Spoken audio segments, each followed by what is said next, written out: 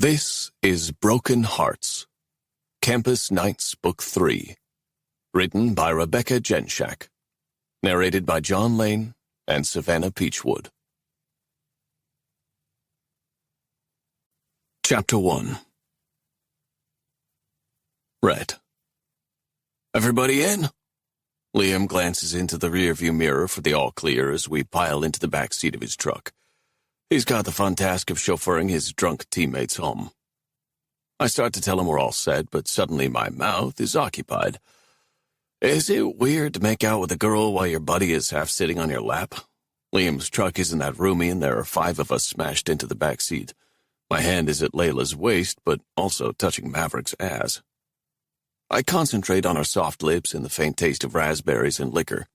She's soaking one side of me. The party we were at had a wet t-shirt contest, and Layla was an eager and enthusiastic participant. I thought she was into Jordan, who's jammed in on the other side of me next to Ketchum, but her lips don't lie. My phone buzzes in my pocket and Mav jumps, or he tries to. There isn't really anywhere to go. Whoa there, buddy. Ain't that thing the other way? It's my phone. That's all I get out before Layla starts kissing me again. Her fingers glide through my hair and her tongue does laps around my mouth. When the truck stops, I come up for air. Damn, that was unexpected. The doors open and Maverick and Ketchum tumble out from either side. The rest of us follow. Thanks for the ride, I say to Liam. Layla is on my heels. I didn't realize she was coming with me, though maybe I should have. Looks like the party has moved to our place. I head straight to my room while the rest of the guys grab beers and head out back on the deck where people are hanging. Layla is glued to my side. I'm tired, but when she starts kissing me again, I don't protest. You're so hot. How have I never noticed you before? She asks between kisses. Her hands make quick work of my button and zipper, and she pushes my jeans and boxers down enough that my dick pops out. We're not wasting any time here. You too, I say, ignoring the question altogether. She giggles. Oh my God, I love your accent. Thanks. Can you record my voicemail for me? She takes off her shirt. Her bra is white and see-through and still wet. What? You know, like, Layla isn't here right now. Leave a message and she'll get back to you. Her head bounces side to side as she mocks my Minnesota accent. Maybe later, I say, and motion toward my dick hanging out between us. He's starting to get shy and call this thing off. Oh, right. She sets her phone on my desk and then unhooks her bra, revealing small, perky tits that jiggle as she lowers herself in front of me. Her lips graze the head of my cock, and I suck in a breath through my teeth. Any reservations I have about doing this, and I have a few, fade to the background. She stands and pushes me onto the bed. While she works on tucking my jeans down over my thighs, not an easy feat, I kick off my shoes and lie back. Fuck, it's been a long day. A long 2 days. It isn't every day that a college hockey team makes it past the regular season. In fact, it's a first for Valley U hockey. We started partying just after breakfast. No, let me back up. Celebrations for winning the Hockey West quarterfinals really began the minute we got back to Valley late last night, but it's blurred into today. Breakfast and lunch were liquid only, and I'm starting to feel it. I need food, and maybe a nap. I wonder if Layla's got any snacks on her. I want to ask, but my dick is in her mouth, and that seems rude. Plus, if she answers, she'll have to stop sucking me. I close my eyes and focus. Food later. How long can this last, anyway? I haven't had a blowjob in so long I'm embarrassed to count backward to find out. And Layla's mouth is warm and inviting. She keeps popping off and kissing my legs and stomach. And every time she switches the focus away from my dick, I groan. That feel good? She asks as she runs her hands along my inner thighs and kisses my knees. The correct answer is yes, and that's what I say, even though I really wanted to bring her lips closer to my dick again. She's got a whole routine, kissing down my legs and then back up, a few quick sucks of my cock, and repeat. It's all very sexy and frustrating, but I'll be honest, I'm starting to lose interest. I plan out what I'm going to eat. We don't have a lot of food in the apartment. I think there's some leftover pizza in the fridge, or there was this morning. The likelihood that's still left is small. Maybe I can get something delivered or talk one of the guys into doing a taco run. Yeah, tacos. Tacos will be good. With that settled, I turn my attention back to Layla. My hands tangle in her hair and I guide her back north. She says, and climbs up my body. Her hands wrap around my wrists and she pins them to the bed above my head. Well, that's kind of hot. Her tits are in my face and she's putting just the right amount of friction on my dick. I grind up into her. No hands. She's a bossy little thing. Then she drops back between my legs and continues adoring my thighs. Is this a thing now? Did I miss the memo on foreplay involving a thorough kissing of my hairy legs? Do some guys really like having their calves kissed? I'm clearly not one of them. Or maybe I'm just too drunk to appreciate it. My mind drifts again. Tacos and maybe a Dr. Pepper. I hardly ever drink soda, but man, am I craving one right now. I pull my hands behind my head and let out a long breath. Now Layla's massaging my legs, and I'm totally down for that. Hell yeah. Her hands are magic. My limbs relax. I guess I didn't realize how tightly strung I was. It's been quite a month. The hockey season is coming to an end, which means do-or-die games at every turn. Plus, I just broke up with my girlfriend of 6 years. We'd been doing the long-distance thing since high school, and it just wasn't working. I was starting to dislike her, and that made me dislike myself for being with someone I didn't really like anymore. It's complicated. When you've known someone since kindergarten, you don't want to get to that point where you dislike them. We have history, and it wasn't all bad times. It just isn't right anymore. Still sucks. Speaking of sucking, or not sucking, as is the current state, my poor underused dick gives up, and I just enjoy the free massage. Layla's hands are small, but man, she's got a firm grip, and all the tension slowly leaves my body until I'm putty. Tacos are really going to hit the spot. That Dr. Pepper, too, because I'm fading. Food and caffeine will be the perfect pick-me-up. That's my last thought before Layla's screech bounces off the walls of my room. Oh, my God! My head's heavy as I lift it from the mattress. She stands in front of me, naked from the waist up, and fire in her gaze. I'm about to ask what's wrong when my bedroom door flies open. Maverick and Jordan crowd into the doorway, taking in the scene. Their heads volley between us. What the hell, guys? Get out. Jordan shields his eyes, but neither leaves. Is everything okay in here? Mav asks. Was that a happy scream or someone call 911 scream? Happy, I think. I look to Layla since she's the one who screamed. She doesn't look happy. He fell asleep. She recoils in horror. It takes me a second to realize she means me. I'm the he in that statement. Fuck, did I? They all look to me. I'm still free-balling it. I find my boxers and slip them on, then grab my jeans. I'm hopping around trying to force them over my thighs as Maverick helps an out-crying Layla find her t-shirt and tries to calm her down. I'm sorry, I offer. I drank too much. Am I that ugly that he fell asleep? She asks Maverick. His arms wrap around her back and she buries her face in his chest. Mav gives me what the fuck eyes over her shoulder. I move closer. No, it isn't you. I fall asleep all the time. That's true, Jordan says. Yeah, he passes out every single time we watch game film. You're comparing me to some boring game film? She sobs harder. I'm not the only one who drank too much. Layla is drunk girl ugly crying. I'm speechless, but Jordan is quick with his words. No way, you're awesome. You're gorgeous and fun. Rhett's the boring one. I'd like to object, but if she needs to believe it's all on me, then I'm okay with that.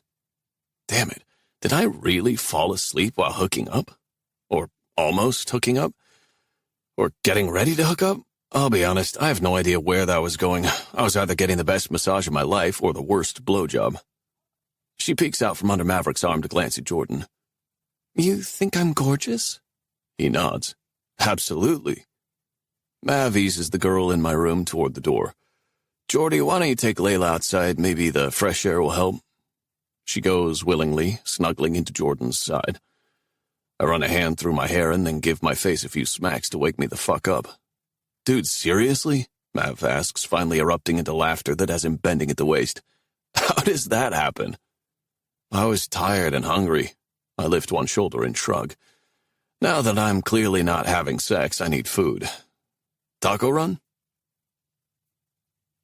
I feel bad. Should I text her? I ask, unwrapping my fourth taco. Nah, I took care of it, Jordan says, leaning back in the booth and lifting his glass. The only thing she's going to remember about today is that she got the best orgasm of her life. You're welcome. Thank you, I guess. I can cross Layla off my list of potential hookups. I'm bad at being single. It isn't something you can be bad at. Well, unless you fall asleep while that chick goes down on you.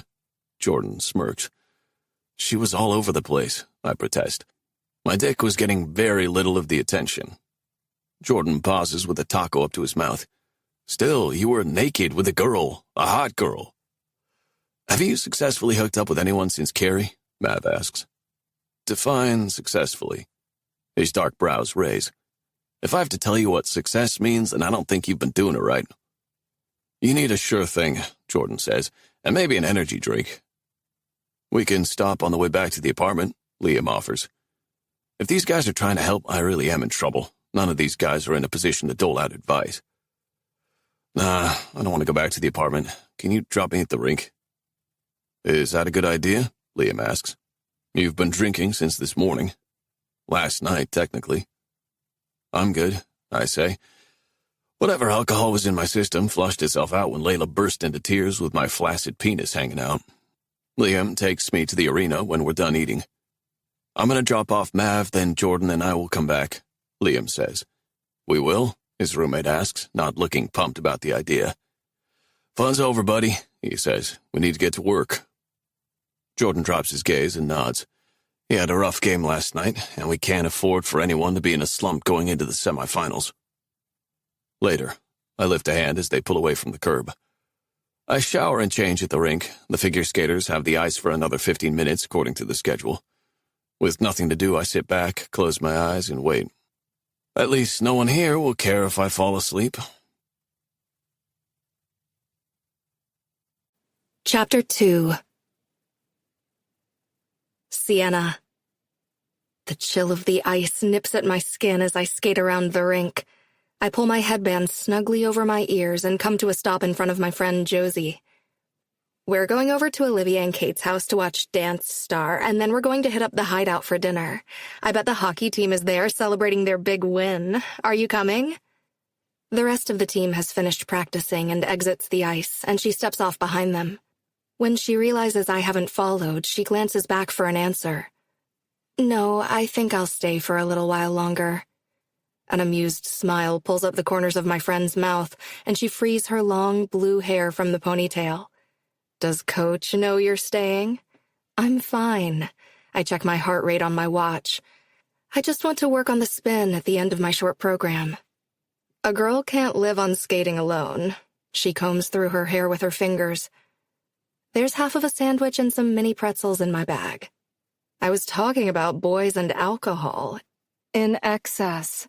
Come on, we have 3 weeks to prepare for the Desert Cup, and your spin is already perfect. See you in the morning, I call over my shoulder as I push off and glide away. By the time I make it around the oval-shaped rink, she's left with the rest of the team. Finally, I'm all alone. I leave out my earbuds and enjoy the sound of my skates moving along the ice. Closing my eyes briefly, I let all my senses absorb this moment. Even the echo throughout the arena as people go in and out of doors is a welcome sound. College is a hard place to find any solitude, and ice time is difficult to come by. I'm soaking it up and really appreciating it when I realize I'm not completely alone. Rhett Rauthruss, one of the Valley U hockey players, sits in the first row near the tunnel to the boys' locker room.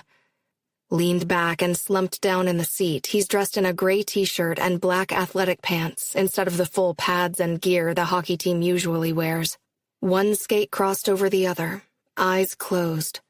The rest of the team is nowhere in sight. I skate around twice more before I stop in front of him. His dark blonde hair falls over one side of his face and his chest lifts with deep, even breaths. I grab the hockey stick resting near his feet and poke him with it. Nothing. Maybe he's dead. Are you alive? I ask. The rise and fall of his chest continues in a slow and steady rhythm. Okay, not dead. While I contemplate how to handle the situation, I take in his features. Full, pouty lips, big, straight nose, and an angular jaw. I've never been this close to him. While I often cross paths with the hockey team since we practice in the same building and share the ice, I've never met this particular hockey player. Some of his teammates, yes, but I don't know much about Rhett, aside from his name and now how handsome he is when he's sleeping. Hello? I try again to get his attention. He's the only thing standing in the way of an hour of ice time with no one watching. His brows pull together just a fraction, but otherwise he doesn't move. Hey! I shout and give him a harder poke with the stick still in my hands. He startles. Piercing blue-gray eyes snap to mine, but he's slow to sit up. His shoulders hitch, and his back arches as he looks around the empty rink. You're the second girl to wake me up today by screaming. When he stands, I hand him his stick and skate backward. I didn't scream. I raised my voice to get your attention, to get you the hell out of my space. Rarely do I get the ice to myself, and he's ruining it. Also, I resent the implication that somehow I'm at fault here. This is my time. Yeah, well, at least I wasn't naked this time. His lips fall into a thin line, and he looks embarrassed by his confession, like maybe he didn't mean to share that with a stranger. He comes onto the ice. He's tall, and standing in front of me, he seems much bigger than he did sitting down. I'm not done skating. I have the ice for another hour. You woke me up to tell me I can't skate? He pulls one of the hockey nets into place and drops a few pucks onto the ice. I checked the schedule. There was nothing after 4. Technically, that's correct, but no one ever comes in late on Sunday afternoons. Technically, that's not correct. I did today. He smiles like he knows he's got me. He does, but I'm still not ready to give up the fight. I want all the voices to hush, external and internal. And for that, I need peace and quiet. I need to go through my routine without any distractions. I have a show in 3 weeks. And I have the most important game of my life in 6 days. I purse my lips. I should have let him sleep. I won't say a word, and I'll stick to this half. That good? He fires a puck into the net without looking at me.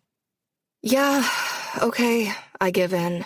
It isn't the solitude I was looking forward to, but at least he won't be paying me any attention. He seems even less interested in chatting with me than I am him. Whatever. He faces me, and those stormy eyes bore into me. I think he might cave, or at least offer an apology. Instead, he nods once, drops his gaze back to the ice, and starts skating around and shooting more pucks into the net. I find my earbuds and turn up the volume to drown out the sound of him, but it's incredibly hard to forget he's here. He got me all riled up when all I was looking for was calm.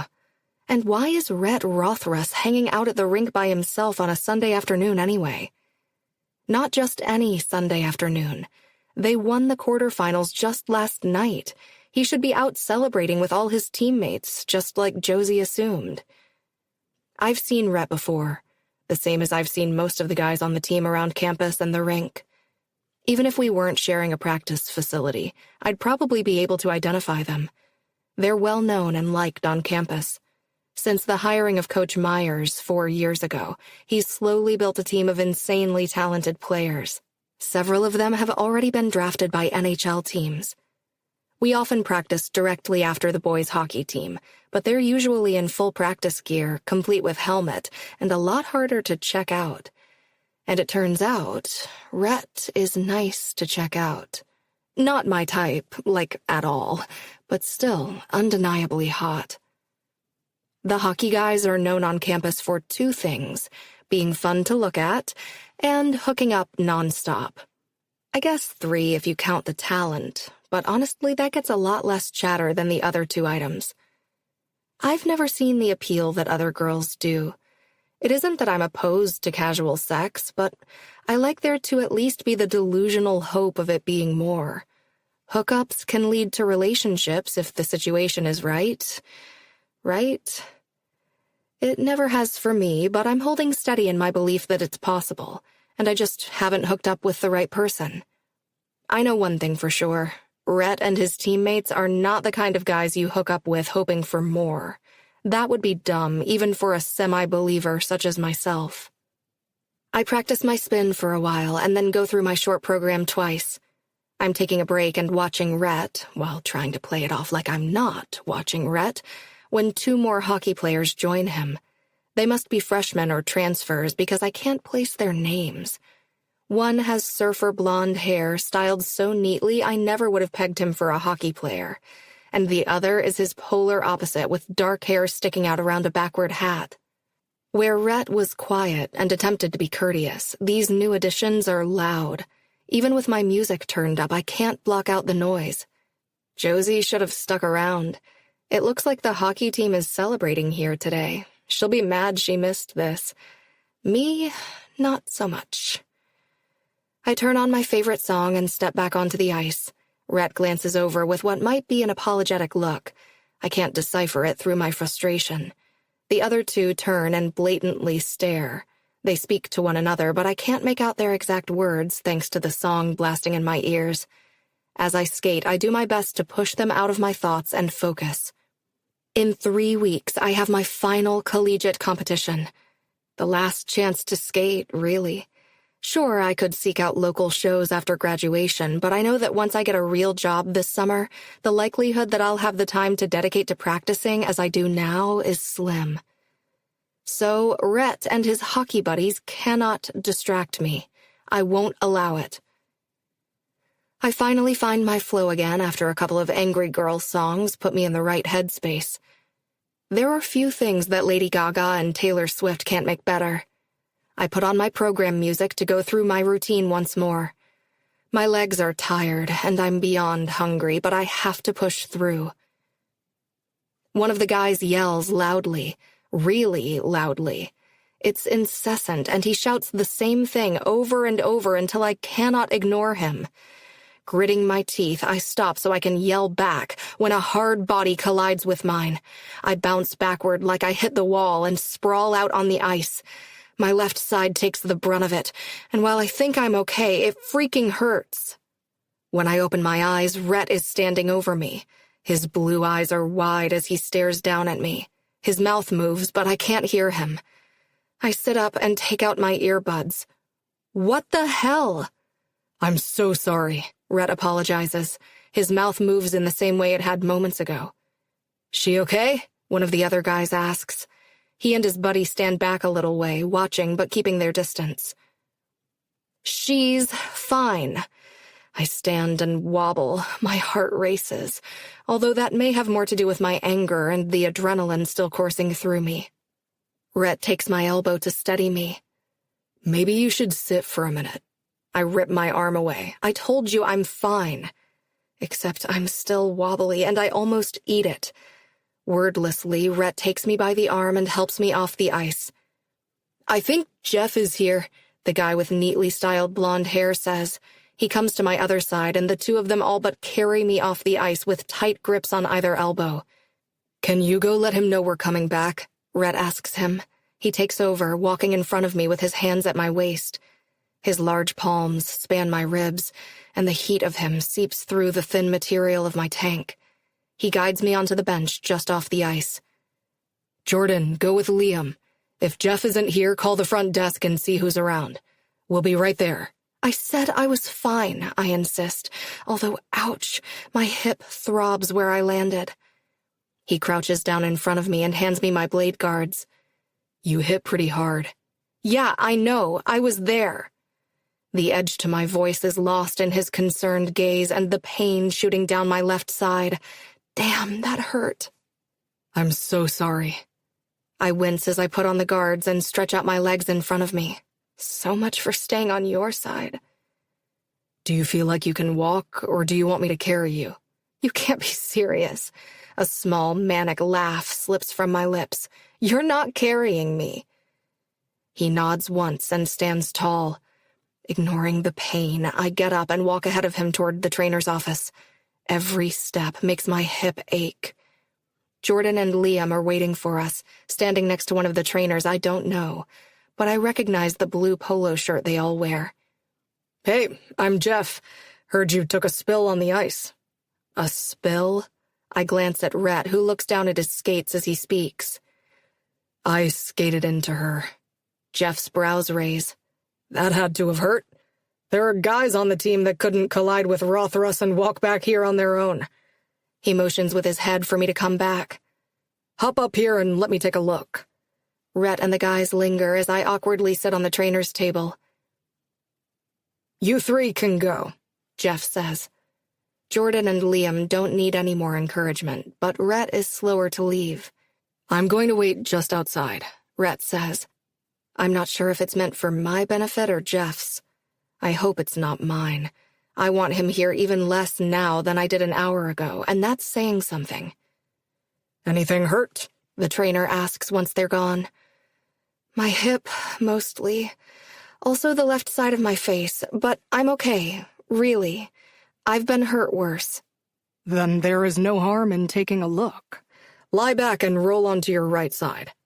I do as he says, and he feels around, tenderly pressing on my hip and then raising and lifting my leg, asking if it hurts as he moves me at different angles. Well, he says finally, I think you're going to live, but I'm going to grab some ice packs and have you sit back here for 15 or so. That's not necessary. It is necessary. You took a nasty hit. Ice it and hang around for a bit. When he walks off, I lie back and press my fingertips to the tender skin under my eye. I can hear the guys out in the hallway. The door is open, and they aren't even attempting to whisper. One of them says, How many more girls are you going to make cry today? She didn't cry, Rhett snaps back. I try to follow their conversation as they continue to poke fun at Rhett. I don't have enough backstory to make complete sense of it, but I can understand enough to determine that Rhett is exactly the type of guy I pegged him for, a complete player. Not to mention an inconsiderate brute. Pity, he really is nice to look at. Chapter 3. Rhett. Adam and Maverick walk down the hallway toward Jordan, Liam, and me. We're still waiting outside of the trainer's room. What's going on? Adam's worried expression darts between us. I bypass his question to ask my own. What are you guys doing here? I texted them, Liam says. I wasn't sure how serious it was. Having a real bang-up day, aren't you? Mav asks, shaking his head with a grin. She's fine. I think. I hope. I've never seen someone fly through the air like that. She probably weighs 100 pounds, and I hit her skating fast to reach a puck Jordan knocked toward her side of the rink. I was afraid it would hit her, or she'd trip over it. I should have let it go. Hindsight is a real bitch. Is she still in there? Adam points toward the open doorway. Yeah. You two can take off, Adam tells Liam and Jordan. Thanks for the heads up. I push off the wall and slap hands with Jordan and then Liam. Thanks for staying. Try not to make anyone else cry today, Jordan says, and then juts his chin toward the trainer's room. But, if she needs consoling like Layla did, I'm wide open. Yeah, you're a real Prince Charming, Adam says and shoves at his shoulder. How about you get some rest tonight so you can get your ass back here at 6 in the morning? Jordan salutes him with his middle finger. Aye, Captain. He looks to me. Later, Lady Killer. Adam keeps up his tough guy act until they're gone. His serious expression melts into a wide smirk. Tired? Sleeping okay? I glare at Maverick. I didn't tell him, he insists, raising his hands in front of him. Actually, it was Heath I overheard telling the story of your narcoleptic hookup. Adam leans against the wall, smiling at my expense. Does everyone already know? It's rhetorical. Of course they do. Mav answers anyway. Kind of hard to keep a story like that to yourself. Relax, Adam says. I'm impressed in a weird sort of way. At least you're getting back out there. And I'm glad we finally have some embarrassing stories to lord over you. God knows you have plenty on me. That's a fact. Adam crosses both arms across his chest. So you fell asleep hooking up with one girl, and then you came here to blow off some steam and took out another chick? I rub my forehead with 2 fingers. Is that an accurate summary of your day, buddy? Maverick asks. I fucking hate you guys. Adam tosses his head back and laughs. Who is she anyway? Liam just said a skater. I don't know. Jeff sticks his head out, holding onto the door frame. We're done in here. You guys can see her if you want, although maybe keep a foot of distance in case she feels like repaying you for the shiner she's going to have. You gave her a black eye? Mav hoots with laughter as he and Adam walk in front of me. My phone buzzes in my pocket. Carrie, again. Just what I need. Another girl to yell at me today. Though to be fair, at least 2 of them had good reasons. Sienna? Mav calls, snapping my attention to the girl sitting on the trainer's table. He envelops her in a hug. Rhett didn't say it was you, or I would have kicked his ass already. I'm fine. A little banged up. Her gaze finds mine. She's holding an ice pack up to her eye and another rests on her left thigh. You know each other? I ask. Duh, obviously they do.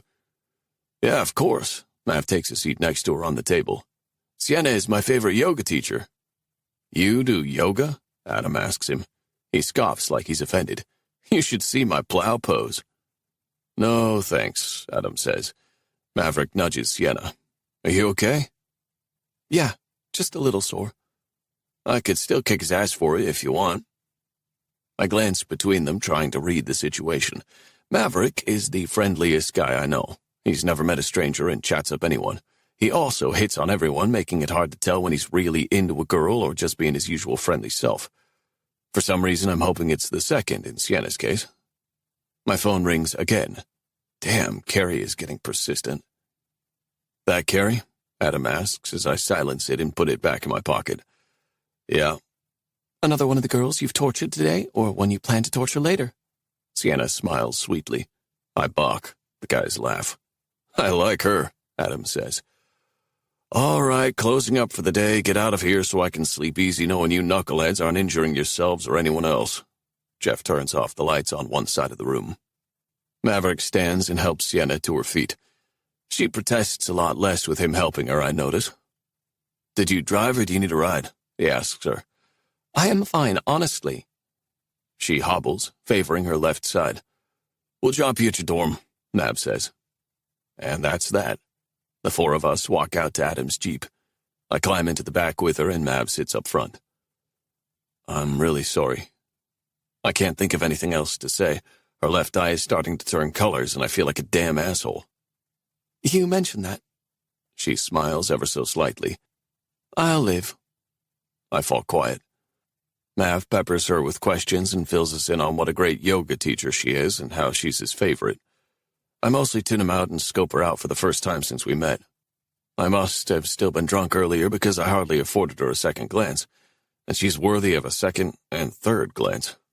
Even the yellow and blue starting to streak her face doesn't take away from the bright green of her eyes. Her lashes are long and strikingly black against her skin. Her dark brown hair is pulled back into one of those messy buns girls wear, and I can't tell if it's short or long. I'm Rhett, I say finally. Sienna. Nice to meet you. She hums, and the smallest of smiles tips up the corners of her mouth. Nice is not the word I would have used. When Adam pulls up in front of her dorm, she opens the door. Thanks for the ride. See you tomorrow in class, Mav says out his window. I bolt across the back seat as the door closes on me. I'll be right back, I tell the guys. I hustle after her, reaching her just inside of the main lobby of the dormitory. Hey, wait up. I fall into step beside her. Following me? She continues, walking toward the stairway. I feel terrible. Let me make it up to you somehow. Dinner? Coffee? Her brows lift. Are you asking me out? No, I say quickly. Not the worst idea, but it's clear she isn't on board. Just an apology meal. I'm good. Then yes, a date. Abruptly, she stops walking and I catch myself 2 steps ahead of her. A date? Those green eyes pin me to my spot. I shrug. Or just coffee. With you? The guy who was hooking up with someone earlier today and made her cry? She says it like it's a question. How do you... Your buddies were talking pretty loudly. I didn't get the whole story, but I think I heard enough. I open and close my mouth. What the hell do I say to that? My phone rings. I ignore it, but Sienna glances to my pocket and laughs. I think you've already got your hands full. See you around, lady killer. She pushes past me and I let her go. I take out my phone and power off this stupid thing as I walk back outside. When I'm in the back seat, Mav turns around and regards me seriously. She okay? Seems fine. I bang my head against the window. What a fucking day. Leave it to you to hurt Sienna, of all people. Mav's facing forward so I can't see his face, but the back of his head shakes from side to side. I was chasing a loose puck. I was trying to keep it from hitting her. In this case, I think the puck would have done less damage. No fucking kidding, I sigh. And what do you mean Sienna, of all people? I was feeling pretty fortunate. I took down a tough chick with no heart. She didn't even cry. I cannot take another girl crying on me today. Mav swivels around and his jaw hangs open. What? I look from him to Adam. The latter shrugs. You don't know? Know what? I don't know how anyone can put their foot in their mouth so well without even knowing what he's doing. What the hell are you talking about? First of all, she has a heart. She's one of the nicest, most down-to-earth girls I've ever met. And secondly, Sienna has a rare heart condition. I don't know all the details, but I think it's pretty serious. An uneasy feeling washes over me. How do you know all this? We chat during yoga. Her heart stops, or she faints, or both maybe. It happened at one of her competitions last year. Oh, Adam shakes a finger at him. I heard about that. She has long QT. He whips around to stare at me with wide eyes. You took out a girl with a bad heart? You could have killed her, Mav says. No heart. He huffs. My stomach drops. Holy shit. I don't know what long QT is, but it doesn't sound good. How the hell was I supposed to know? And it isn't like I did it on purpose. It was an accident. We pull up to the apartment and Mav jumps out. I was just giving you shit on that last thing. I don't think you would have killed her. But it does seem very appropriate considering your track record today. Fuck my life. Hey, Heath says as I walk out of my room Monday morning. His eyes are barely open as he chugs a protein drink. His girlfriend Ginny sits on a stool next to him with her head on the counter. Morning, she says. I tug the end of her braid as I go by. Ginny is Adam's little sister, and since he and I have been rooming together for the past 4 years, Ginny's like a kid sister to me.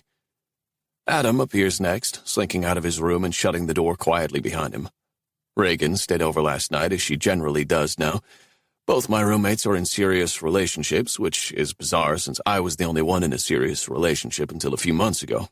Now I'm dodging phone calls from my ex and blundering my way through being single. Life is weird. He grunts something that might be good morning as he heads to the kitchen to make oatmeal. I'm too tired to even think about eating. The sun isn't up yet, and we have a skills practice in 30 minutes. I'm not complaining. I'm stoked we get to play hockey another week. But 2 days of celebrating looks like it's taken a toll on all of us. My stomach growls. Obviously, it doesn't have the same issue with the time that I do. I'm grabbing orange juice from the fridge when Maverick walks through the front door. Good morning, he calls, sounding way more chipper than the rest of us. When I turn around, he laughs. Nice shiner. You and Sienna match. Adorable. I'm too tired to come up with a witty comeback. But it's a new day, and today can't possibly be any worse than yesterday. Chapter 4. Sienna. It looks like my 3-year-old niece did your eye makeup. Josie watches me from the doorway of our shared bathroom while I dab concealer on the black and yellow under my eye. I can't tell if I'm making it better or worse. Less eyeshadow. You aren't fooling anyone. She reaches around me for her toothbrush. She's right. I look ridiculous. I wipe off my makeup and start over with just my usual basics of foundation and mascara. Does it hurt? My roommate asks as we're leaving our dorm. Only if I touch it. She moves her hand up like she's going to poke it, and I slap her hand away. With a laugh, she asks, did he at least apologize? Last night when Josie got home, I was already asleep, so I gave her the short version of yesterday's events when she woke up and saw my black eye.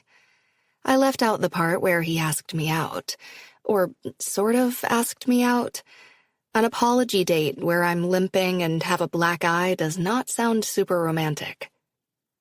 About a dozen times. I can think of worse ways to get a black eye. Rhett Rauthruss is some serious eye candy. I heard he's single now, too. Aren't they all? I place a hand on my chest. Commitment scares me. I'm just going to fuck everything that moves.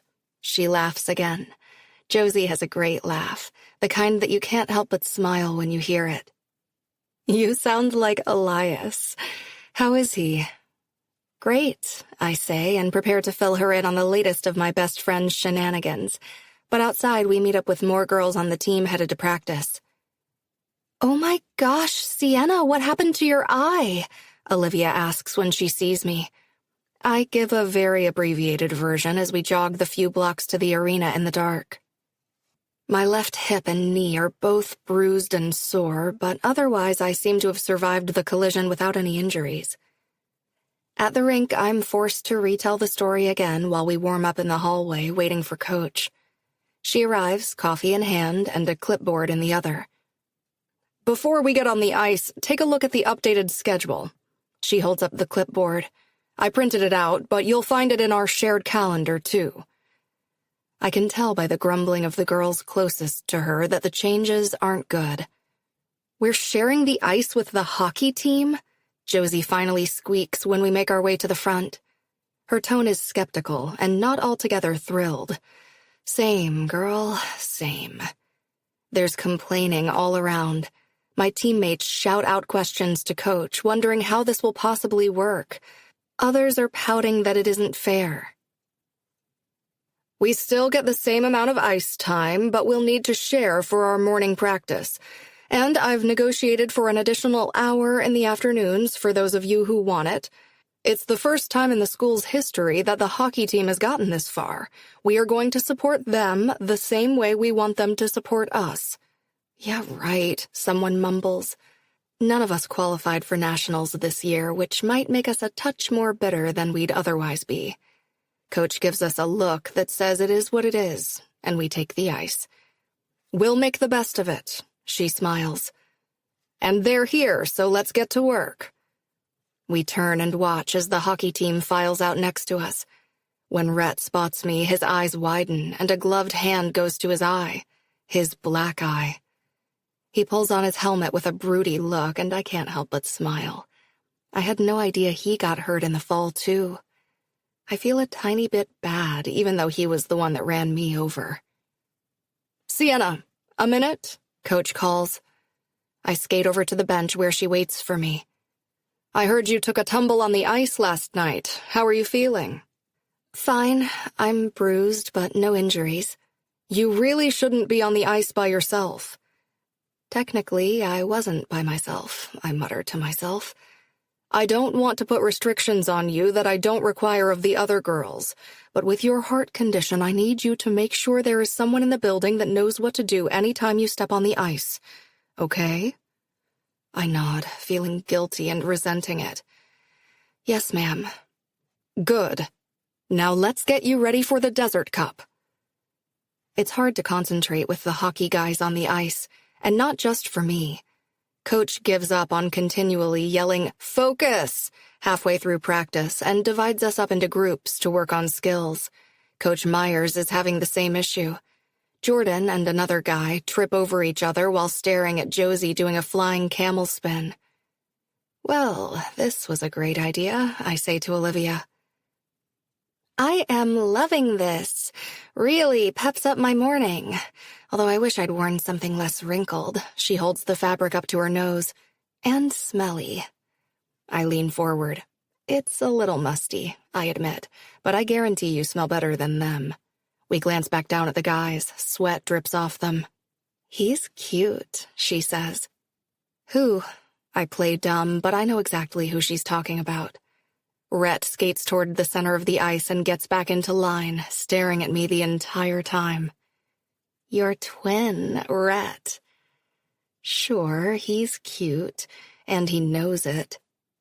We work through skills, making the best of our time on the ice, even if it's only half of our usual space. After I complete my turn, I skate to the back of the line. Rhett standing nearby, also at the back of his respective line. "Hey," he says. "How's the eye? Does it hurt?" He winces. "I'm guessing about as bad as yours does." "I'm so sorry." The sincerity in his tone catches me off guard. I mean, he sounded sincere last night, but now there's something else behind his voice. Guilt? I'm quiet as I study his face, trying to get a read on him. He's a tall guy, broad, not too bulky, but solid. Makes sense, considering it felt like I ran into a brick wall yesterday. "I didn't know about your heart condition. If I had..." He trails off. Well, now that makes sense. I don't hide my heart condition, but man, could I make a good case for it, because this is just the type of reaction that frustrates me. Suddenly he feels this greater sense of empathy, like I'm some fragile damsel in distress. "Don't worry about it," I clip and turn from him. He skates beside me, moving up with my line. "You're okay, though, right?" Rauthruss! Coach Myers, the hockey team's head coach, voice booms over all the other noise in the rink. "Maybe you and your friend want to share what's so important that you're holding up 2 practices?" "Sorry, Coach," Rhett responds. Coach Myers skates toward us. He looks from Rhett to me, and I see the second he puts it together. He leans on the hockey stick in his hands. "You must be the unfortunate victim of Rauthrus's clumsiness." I don't know how to answer that, so I just nod. "Coach Brecky," he calls over us. "Mind if I borrow..." He looks to me for my name. Sienna. "Mind if I borrow Sienna for a few minutes?" My coach gives him a thumbs up. Coach Myers is probably my dad's age. He has dark hair that's graying at the temples and a few wrinkles around his eyes. It's easy to see that he has his team's total respect and attention as he blows the whistle and the action immediately stops. "We're going to run an agility drill," he informs them. The guys groan. Coach skates, picking up cones as he goes, then placing 4 in a square. "Sienna, if you'll stand in the middle there." I do as instructed. Coach Myers proceeds, showing them what to do, moving and talking at the same time. "Skate around the first 2 cones with the puck, tight transitions, pivot, quick feet, pass, and then continue around. We'll do it for time. Anyone over 6 seconds owes me a suicide before they get back in line." "What about her?" one of the guys asks. "Glad you asked." Coach smiles. "Automatic disqualification for touching her. Not even a hair on her head. Got it?" "Yes, sir," they mumble. Coach smiles at me. "Feel free to lean in." The guys line up. Rhett's in the back. "Rauthruss, why don't you show us how it's done?" The nervous expression on his face makes me giggle. Coach passes him the puck when he's in position. "Go." At his command, Rhett starts around the first cone. He's a good skater, smooth and surprisingly light on his feet. I say surprisingly because he sure didn't feel light when he ran me over yesterday. I hold my breath as he moves around me the first time. It's sort of a weaving motion, around a corner cone, around me, another cone, and so on. Rhett gives me a wide berth, not cutting as close to me as he is the cones, and I'm not the only one that notices. "Tighter transitions in the center," Coach barks, sending a pass right at me. Rhett pivots and stops the puck before it hits me, then skates backward around me. He doesn't touch me, but I feel him, so close I could move a fraction of an inch and brush against him. He finishes and stops, looking to Coach for his time. 5.5 seconds. Rhett's face relaxes. That is until his coach looks to me. "What do you say, Sienna? Any contact? I couldn't see from this angle." He fights a grin. I doubt there's much Coach Myers misses. I consider lying. It would be amusing to watch Rhett's reaction if I did. His expressions play out so well on his face. I like that about him, actually. "No contact," I confirm. "You're sure?" The guys laugh. I do too. "All right. Thank you, Sienna. Rauthruss, give me a suicide anyway." "What?" His mouth falls open and he looks between his coach and me. "Consider it an apology. Should I make it 2? Coach asks me. I pretend to think about it, bringing my hand to my chin and making him sweat it out for a few seconds. Nah, I think one should suffice. Fair enough. He nods to me. Thanks for your help, Sienna. I think we can manage on our own from here. I skate toward my team, sneaking a peek at Rhett skating along the wall. He really is a good skater, and something about seeing him in the full gear after knowing what he looks like underneath really does it for me. Yeah, I'd say I like this apology a whole lot better than his others. All right, boys, Coach Myers calls. Keep it moving. The rest of practice is far less eventful. Coach Myers keeps the hockey guys on point, and we work on jumps in small groups. There is no time to look at Rhett. Okay, there's very little time, and the opportunities I do get, he's completely focused on hockey. After morning practice, I have classes until lunchtime, and then I have to book it over to Ray Fieldhouse where I teach bar and then yoga. My schedule is crazy busy, but I happen to like it that way. And the money I'm making teaching group fitness classes will help pay my rent for a while after graduation. I still don't have a job lined up, and with only 2 months until I say goodbye to college, it's starting to feel like I never will.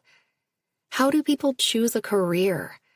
Trying to imagine myself working 40-plus hours, sitting behind a desk, working my fingers to the bone, doing anything is difficult. Or maybe I just haven't found the right thing. My dad thinks it's the first of those two. You can't expect to love any job right away. Work hard and be loyal, he says, every chance he gets. That has worked well for him. He started as an assistant and worked his way up to an executive at a software company. I'm proud of him, and I think it's amazing what he's done, but I'm not necessarily sold on his story being the right plan for me. I have another interview next week, and I'm hoping that this time when I sit down across from the interviewer, I'll feel something akin to genuine excitement. As people trickle into the classroom, I smile and start the music. Bar isn't my favorite class to teach, but it's popular and almost always filled to capacity. Today is no different. For 30 minutes, I lead them through a brutal toning workout using my ballet training. 8 more, I call. A collective groan sounds under the music. I know I'm an awful person because I love that groan. It means I've done my job. I glance up at the clock to make sure we're on track. A line has already formed for the yoga class that starts next. I love teaching yoga. It's not quite as popular as bar, but most of the students who attend are pretty advanced, so I can push them harder than if it were a class full of beginners. And you're done.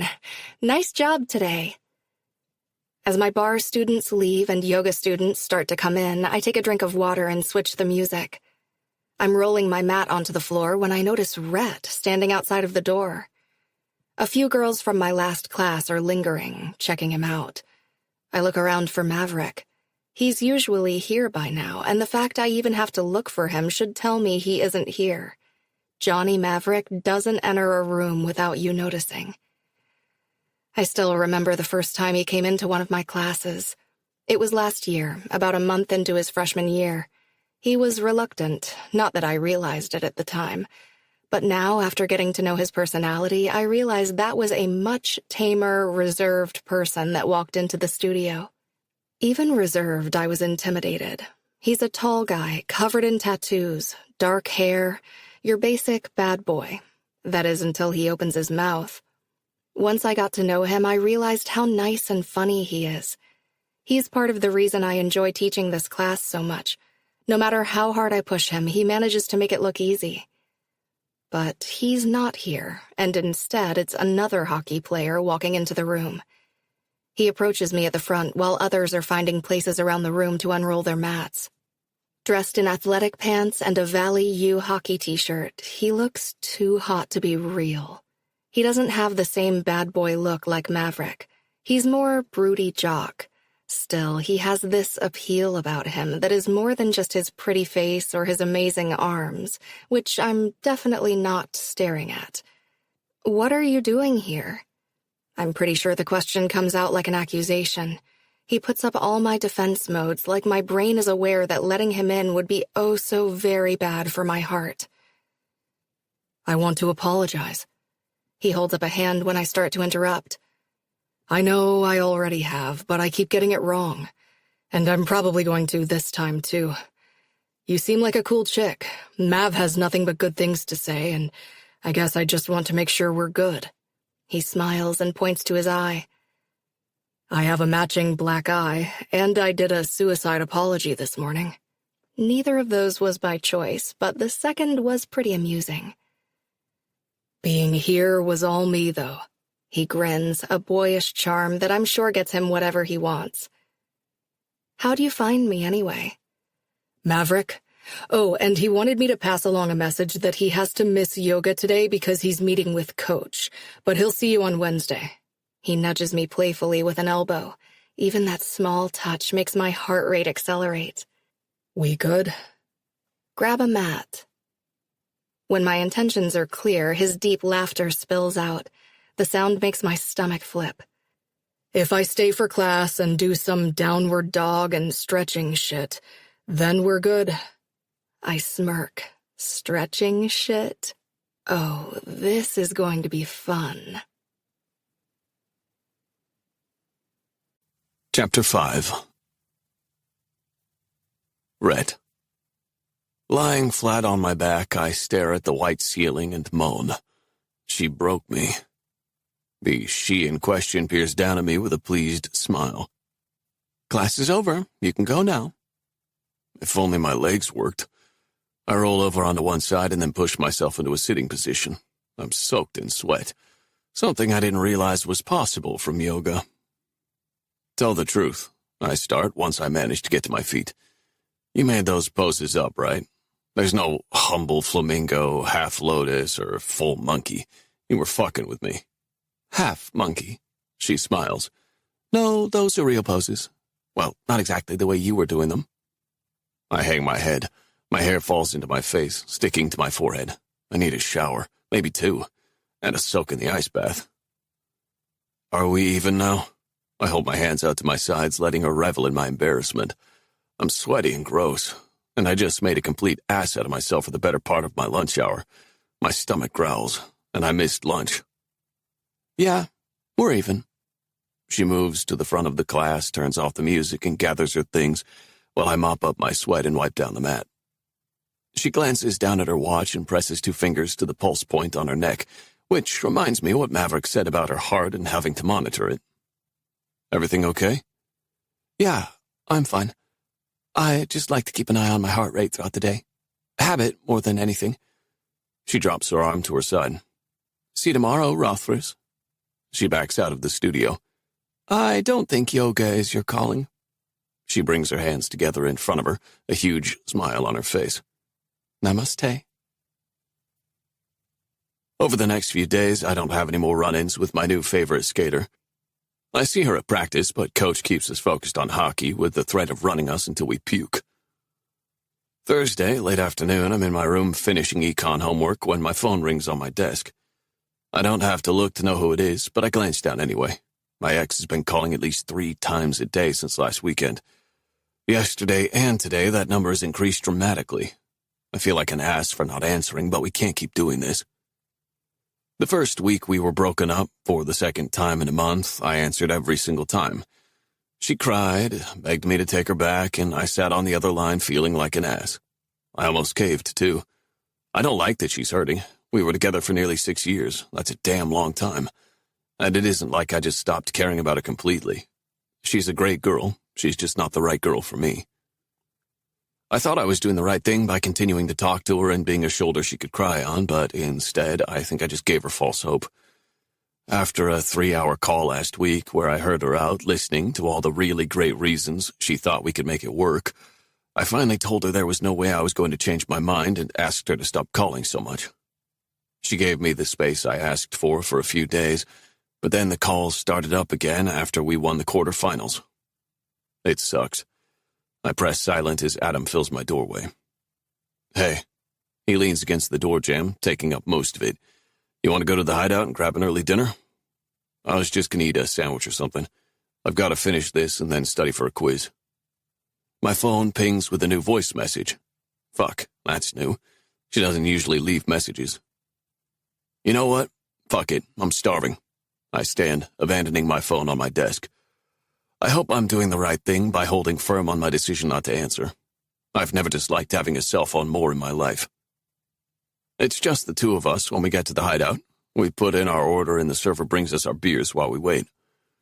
No Reagan? I ask. It's a rare evening that Adam isn't with his new girlfriend, so I fully expected her to show up. She and Dakota are running together at the track. Things are good then? I know they are. I can see it all over my buddy's face. He's totally gone for her. They recently had a falling out, and he walked around sulking like I've never seen from him.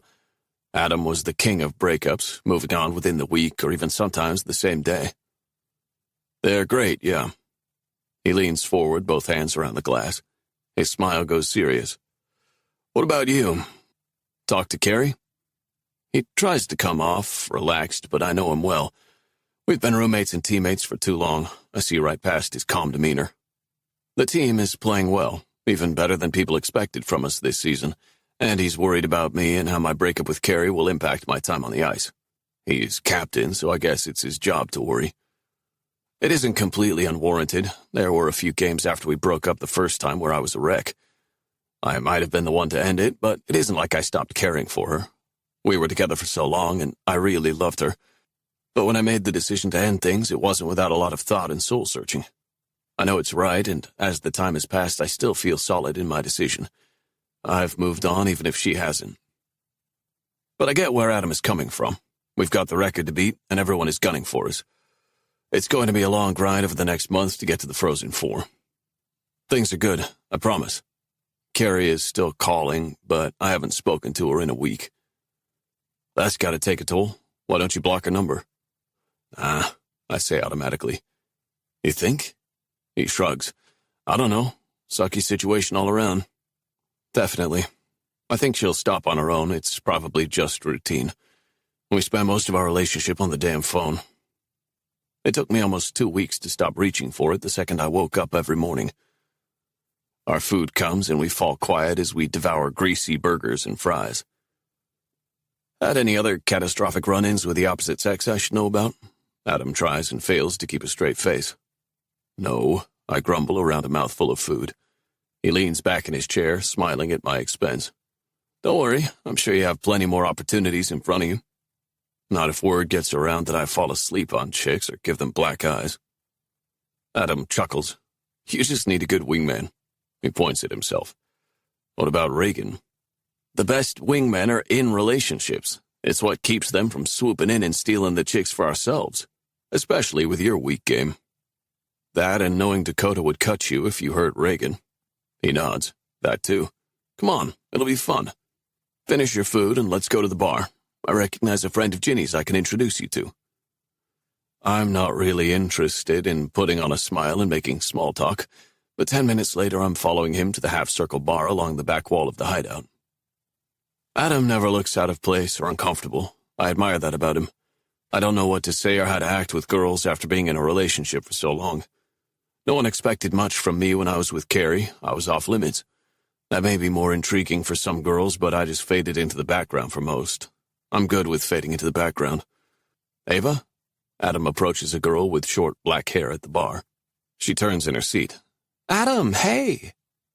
She tucks her hair behind her ear and sits a little straighter. She's clearly surprised we've approached her, but Adam, being Adam, quickly puts her at ease.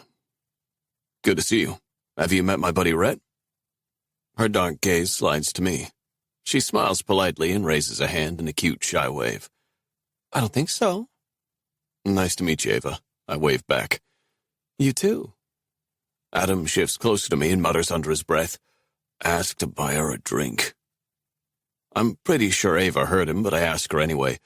Can I buy you a drink? She starts. Excuse me, a deep voice says behind me, and I sidestep to let the guy pass. He goes straight for the empty chair next to Ava and takes a seat. He swivels around so that his knees rest against Ava's. Ava looks at her lap. This is my boyfriend, Trent. He's visiting for the week. Awesome. I'm hitting on girls while their boyfriend is in the shitter now. It's a new low.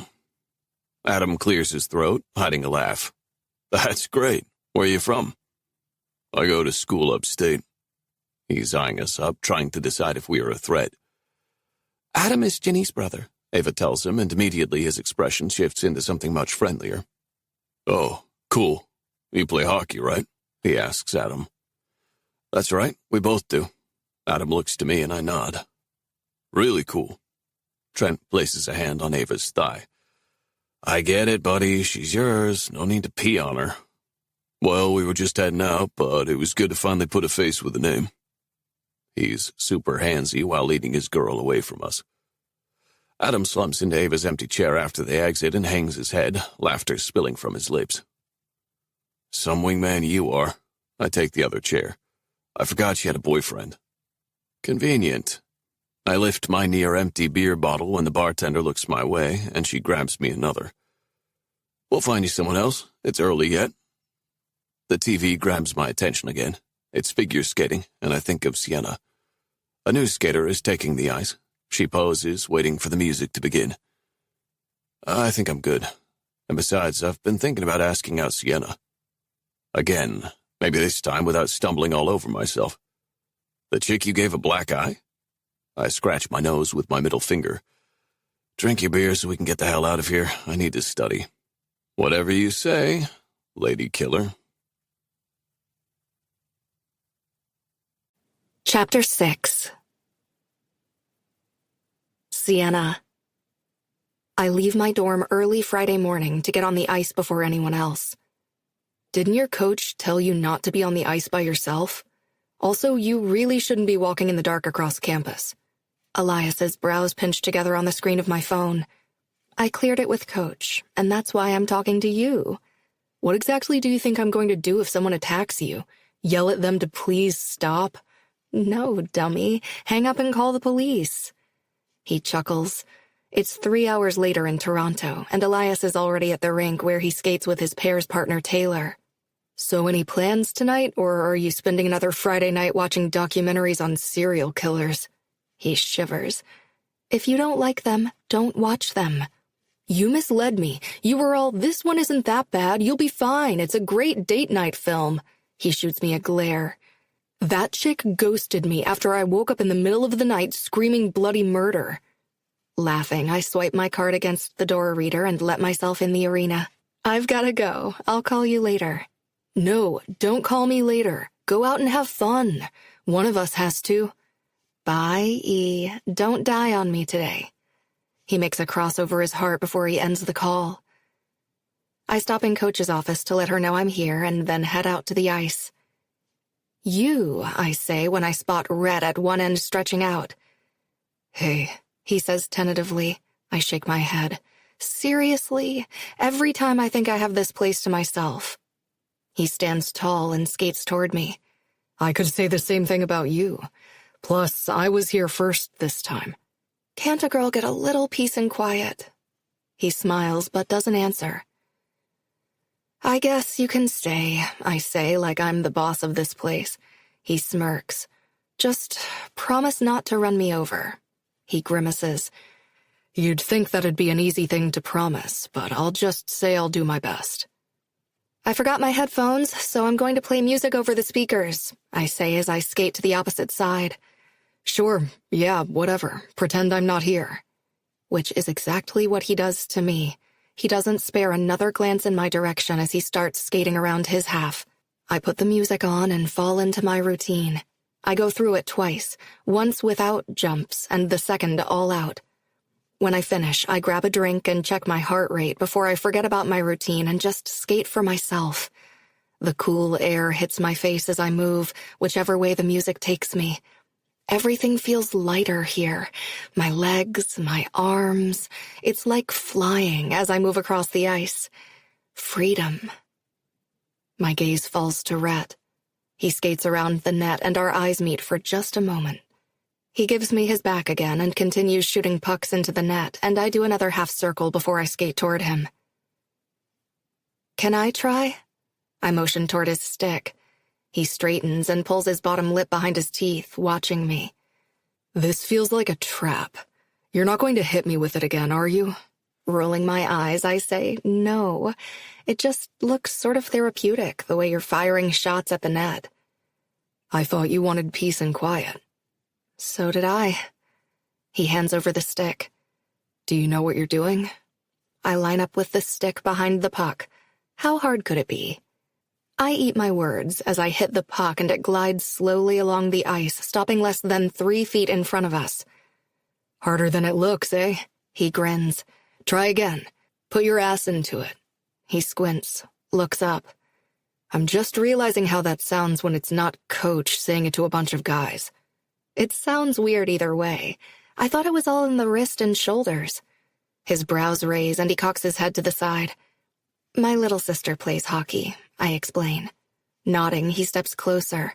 His scent, a mixture of sweat and some masculine-smelling soap, wraps around me. Move your right hand down a little lower. My fingers inch down the stick. I look to him for approval. That's it. Now turn your body at more of an angle.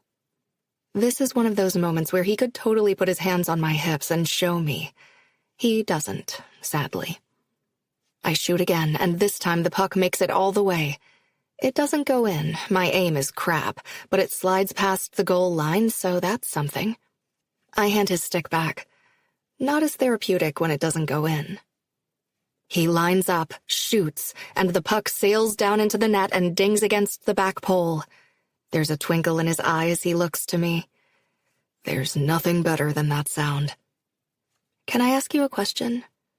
I guess so, he says slowly. What scenario leads a girl to wake you up screaming while naked? Wait, were you naked or was she? He chuckles softly, closes his eyes, and shakes his head. You've been thinking about that since we met, haven't you? Pretty much. He sucks that bottom lip behind his teeth again before answering. We were both naked. Okay, so why does that lead to screaming? I'm doing a pretty good job of envisioning a naked Rhett. He's just over 6 feet, by my best guess. He's filled out, but not bulky. I can clearly see the muscles in his arms, stretching the fabric of his shirt. My eyes drop to his crotch. Maybe he's not packing, but would that make me scream? Run away, maybe, but not scream. He catches me checking him out, and my face heats, but he doesn't call me on it. We were naked, he says slowly, then pauses. And I fell asleep. Oh, my eyes widen. Oh. Yeah. He takes another shot. This one goes in, but doesn't make that magical sound he mentioned. So then what happened? Then I came here and got yelled at for sleeping again. He winks and skates toward the net to collect the pucks. Oh, come on. That's all I get? Where are all the details? You know, you're chatty for someone who wanted to be left alone. I can't help it. Your retelling of the story really sold me, I say, sarcasm dripping from my tone. He stops in front of me and grins, then rests both hands at the top of his stick.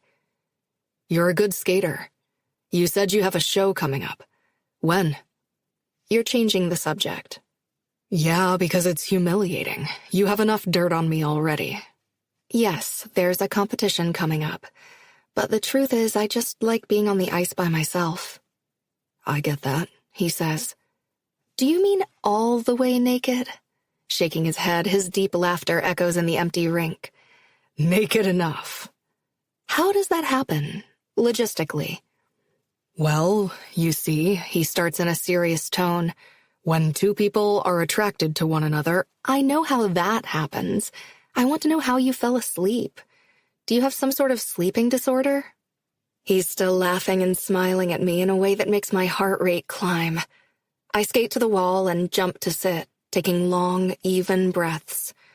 He follows, and I share my water with him. He squirts it into his mouth and hands it back. We're quiet, sitting together and staring out at the empty rink. This is the quiet I was looking for when I got up this morning and decided to head to the rink early, but I'm the first to break the silence. In 3rd grade, I fell asleep on the bus home from school. The driver got all the way back to school before he realized I was still in my seat. My parents had to come get me. Super embarrassing. Only mildly embarrassing by comparison to the circumstances in which I fell asleep. Well, I wouldn't know since I haven't heard the whole story. He drops his head and runs a hand along his jaw. I was at a party. We started drinking as soon as the bus got back from the quarterfinals. I think I slept 2 hours that night. And then we got up for drivers and donuts, and by noon I was done. I caught a ride back to my apartment with some buddies. She followed. I actually thought she was into my friend, but then she started kissing me and she came into my room. I was so tired. I'm holding back a smile as he pushes his hair out of his face. She was on her knees in front of me, and I was sprawled back on my bed. He lifts his legs dangling over the edge and waves his hand between them. Oh my God! You fell asleep during a blowjob? He glances around like someone might be hanging around eavesdropping. Sorry, I lower my voice. But seriously? If I'd known it was going to happen, I would have better prepared. Maybe taken a cold shower first, or fuck, I don't know. What do you mean if you'd known it was going to happen? Doesn't that sort of thing happen a lot? Girls following you around and dropping to their knees? My face is lava hot. And I mean, okay, prepared or not, I don't think falling asleep is the appropriate reaction to sex. No, I mean, yeah, I guess. It's sort of a new thing, and I haven't quite gotten used to it. Well, it's the opposite for me. I used to have boys following me around, and now they don't. It's better in your shoes, trust me. Guys don't hit on you? His expression says he doesn't believe me. Girls hitting on you is a new thing? I give him the same look back. We're smiling at one another, and there's this electricity in the air between us. Rhett's different than I imagined. Easier to talk to. Nice. Funny. Suddenly, we're not alone. A couple of hockey guys come out at the same time Josie arrives. Guess it's time, I say, and jump down onto the ice. Hey, he follows. What are you doing tonight? Would you want to hang out, maybe? A bunch of my teammates are going to this party at the basketball house. You know it? I do. So you want to go? With you? I ask, a little confused. He looks around. Yeah. Sorry, it's just, I don't think I'm your type. Okay. His brows scrunched together. Why aren't you my type? Or better yet, what do you think my type is exactly? Look, I am cool with an occasional casual hookup, but based on the number of girls you've been entangled with this week alone, I'm sorry. It turns out there is really no good way to tell a guy you aren't into being his next slam piece. Right. Rhett skates backward. Got it. Well, I guess I'll see you around. I'm in the library studying when Elias calls. I prop my phone up against my backpack on the table and accept the video call. Hi. I keep my voice low. Why have you not called me back? And where are you? His eyes scan the background, and I can tell the second he realizes my location. Unless you're planning to make a fashionably late appearance at this party, you're going to need to get a serious move on. It's already after 8. I'm not going. I knew I never should have told Elias about Rhett asking me out. Why not?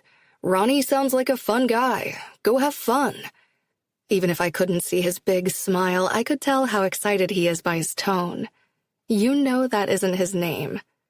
He gave my girl a black eye. He doesn't deserve real first name usage yet. Plus, hockey boys are stupid. One too many hits. He wraps his knuckles on his head. And still you want me to go out with him. Not with him exactly. There are only 2 months of college left. Go out, drink a little too much, make bad decisions. Let me live vicariously through you. He sticks his bottom lip out in a pout. I hum a non-committal response. What are you doing? He's holding the phone close to his face, so I can't make out the background, but it's dark. Elias is from Massachusetts, but lives with a host family in Toronto while he trains with his pairs partner, Taylor. They have a shot at going to the Olympics. They're really freaking good. I'm in bed. I have acro yoga at 5 o'clock tomorrow morning. The shade of his dark brown eyes is hard to see in the dim lighting, but it's impossible to miss the giant eye roll he sends my way. We could do all the yoga in the world, and it's not going to make a lick of difference unless Taylor decides to trust me. You did drop her. It was one time. My wrist was fractured. I was holding her with a broken wrist. He gets heated, waving one hand around as if he's holding up an imaginary partner. Until you weren't. I grin at his playful jaw drop as if he's really shocked by my words. We always tell it to each other like it is. No bullshit. All I'm saying is maybe doing acro yoga together will help rebuild some of that trust.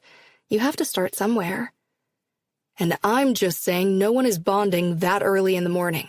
Also, you're one to talk. What about you?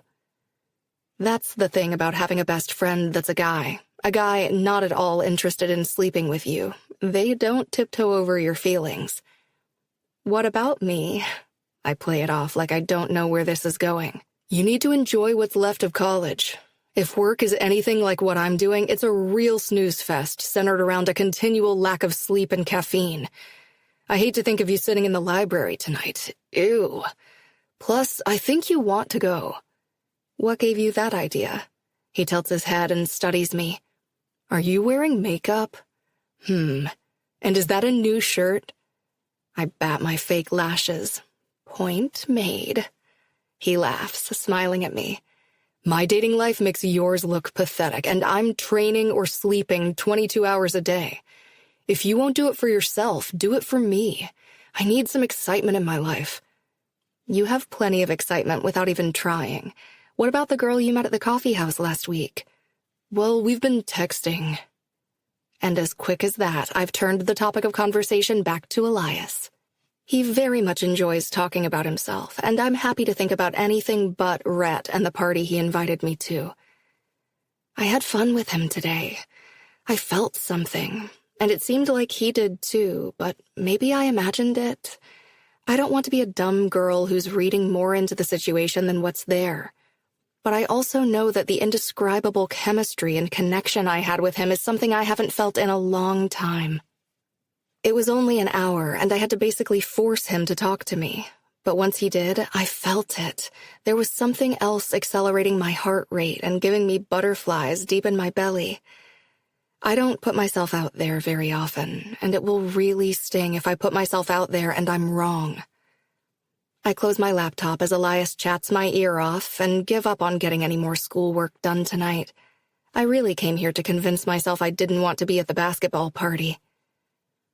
Elias yawns as he finishes telling me every detail of the text exchange he's been having with the girl he picked up while grabbing coffee. He's handsome and charming, and even though I haven't met him in person, I can tell he's one of those people that are impossible to resist. But he's also super picky.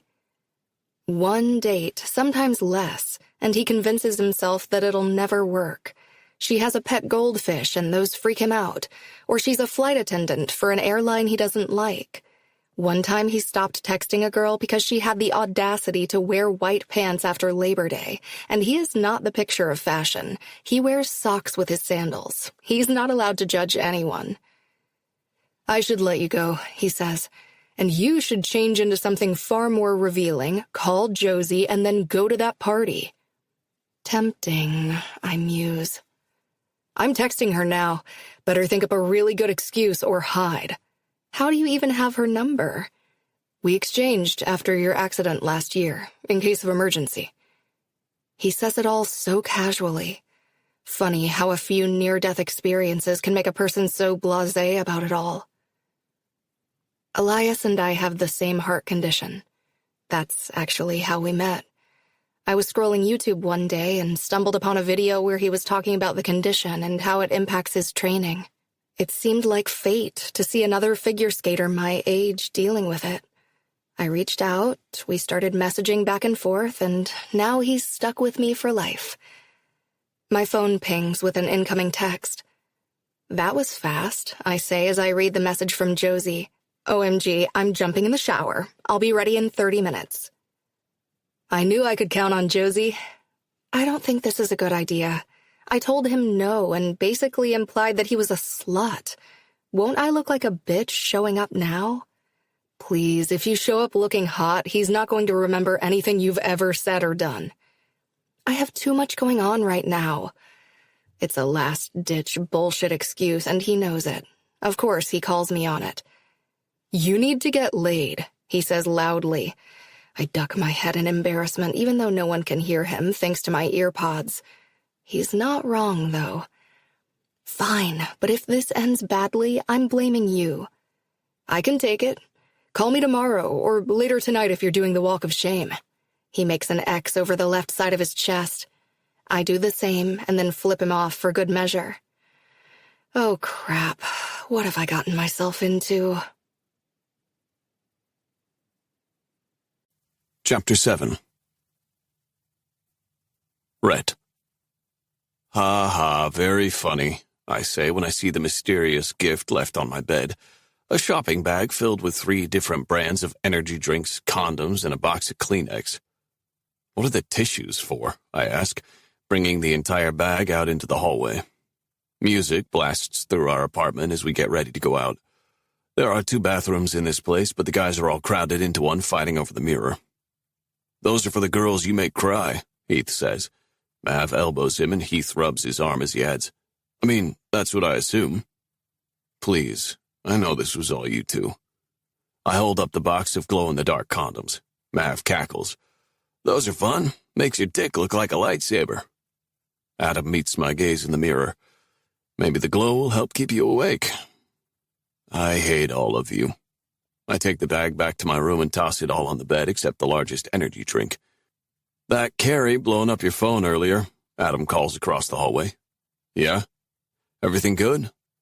I know he's terrified I'm going to get back with her. Adam never liked Carrie. The feeling was mutual, actually. Carrie didn't really get along with any of my teammates.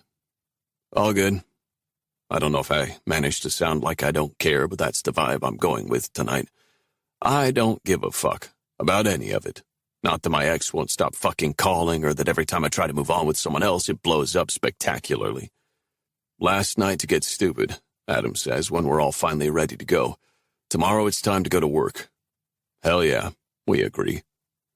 We get to the basketball house, known on campus as the White House, and within the hour I'm already too drunk to walk a straight line. Last night to get stupid? Challenge accepted. I have finally reached the point of not caring about the disaster that is my dating life. Here's a free party tip for you. If you want to have a good time at a party, or anywhere, really, stick with Maverick.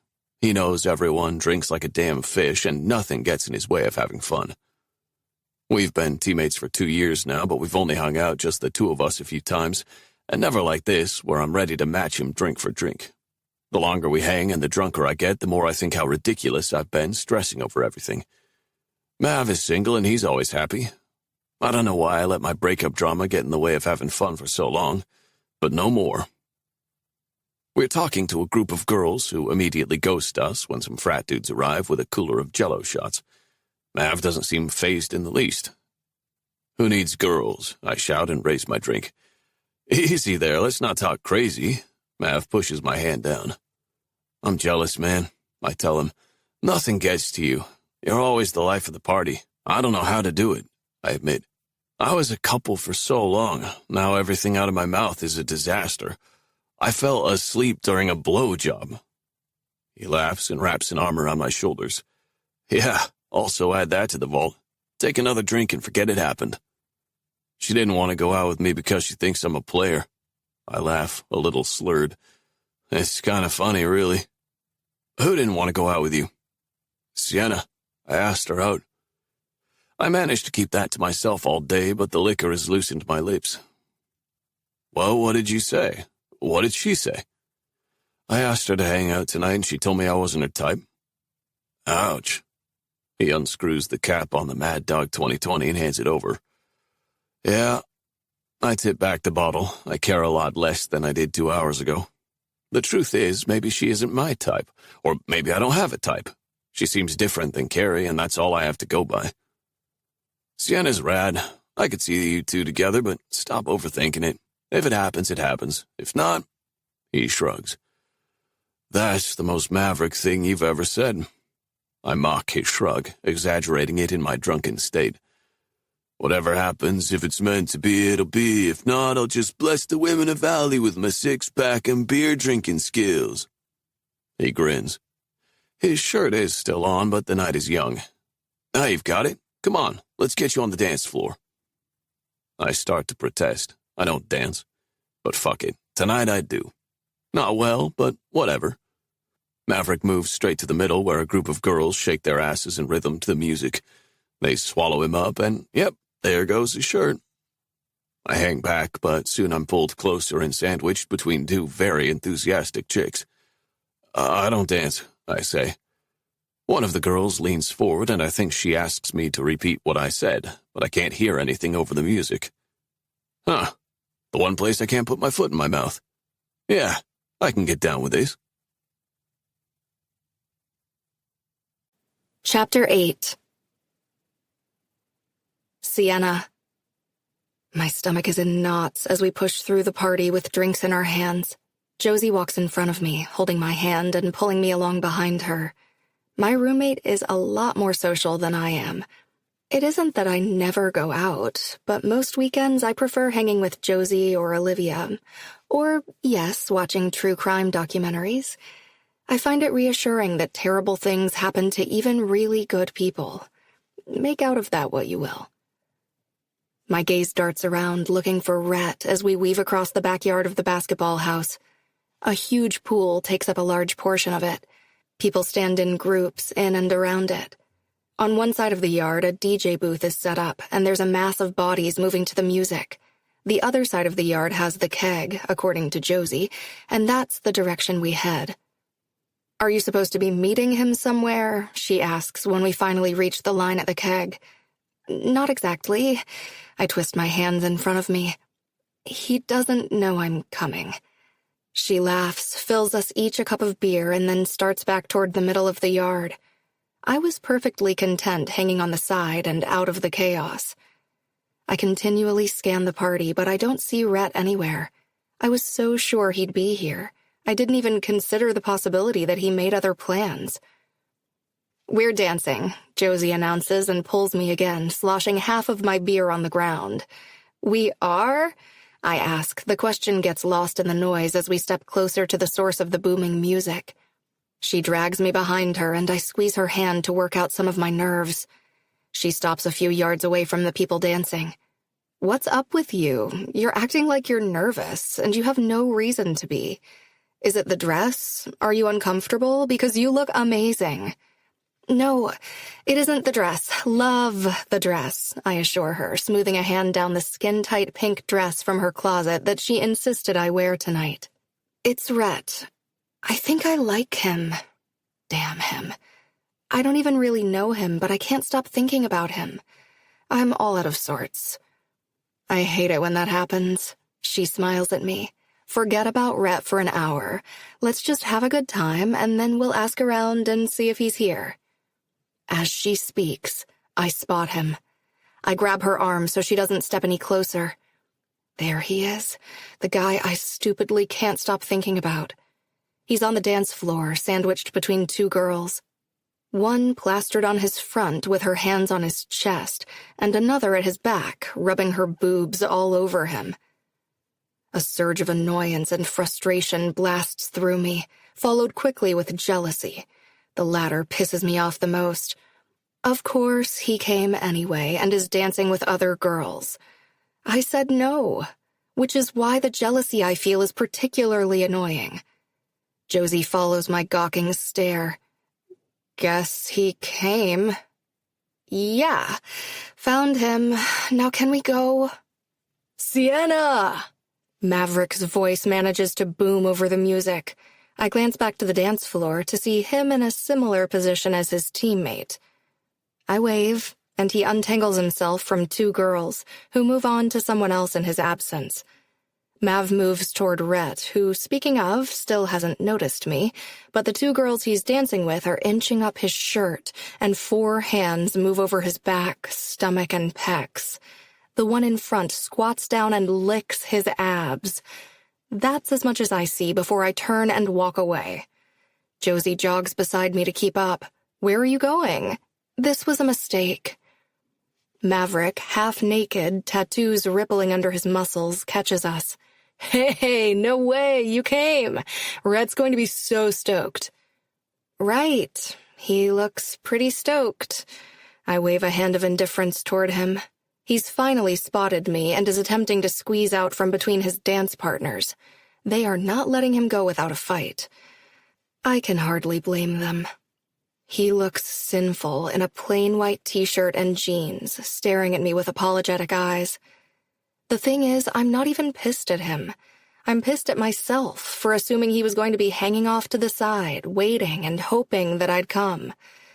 I told him no because this is who he is, and I didn't want to get my feelings hurt, but then convinced myself otherwise because that's what I wanted to believe. Don't be mad at him. I had to practically drag him out there. Let's go save him. Mav wraps an arm around my shoulders and pulls me back toward the dance floor. Rhett's managed to get free and heads toward us. Hey, he says tentatively. I didn't think you were coming. Surprise. Sarcasm drips from the word. Josie and Maverick look between us. An awkward silence falls over our small group. Dance? Maverick asks my friend, holding his hand out to her. Absolutely. Josie slides her palm into his. She looks over her shoulder as they move into the center of the dancers. Rhett shifts nervously in front of me. You look nice. I've been wondering if your hair was short or long. I can never tell when it's all up. You have? I like it. He lifts a hand and brushes his fingers along the ends of my hair. He sways and inadvertently pulls my hair as he does. Oh, shit, sorry. He untangles his fingers with a sheepish grin. Rhett is drunk, and for some reason I find it a little charming. Do you want to dance? I shake my head. No, I think I'm good. I don't think I can live up to the threesome he had going earlier. Okay, drink? I'm still carrying a mostly full cup of beer, but I nod. We walk side by side. His arm brushes against mine, and neither of us pulls away. Now that I've found him, I have no idea what to say. At the keg, he takes my cup, looks at how full it is, and laughs. Do you actually want another beer? I'm not much of a drinker. He tops it off and takes a sip of it. I'm gonna level with you. He runs a hand through his messy hair. I'm really drunk. I can't help but laugh as he disarms me with a cocky grin. I didn't think you were coming, and I decided to say fuck it. He shakes his head. Not fuck you, just it. You know, girls, dating, life. You realize I'm a girl, right? He closes one eye and pulls his bottom lip behind his teeth for a second. I really suck at this. Like epic levels of suckage. He waves his arm around dramatically, and the beer in his cup sloshes onto me, soaking the front of my dress. It's cold, really cold. I shriek and jump back. Okay, well, this has been fun. Fuck, I'm sorry. Come on. Rhett takes over, gripping me by the arm and walking fast toward the house. He commands people out of the way, leading me inside and cutting to the front of the line for the bathroom.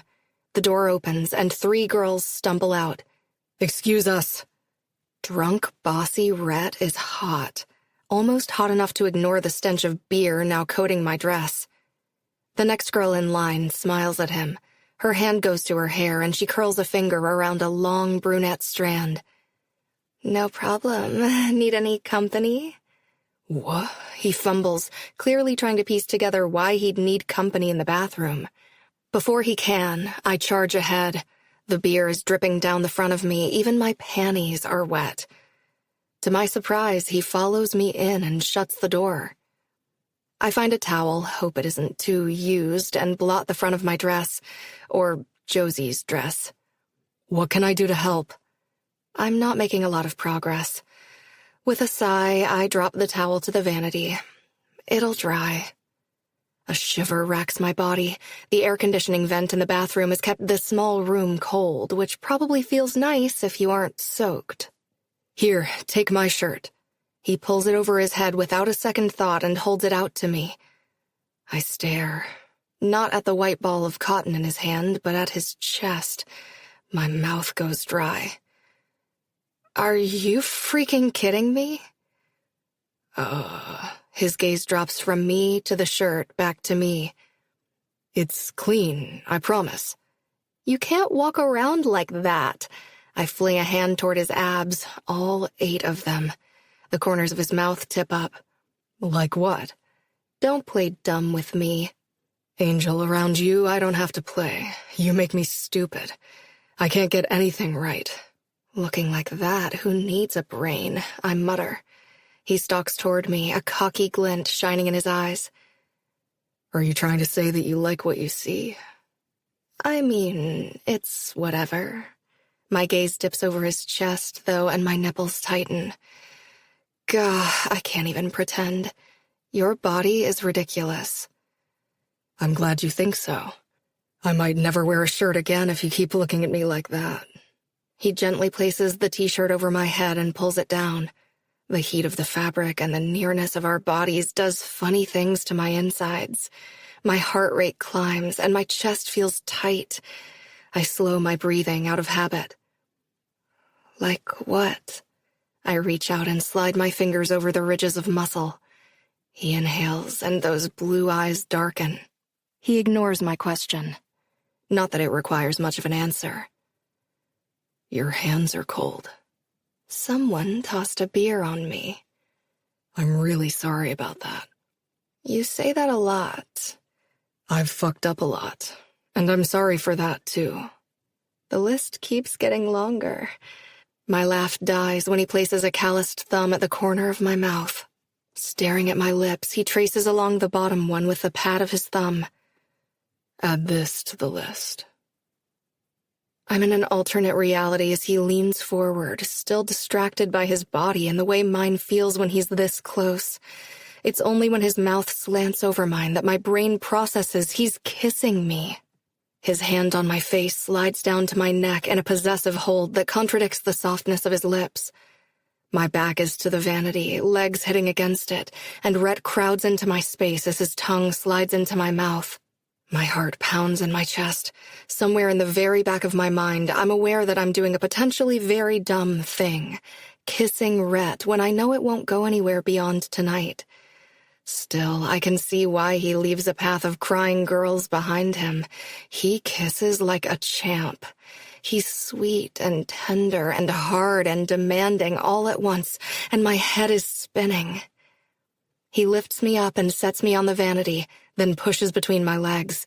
His fingers thread through my hair, and he tugs gently, exposing my neck.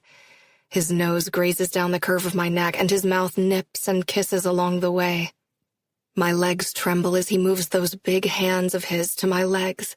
They inch up my bare skin and slide under the hem of my dress that's now hitched up very high on my thighs.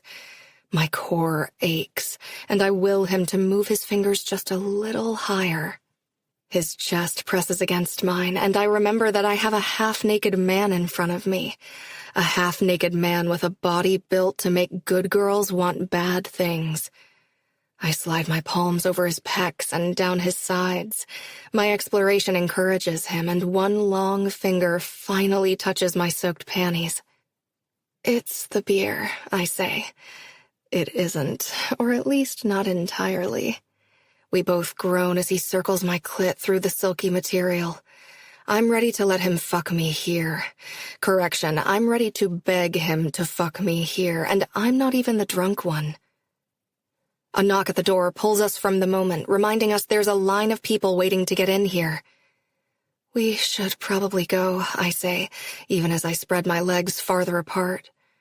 He pulls back, smug grin firmly in place, hand still rubbing me gently. They can wait. Unfortunately, they don't. The door opens, and the girl that asked if we needed company walks in. She studies us for a beat before declaring, "Don't mind me, I just need to pee." Rhett straightens, removes his hands from under my dress, and pulls the hem down to cover me. Ready, Angel? His voice is gruff with want, and no, I'm absolutely not ready. He takes my hand and keeps me close as we exit the bathroom and head back outside. The cool night air hits me, and I take deep, steadying breaths. Holy crap. I almost had sex with Rhett in the bathroom with a line of people outside. If I'm completely honest, I almost had sex with Rhett in the bathroom while a girl peed on the toilet. I'm not proud. A group of hockey guys stands just outside of the doorway, girls intermixed with them. One of the guys, Jordan, I think, calls to Rhett, and we join the circle. "Heard you were having a good time," the guy says, his gaze bouncing between Rhett and me. "Now I know why." He tips his head to me. "Jordan, we sort of met at the rink." "Sienna," I say. "I remember you." "That's Liam, Heath, Ginny, Dakota, Reagan, and you already met Adam." Rhett calls them out, pointing as he goes. I look at each and smile, offer a small wave. "Did you and Maverick lose your shirts at the same time?" Adam grins as he tips back the beer in his hand. "I spilled my beer on her." I'd forgotten how drunk he is until he tries to wrap an arm around my waist and sways, which means we sway. I'm perfectly sober, but my legs are still shaking from what went down in the bathroom. "Easy there," Adam says. "Let's not give her another black eye." Rhett flips him off. Speaking of catastrophes, I'm still soaked. I should find Josie and see if she's ready to go. His gaze trails down my body, and I'm pretty sure he's thinking about my panties. My body warms, cheeks flame. "She's on the dance floor with Maverick," Adam says. "Thanks," I wave again. "It was nice to meet you guys." Looking to Rhett, I say, "See you later." "Wait, you're really leaving?" "Yeah, I'm wet and sticky, and I have to teach 2 fitness classes tomorrow morning anyway." "Yeah, okay." His brows knit in confusion. "At least let me come with you to make sure you find Josie." I nod and we start across the lawn. "We have the semifinals Monday night, so we're keeping it low-key the rest of the weekend. But can we hang again?" I decide to go with honesty, since it's unlikely he'll remember asking me tomorrow anyway. I don't usually do that type of thing, and I'm not judging you, or even me. Casual hookups can be fun. I mean, that was fun. Really fun. I'm blathering on and talking in circles and not really saying what I mean, which is that I like him, and hooking up will end with me getting hurt. You're really drunk. Fair, but I wasn't drunk when I asked you to come tonight. This was a mistake. We both have a lot going on. I'm bullshitting. We both know it. Elias would call me out on it, but Rhett doesn't. We reach the dance floor, and I spot Josie dancing with a group of girls, Maverick in the center of them. Josie sees us and waves. The sight of Maverick without his shirt reminds me that I still have Rhett's. "Oh, here." I start to take it off, but he stops me. "Keep it. I'm going to head out soon, too. Drinking makes me tired." "So I've heard." I take a step toward Josie, half hoping he'll stop me. He doesn't. Later, Rauthruss. The next day, I'm finishing up with my second bar class when Rhett appears in the hallway. He slips in as my students gather their things. "Hey." Hands in pockets, he approaches me at the front of the room. "You found me." I'm a little impressed he, A, remembered I said I was teaching this morning, and B, is awake this early. "I looked at the group fitness schedule before I went to bed last night and set an alarm." "Impressive." He grins. "A first for everything. I didn't ruin your dress last night, did I?" "No, it's fine. Your shirt is at my dorm. I'll bring it to the rink." "Or you could bring it to my place later." I laugh. Presumptuous much? "Not like that. To hang, watch TV, play Xbox, or whatever. I'd suggest something more exciting, but we have curfew at 9. Ouch. Yeah, Coach is pulling out all the stops to keep us distraction-free. And you thought inviting a girl over was the answer? I'll be distracted by you either way. My stomach flips. This freaking guy. "What time?" I ask. I was prepared to say yes as soon as he asked. Actually, as soon as I woke up this morning and wished I'd stayed at the party longer. But sober and charming Rhett is almost as impossible to resist as half-naked Rhett. 6. He hands me a piece of paper with the address and backs away. And for the record, I don't usually do that type of thing either. Chapter 9. Rhett. I give Sienna a quick tour of the apartment, grab a beer, and offer her one. I promise I won't spill it on you. She smiles, but shakes her head. No thanks. Right. You said you weren't much of a drinker. We also have water, orange juice, and a variety of energy drinks. I'm good, really. And I drink sometimes, like last night. Just not very much or very often. I grab a water and lead her to the couch. It's quiet for a change. Adam's at Reagan and Dakota's apartment across the breezeway. Ginny and Heath are in his room with the door shut, and Maverick is at his place. When I asked them not to bombard Sienna, I didn't think they'd listen. I'm pleasantly surprised. Because of your heart condition, or just not your thing? She nods. Mostly because of my heart. If you don't mind my asking, what kind of heart condition do you have? It's called long QT syndrome. Basically, my heartbeat gets out of whack. But it's treatable. I take medication, and I have an implant that monitors my heart, but no, not really. I just have to be careful and listen to my body. Skating isn't dangerous. I have type 1, which means both physical and emotional stress can trigger episodes. If I wanted to be completely safe, I'd have to avoid basically everything. Sometimes I can feel my heart get out of rhythm when I'm working out. Other times I'm just sitting around doing nothing. Freaky. What's an episode like? Usually it's just a fluttering in my chest or a lightheaded feeling. She shrugs and a small smile pulls at her lips. I've gotten really good at listening to my body and knowing when to take breaks. I can do most things, in moderation. No roller coasters, though. She sticks out her bottom lip. I haven't been to a carnival in forever. I miss cotton candy. She angles her legs toward mine. Did you mean what you said about not usually doing that type of thing? I chuckle at the topic change. Yeah, of course. Her gaze narrows. You don't believe me? Everything I know about you contradicts that. The day I met you, you hooked up with someone only hours before, or tried to. Your phone was blowing up with different girls later that day. She laughs softly. Then, last night... Her voice trails off, and I'm accosted with hazy visions of Sienna in the bathroom of the basketball house. I guess if you'd only known me the past week, I could see where you might get the wrong idea, but that's not me. I got out of a relationship recently, and last weekend was, well, it was the result of a lot of things, but that's not something I do on the regular. I'd certainly like to, though, with her. I leave that part out. And last night, you were really drunk. I get it. Yes, but sober Rhett would have done the same thing, minus drenching you in beer. An amused smirk plays on her lips. Okay, fine, that might have happened anyway. I bump her knee. Last night was fucking awesome. I'm only sorry we got interrupted. Just as well, you'd probably have fallen asleep on me, she teases. But her breathing changes and tension hangs in the air between us. Not a chance. Her grin makes my cock twitch. Taking her to my bedroom after I just claimed to not be that kind of guy seems like a bad plan, so I pick up an Xbox controller. Wanna play? She lets out a slow breath and nods. What do you have? I show her the options, including all the other gaming systems. Between my roommates and me, we have pretty much every system and game out there. Sienna picks Mario Kart, and my dick finally gets the idea that we're not getting any action today. He's had to accept that a lot. I'm pretty sure he's ready to remove himself from me and find a new host body.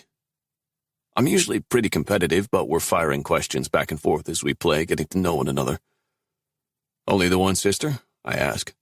I pass her on the game and toss a banana over my shoulder. She moves her whole body with the controller as she swerves out of the way. Yeah, what about you? Younger brother. Are you close? Nah, he's 5. That's quite a gap. Yeah, no kidding. I was 17 when Ryder was born, and I've basically been away for his entire life. I bet he looks up to you. Not really. I shake my head and focus on staying just ahead of her on the game. I want to win, but I don't want to blow her out of the water. When he grows up, he wants to be Spider-Man. It's good that he's keeping his expectations reasonable. She glances over and catches my eye. It's hard to look away from her when she's smiling at me like that. She looks away first, but I keep staring. I win! She shrieks. I glance at the TV screen in time to see her cross the finish line. My dude has crashed into the wall going nowhere, and that feels pretty accurate for the scenario. It's the best of 4 races, I say. I best are in the next 3 and manage to keep my undefeated record intact. We're finishing up when Heath and Ginny come out of his room. "Rauthruss, your phone's been blowing up. Real mood killer," Heath says. His gaze lands on Sienna, and he smiles awkwardly. "Hey, Sienna." "Hi." She waves back. Heath goes to the kitchen and opens the fridge, but Ginny joins us in the living room. "It's so good to see you again," she says as she sits in the armchair across from us. "Ginny, right?" Sienna asks. "That's right." Ginny's smile couldn't possibly get any bigger. "What are you guys playing?" "Mario Kart. Do you want to play?" Sienna offers. "Yeah." She reaches for the extra controllers. "Heath, you want in too?" My roommate looks to me. Since I don't know how to politely communicate that I'd really rather not have them join us, I nod. "Sure." "I'm terrible," Sienna says. "I only beat him on one race." "You beat him?" Ginny asks. Her brown eyes widen with disbelief. "No one ever beats Rhett." I avoid Sienna's stare and shrug. "I'm having an off day." The four of us play a handful of games before Sienna calls it. "I can't take any more defeat. You guys keep playing, I'll watch." "Same," Ginny says. "You boys can have it. I want a chance to talk to Sienna anyway." She moves over to the couch on the other side of Sienna, forcing Sienna to move closer to me. Her leg brushes against mine. I have no idea how such little contact can send so much adrenaline rushing through my veins. Not having sex today. Not having sex today. That's a fucking mantra I hope to never repeat. "Call of Duty?" Heath asks. "Yeah, one game," I say. Ginny's latched onto Sienna and is already peppering her with questions. I relax my leg next to hers. She briefly looks over, hits me with a smile, and turns back to Ginny. Listening in on their conversation as I play, I learn that Sienna is from Wisconsin, a town about 6 hours from where my family lives in Minnesota, something I interject into the conversation and then get killed by Heath. "Fuck yeah, finally." Heath holds the controller over his head in victory. "I'll get him later. Right now, video games are a distraction to what I really want to be doing." "Thanks for the game," I say. "Need a rematch?" He knows me well. "Later, I'm gonna hang with Sienna." "Right," he stands. "Baby doll?" "What?" Ginny asks, briefly looking up at him. Guess I'm not the only one enamored by Sienna. He motions with his head toward his room. "Oh, okay." Ginny squeezes Sienna's hand. "Rhett is the greatest. I'm so glad you two are hanging out. Really the best. He's—" "That's enough," I cut her off. "Please don't embarrass me." "So modest. Another great attribute," she says as she gets to her feet. "I'll see you later?" Ginny asks Sienna. "Yeah, maybe." "Hope so." Ginny bounces to Heath and jumps on his back before they disappear down the hallway. "Sorry about that." "It's fine. They seem nice." "Wanna watch a movie or something?" I've never invited a girl over to the apartment to hang out. Well, unless you count Carrie and the 2 times she visited. But that was different. We were already together. "Sure." While I flip through the channels, she leans back on the couch until her shoulder rests against my chest. I sink farther behind her, taking advantage of the position and getting closer.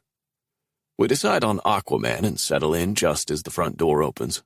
Mav walks through with his dog Charlie in one arm, a bag of groceries in the other. "Hey-o," he calls, shutting the door behind him with a foot. "Sienna, what's up?" "Just hanging out. You live here too?" "Nah, downstairs." The door opens again. This time Dakota steps through it. "All I have is apple cider vinegar," she says to Mav. Then she looks at the room and waves to Sienna and me. "She and Reagan live across the breezeway," I explain, then ask them, "What are you guys doing here?" "We're grilling," Mav says with a duh expression. "Well, can you do it quieter? We're watching a movie." "Oh," Dakota's eyes light up. "I love this movie." She sets the vinegar on the kitchen counter and sits with us. "Rhett, that shirt looks great on you." Her gaze rakes over me, which is super weird. I legit don't think Dakota has ever complimented me before. I glance down at my plain black t-shirt. "Thanks, I guess." "It really brings out the gray in your eyes." "You do have great eyes," Mav calls from the kitchen. What the hell is going on? I realize now why my roommates spend so much time in their bedrooms when their girlfriends are over. It's like a bus station in here with people coming and going, interrupting and acting fucking weird. Mav stacks plates, meat, and seasoning into his arms. Food will be ready in about 40 minutes. Are you staying, Sienna? She looks to me. Maverick is a pretty good cook, I tell her. Pretty good? He scoffs. Charlie barks at his feet. I guess now I have to stay to find out. Dakota stands and flips her red hair over one shoulder.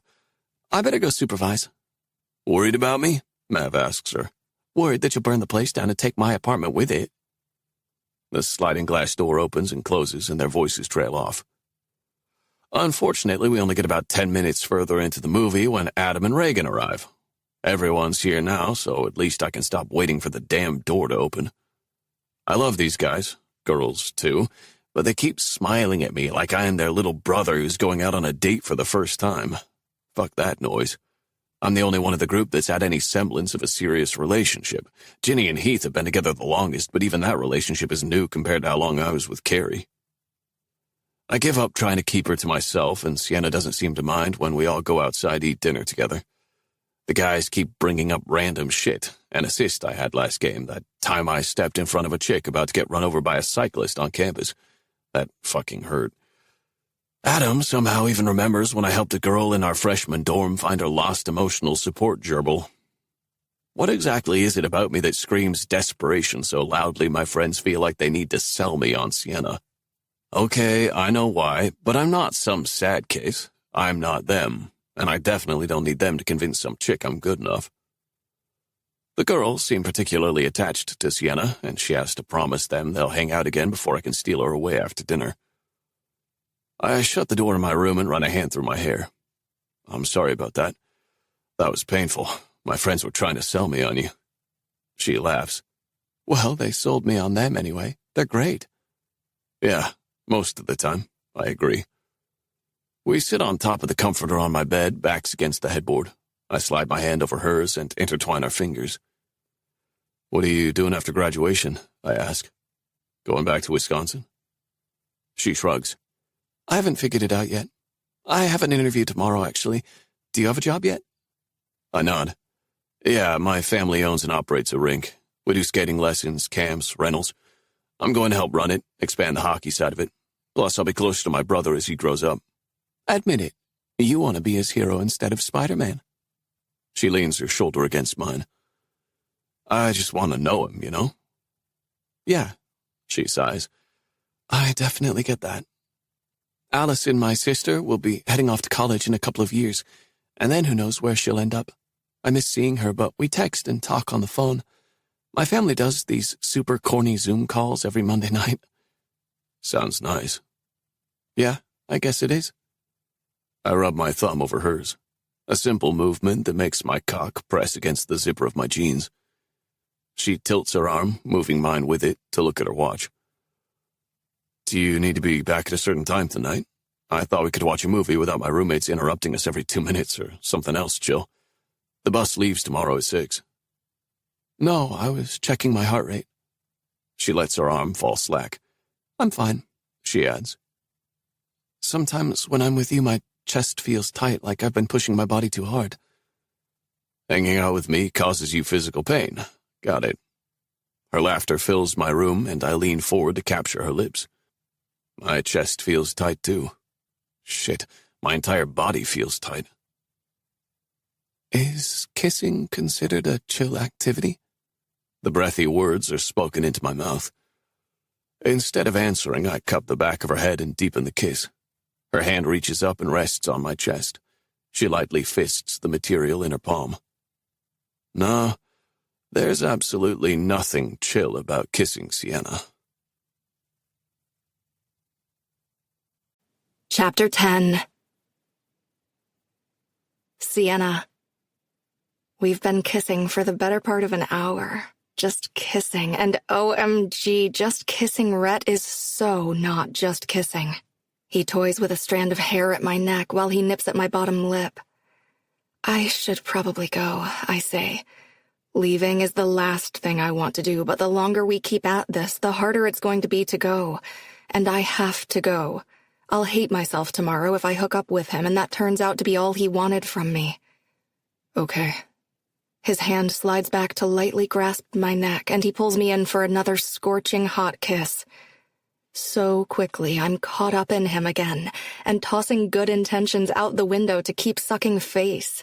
He's really, really good at it. He pulls back before I do with a little groan deep in his throat. Do you need a ride back to the dorm? No, I borrowed Josie's car. Let me walk you out. He stands and pulls me with him. The apartment has quieted, and none of his friendly roommates or their girlfriends are in the living room as we walk through. The night is clear, and there's a breeze that whips my hair around my shoulders and into my face.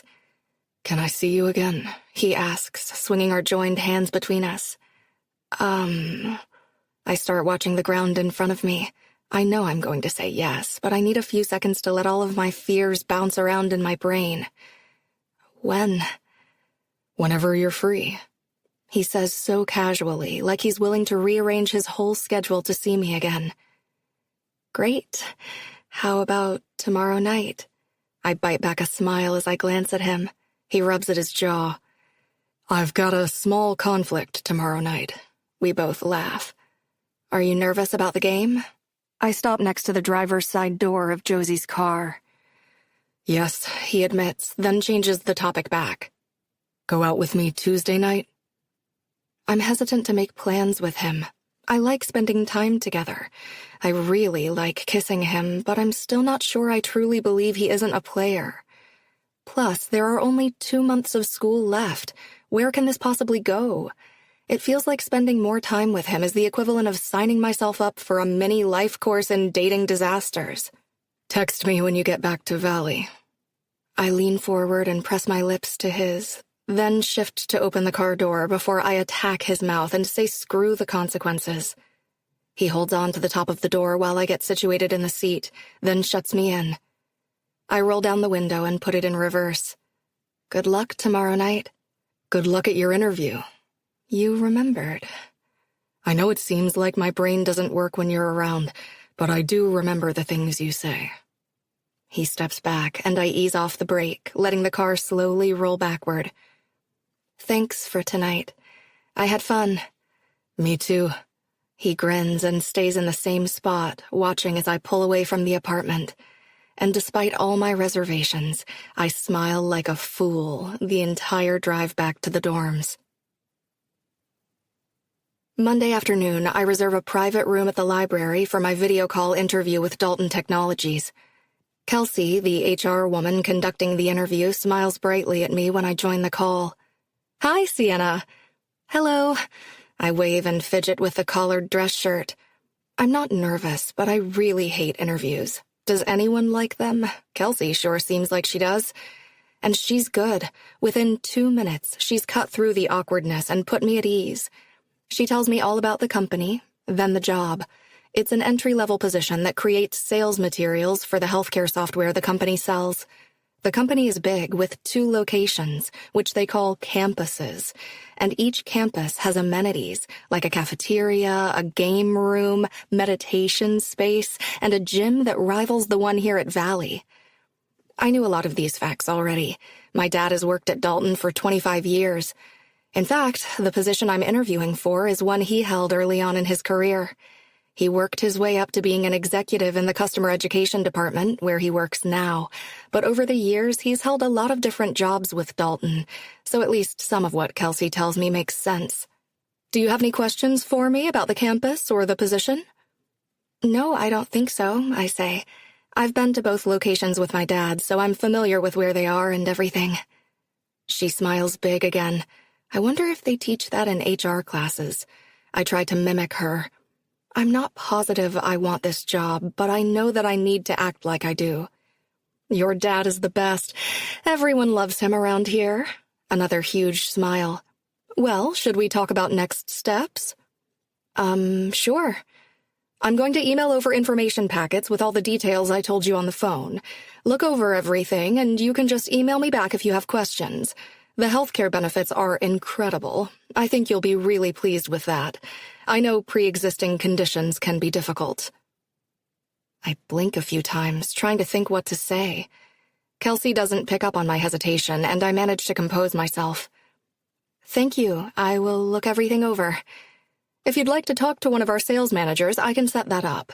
But I've already been given the go-ahead to extend an offer to you, so I will also be emailing that over. Wow, really? She nods enthusiastically. Big grin. Congratulations. Thanks. I guess.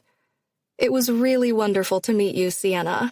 Please do not hesitate to reach out if you have any questions at all, and congratulations again. We say our goodbyes, and Kelsey ends the meeting with a "what the heck just happened" sigh. I sit back in the chair. I just got a job. I pack up and head back to the dorm. Hey, Josie calls from her desk without looking up. How was the interview? Her hair is piled up on her head with 2 pencils sticking out of it. Josie is an art major, and I know how deep she is in the creative zone by the number of colored pencils holding up her hair. Right now, we're at a point she can still communicate. 4 or more, and there's no talking to her. She might speak, but she won't remember it later. Good. I got the job. She swivels in her chair. Oh my gosh, Sienna, congratulations. Thanks. She gets up to hug me. Or not, you don't look very excited. I'm stunned. They just gave me the job. I thought I'd have to answer questions about my strengths and weaknesses, tell them all the really amazing attributes I have that make me the perfect candidate. She snorts. You were just grumbling about those questions last night. I know, but I spent 2 hours preparing. What a waste. What is your greatest strength, Sienna Hale? She asks, crossing her arms over her chest. I am disciplined and focused and action-oriented, I say, just as I rehearsed. That's 3, wow. Right? And I can provide examples for all, mostly around skating. Which would be great if you were interviewing for skating jobs. She gives me the look, the one that says she disapproves of me giving up skating after college. The thing is, very few people make it as a professional skater like Elias and Taylor. Far more take jobs with ice dancing shows. Those are great. Josie works for one every summer and plans to do it after she graduates next year. But those shows are high performance. There are flashing lights and loud music and all sorts of drama and flair. That's what makes them super fun and exciting for an audience. And also dangerous for me. Even if my doctor signed off, most companies wouldn't hire me, knowing the risk. If I just came right out and told Josie that, she'd stop giving me that look. I guess I don't want her to. Some part of me wants to let her believe I'm capable of that. Half the battle with my heart condition is keeping people from feeling sorry for me or treating me differently. And I'm okay with skating being a hobby from here on out. I love it, but I accept that it's not my destiny. The problem is nothing else interests me enough to be excited about doing it for the rest of my life. I like my business classes, and I'm sure once I settle into a job, everything will be fine. It just seems like everyone else is so excited about their plans after graduation, and I feel very meh. I reach for one of the positives. They have a really great fitness studio with yoga classes. The selling point is yoga, she laughs. You can do yoga anywhere. Thanks for ruining the selling point. She sits on her bed. Well, what are the other selling points then, outside of yoga? It's close to my family. The health benefits are excellent, 401k match, and I know it's a great company that's treated my dad well. I just thought I'd feel more excited. I don't know if anyone takes an entry-level job thinking it feels great. You can work up to a better position, though. It takes time. I don't point out that she's ecstatic every summer when she heads off for her job. Last year, she was performing on a cruise ship, though, so her job definitely has more selling points than the one I was just offered. Thanks, Dad. I stick out my tongue at her. That's exactly what he said when he recommended me for the job. Are you going to take it? I don't know. I fall onto her bed and slump over so my head is in her lap. I don't think I'm cut out for the real world. Maybe I'll get a bunch more degrees. What is women's studies, anyway? She snorts and runs a hand over my hair. You'll figure it out, and you'll be great at whatever you do. My phone rings in my backpack. What's your weakness? Josie asks as I get up to retrieve it. That'll be my family, ready to Zoom. I grin. Limited experience. She rolls her eyes. That's everyone interviewing for their first job. I know, right? It's the perfect bullshit answer to a bullshit question. Chapter 11. Sienna. Hi. I answer my phone and wave at the screen while Josie goes back to drawing at her desk. My parents are crammed together on our living room couch. A second later, Mom moves the phone to show me Allison sitting in the armchair across from them. Congrats, Al. She plays on her high school junior varsity team, but got bumped to play varsity for the first time because one of their star players got injured. Thanks, she says, trying to play it cool. She breaks seconds later. It was so awesome, see? They turned all the lights down and the music was so loud that the announcer had to yell our names. I've never felt more important in my entire life. She keeps rambling about her hockey game last night. Mom sent me the video, I say when she takes a breath. The only person yelling louder than that announcer was Dad. She snorts. Mom threatened to sit across the rink next time. I'm going to at least need to invest in earplugs, Mom says. She's smiling, though, and just as proud of Allison. My chest tightens, thinking about how I'm missing watching her play. Add that to the selling points of Dalton. I could actually see my sister play a few games. Did your coach say whether or not this was going to be a permanent thing? I hope so. Chelsea is out for the rest of the season. I'm so proud. My little sister is crushing other people's dreams to make her own happen. I joke with my hand held over my heart. Hey, it isn't like I injured her, and I'm sorry she's out. That royally sucks, but you have to take the opportunities given to you. She's all sass and fiery determination. We are alike in a lot of ways. We have the same dark hair and same green eyes, but at 5'11", she looks older than 15. In fact, by the time she was 10, she was already taller than me. I'm more quiet determination, and Allison is unapologetically tenacious in everything she does. You're not wrong there. When's the next game? This weekend. It's going to be a tough game. Her expression goes serious, and she gets quiet, presumably worrying about their next game. My parents jump in to ask about skating and school. Dad hammers me with questions about the interview and congratulates me when I tell him they already sent over an offer. They're a great company, he adds. Good benefits, nice office building. It would be so nice to have you living closer again, Mom says. You know I'll visit more no matter what, I tell her. And Kelsey mentioned the great health benefits. I roll my eyes. Doesn't it seem sketchy that they offered me a job without a proper interview? I don't even have any experience. I don't want to tell people how to do their job, but maybe Kelsey should be fired for hiring someone without properly interviewing them. He waves me off. No one comes in with any useful experience. It's about character, and Bob knows you're a good egg. Bob? I worked with him when I was overseeing the program managers, remember? No. Handlebar mustache, wore flannel before it was trendy. I have a small laugh. Vaguely sounds familiar. He'll be your boss. He's a great guy and has a good team. They're at the South location with the good cafeteria. Another selling point, I mumble. My dad looks like he's 2 seconds away from giving me another lecture on working my way up, climbing the corporate ladder, when Olivia walks through the door. Game is in 5, she says. Are we watching it here or downstairs? There's a bigger TV downstairs in the lounge area, but Josie's already propped up her laptop and is finding the game. You're watching hockey? Allison asks, brows raised. Of course. Valley is in the semifinals. And my new crush is playing. I run 2 fingers along my bottom lip, thinking about Rhett and wondering if I should keep kissing him. If they win, they play the championship at Valley, Allison says. I know. In the past, I probably wouldn't have known, but thanks to Rhett, I am well aware. We're really excited. I move my phone so they can see Josie and Olivia. Hi, girls, my mom says, except they can't hear her because I'm wearing my earbuds. My mom says hello, I tell them. They wave and say their hellos. Here we go, Josie says. I glance over in time to see the camera zoom in on Valley U's hockey team warming up. If they win, they'll move on to the championship this weekend. If they lose, their season is over.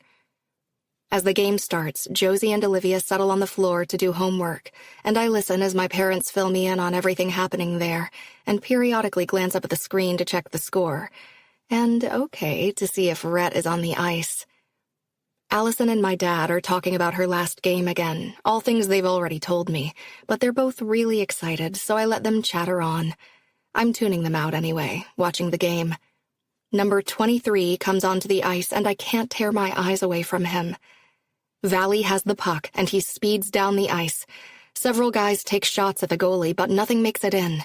Finally, after 3 or more attempts, Rhett rebounds a blocked shot and passes to Adam on the other side of the net for the first goal of the game.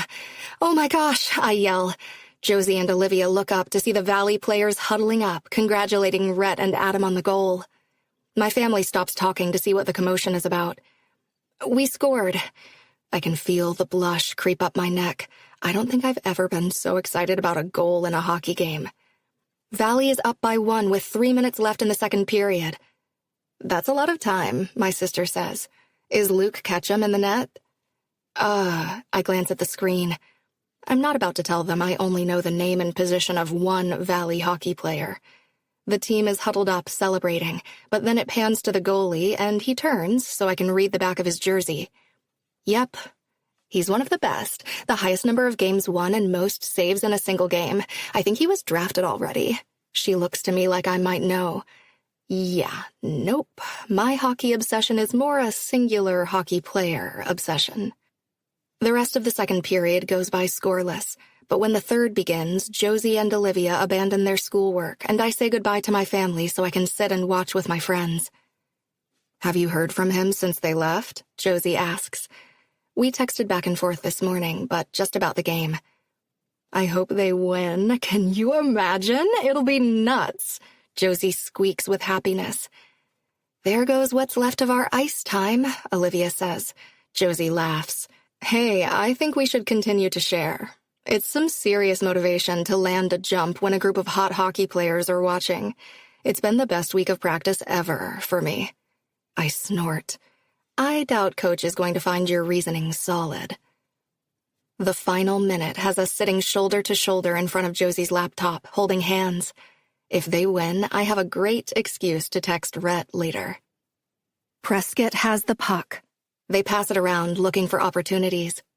Valley uniforms are everywhere, trying to cover every inch to block any shot attempt. Still, Prescott manages to get it within a foot of the net. There are too many bodies in front of the goal to keep track of the puck. They hack at it, looking for an opening. I hold my breath as another shot's fired. This one gets by everyone but the goalie. He keeps his pad down on the ice, protecting it until the final buzzer sounds. "They won!" Josie screeches and bounces up and down, still clutching my hand. "They did it! Oh my God!" We jump around our room and squeal with happiness. I send Rhett a text before I talk myself out of it. "Congratulations!" "This is crazy," Olivia says. "I think I can hear people yelling outside." She moves to the window and we follow. Sure enough, people are screaming and dancing around in the grassy area outside of our dorm. "Let's go down there." Josie rushes to the door. The hallway is filled with people who had the same idea. Outside, music is playing, and one guy even has his face painted blue and yellow. People are hugging and high-fiving as if they'd been the ones to win tonight. It's insane and absolutely amazing. I snap a couple of selfies with the chaos in the background and send those to Rhett, too.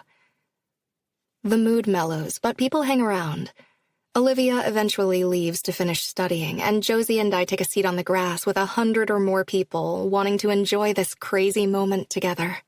"This is incredible," I say, looking around the darkened campus. The glow of street lamps is the only light. It's a shame the hockey team missed this. I'm sure they went out to a bar or something. The bus doesn't come back until tomorrow morning. My stomach sinks as I imagine a drunk, charming Rhett pulling women into dirty bar bathrooms to celebrate. Still, it isn't the same. Isn't it? Girls and booze are interchangeable. I check my phone to see if he's texted back yet. He hasn't. Do you really think that Rhett believes that? I don't know, I admit. It would be easier if I did. And way less fun. She pulls her hair back into a low ponytail. I don't think he's this player you're making him out to be. Nothing I've heard about him backs it up. Seriously, I don't know a single person who is hooked up with him, and I've been asking around. You have? A smile tugs at my lips, partly in relief, and partly because it's just like Josie to dig for dirt without my asking. I might have been poking for my own purposes. There are some seriously cute guys on the team that I needed more information on, but yes, I asked around. She shrugs. If he's hooking up with an endless stream of chicks, they're not talking about it. My phone pings, and I glance down to see Rhett's face in a sweaty selfie with Maverick. They must have taken it just after the game because I can see lockers in the background, and they're in a state of being half undressed.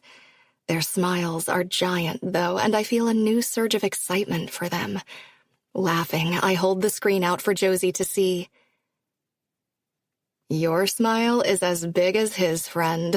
No matter your reservations, you like him. You're right. I like him. I do. But I just hope he doesn't crush me. I think you have to go for it. If you do and he breaks your heart, then you've got me to pet your hair and tell you how wonderful you are. I snort laugh. I would do whatever I had to until you were over him. But if you don't see where this could go, you'll regret it. And I can't fix that one so easily. Chapter 12. Sienna. After my Tuesday afternoon yoga class leaves, I turn on my own music to do some fun poses and basically just play around a little before I go back to my dorm room. I place my hands on the floor and go up into a handstand. I'm upside down when he walks into the studio. I wobble and bring a leg down, then the other to stand upright. Hey, you made that look too easy. My stomach dips at the sight of Rhett. He's in his blue Valley hockey t-shirt and jeans with a white Bruins hat low on his eyes. You're back. Got in about 20 minutes ago. You just missed yoga class. Thank God. He laughs softly. Are you teaching another one this afternoon? No, I was just messing around a little. Don't let me interrupt. He drops to the floor next to the wall and leans his back against it. Oh, no, you have to participate, or I'll feel awkward. He kicks off his shoes and goes up into a handstand. His shirt rides up, giving me a view of his chest and abs. He walks around the room on his hands, circling the entire perimeter before jumping back to his feet in front of me. Not bad. I think for a second. What about this one? I go into crow's pose and hold it for a few seconds. He looks apprehensive, so I come out of it. It isn't that hard. Oh no, I'm not making that mistake again. I ate my words last time I had that thought about yoga. Squat on the mat. Reluctantly, he moves onto the mat and does as I requested. Little lower. His lips twist into a smirk, but he does it. Now put your hands onto the mat in front of you under your shoulders and spread out your fingers. I walk around him, checking out his form. Your knees should rest on your arms. Good. I crouch down beside him. Come up onto your toes and shift your weight. His forearms and biceps flex. Now what? If you can, shift your weight forward until your feet come off the floor. Don't jump or hop. It'll throw you off balance. I move in front of him and place my hands on his upper shoulders in case he falls forward. He gets up and holds it for a second. He lets out a whoop of excitement and then loses his balance and drops back into a squat. That was good for your first try. Give it another shot. I think I better keep my day job. He rests on the mat. Speaking of jobs, how'd your interview go? I sit in front of him and cross my legs. Good.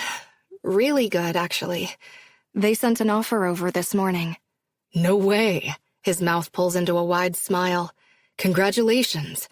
I missed so much in a day. Tell me everything. I chuckle. Well, it's the same company my dad works for in Appleton. It's a software company in the healthcare sector. Nice. I would be writing and editing sales materials, I think. The interview was kind of a blur. It's a good company, though. That's really awesome. Congratulations. Thanks.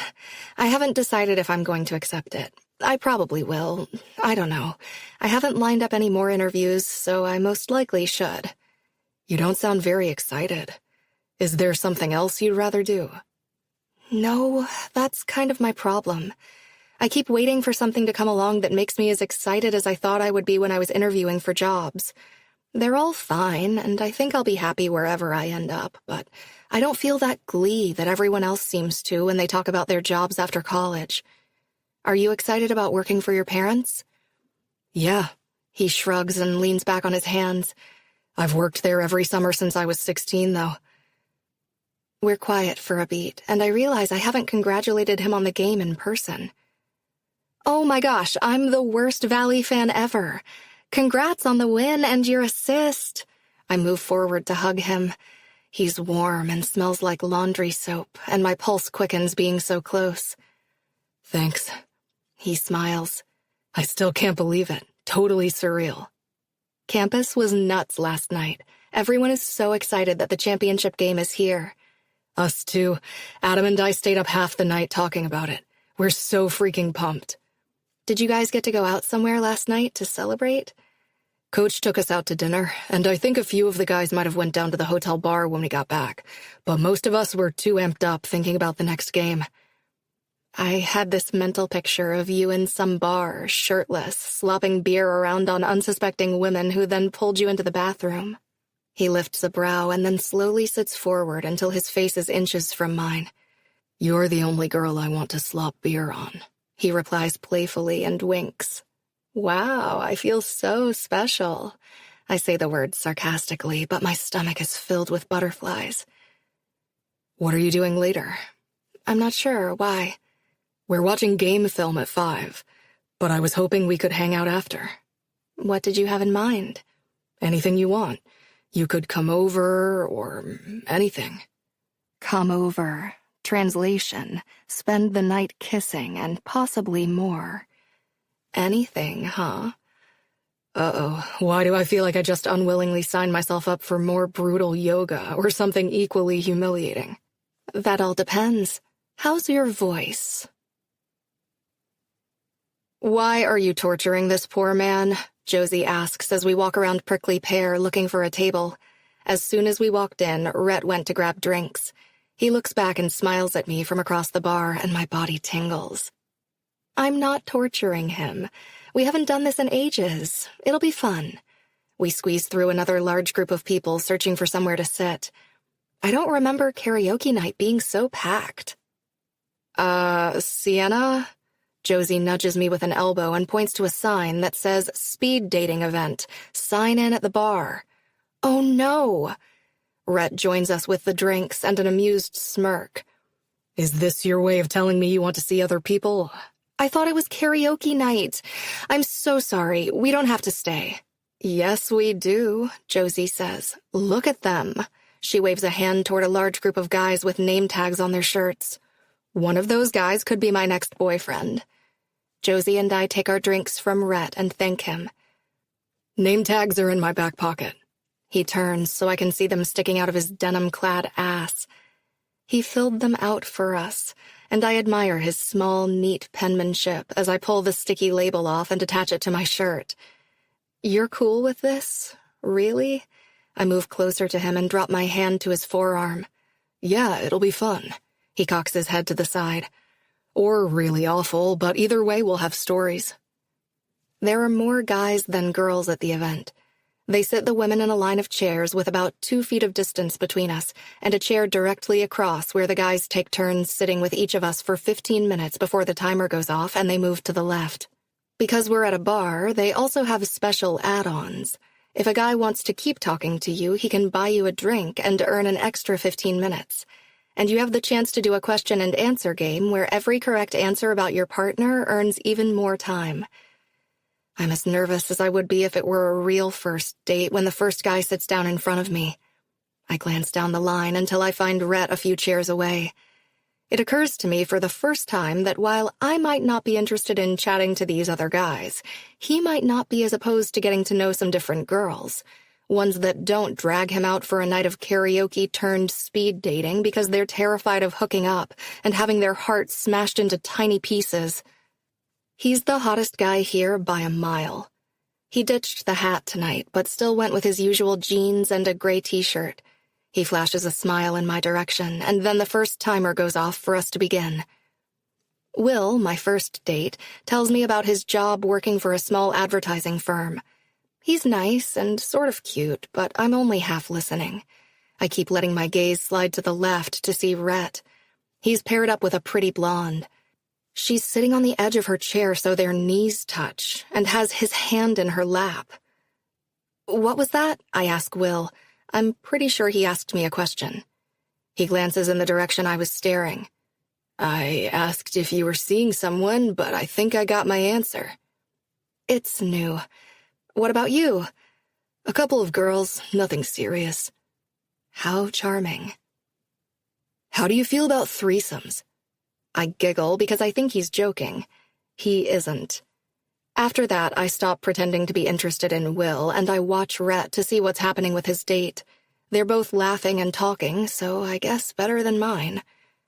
Needless to say, Will does not buy me a drink or ask me to play the game so we can spend more time together. My next suitor is a graduate student at Valley named Chad. He's nice and doesn't ask me about threesomes. Who knew the bar was so low? I'm not feeling any sparks of attraction between us, but we're able to chat about classes and professors to kill the time. I'm antsy for my chance with Rhett. If chatting with other guys and seeing him with other girls has shown me anything, it's that I want to spend time with him.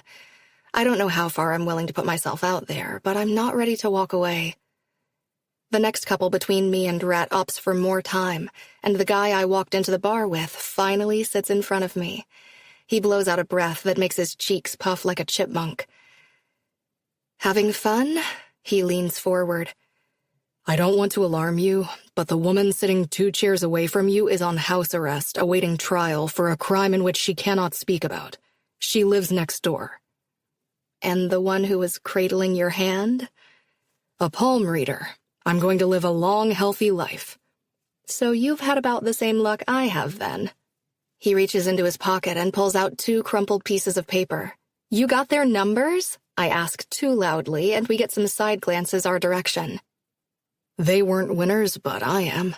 I shake my head. Of course he got numbers. "This is a fun date." He leans back and stretches out one of his legs, hooking his foot under my chair. "You're just saying that because you got a pocket full of numbers as backup."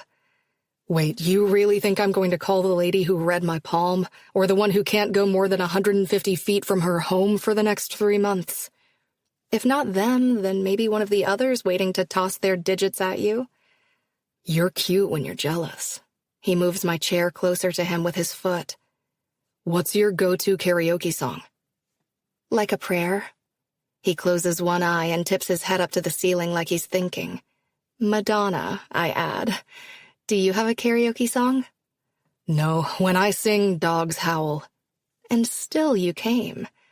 "I'll sing badly for you anytime. What do you want to hear?"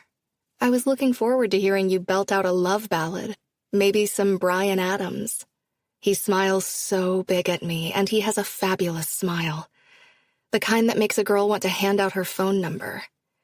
"Bryan Adams. All right, good to know. I might need to study up on my 90s ballads. Ever brought a date to karaoke before?" "No, actually. You?" "I've been on a date that involved karaoke, but I'm pretty sure it was coincidental." He lifts a hand to get the moderator's attention. "Everything going okay?" she asks tentatively. So tentatively, I wonder what kind of interesting stories she might be able to tell about these speed dating events. "I'd like to buy her a drink, whatever she wants." When she looks to me, I smile. "Can I get a vodka and Sprite?" "Sure." "And can we also do the question game?" Rhett asks. Again, our moderator looks to me for confirmation, so I nod my agreement. She brings my drink and then hands us each a pad of paper and pencil. "I'm going to ask you 3 questions about each other. I hope you were asking lots of good questions and getting to know one another because these are tricky. After each one, I'll ask you to show each other what you wrote. Each correct answer earns you 1 minute, which between the 2 of you could add up to a grand total of 6. Rhett chuckles quietly. "Ready?" She looks to each of us. I sit tall in my seat like a good pupil. "Ready." "What is your date's favorite color?" I laugh. Favorite color? Seriously? It's the most frequently asked first date question, she assures me, then adds, take a guess. Rhett holds the pad of paper up and scribbles something. I take a guess. Blue. And we show our answers. Did either of you guess correctly? Rhett nods enthusiastically. Yep, love blue. It's my most favorite color ever. And pink is also my most favorite color. We share a secret smile. 2 minutes, she says without looking at us. Next question. How many sexual partners has your date had? That cannot be a question people ask on a first date, I say. She looks down at me. It isn't, but it makes for really good bar conversation. I hesitate, but finally decide on a number. Rhett seems to have a lot easier time deciding what to write. Okay, let's see those answers. My stomach is in knots. I'm not sure I want to know the answer to this one. Before we can share, our moderator gets called to help someone else. I'll be right back, she says before hurrying off. Let's see, Rhett says, sitting forward. I turn the paper around and watch his expression as he sees the number. I went with 10 because it felt like a good round number, but I have no idea. Am I close? I don't need to know the real number, just let me know if I've got the right number of digits. He barks a laugh. You think it's possible my number has 3 digits, like 100 or more? Yes? Heat creeps up my neck and face. What did you guess? 5. He shows me. The timer goes off and people move, except neither of us do. Do you want to go sit at the bar? What about the speed dates?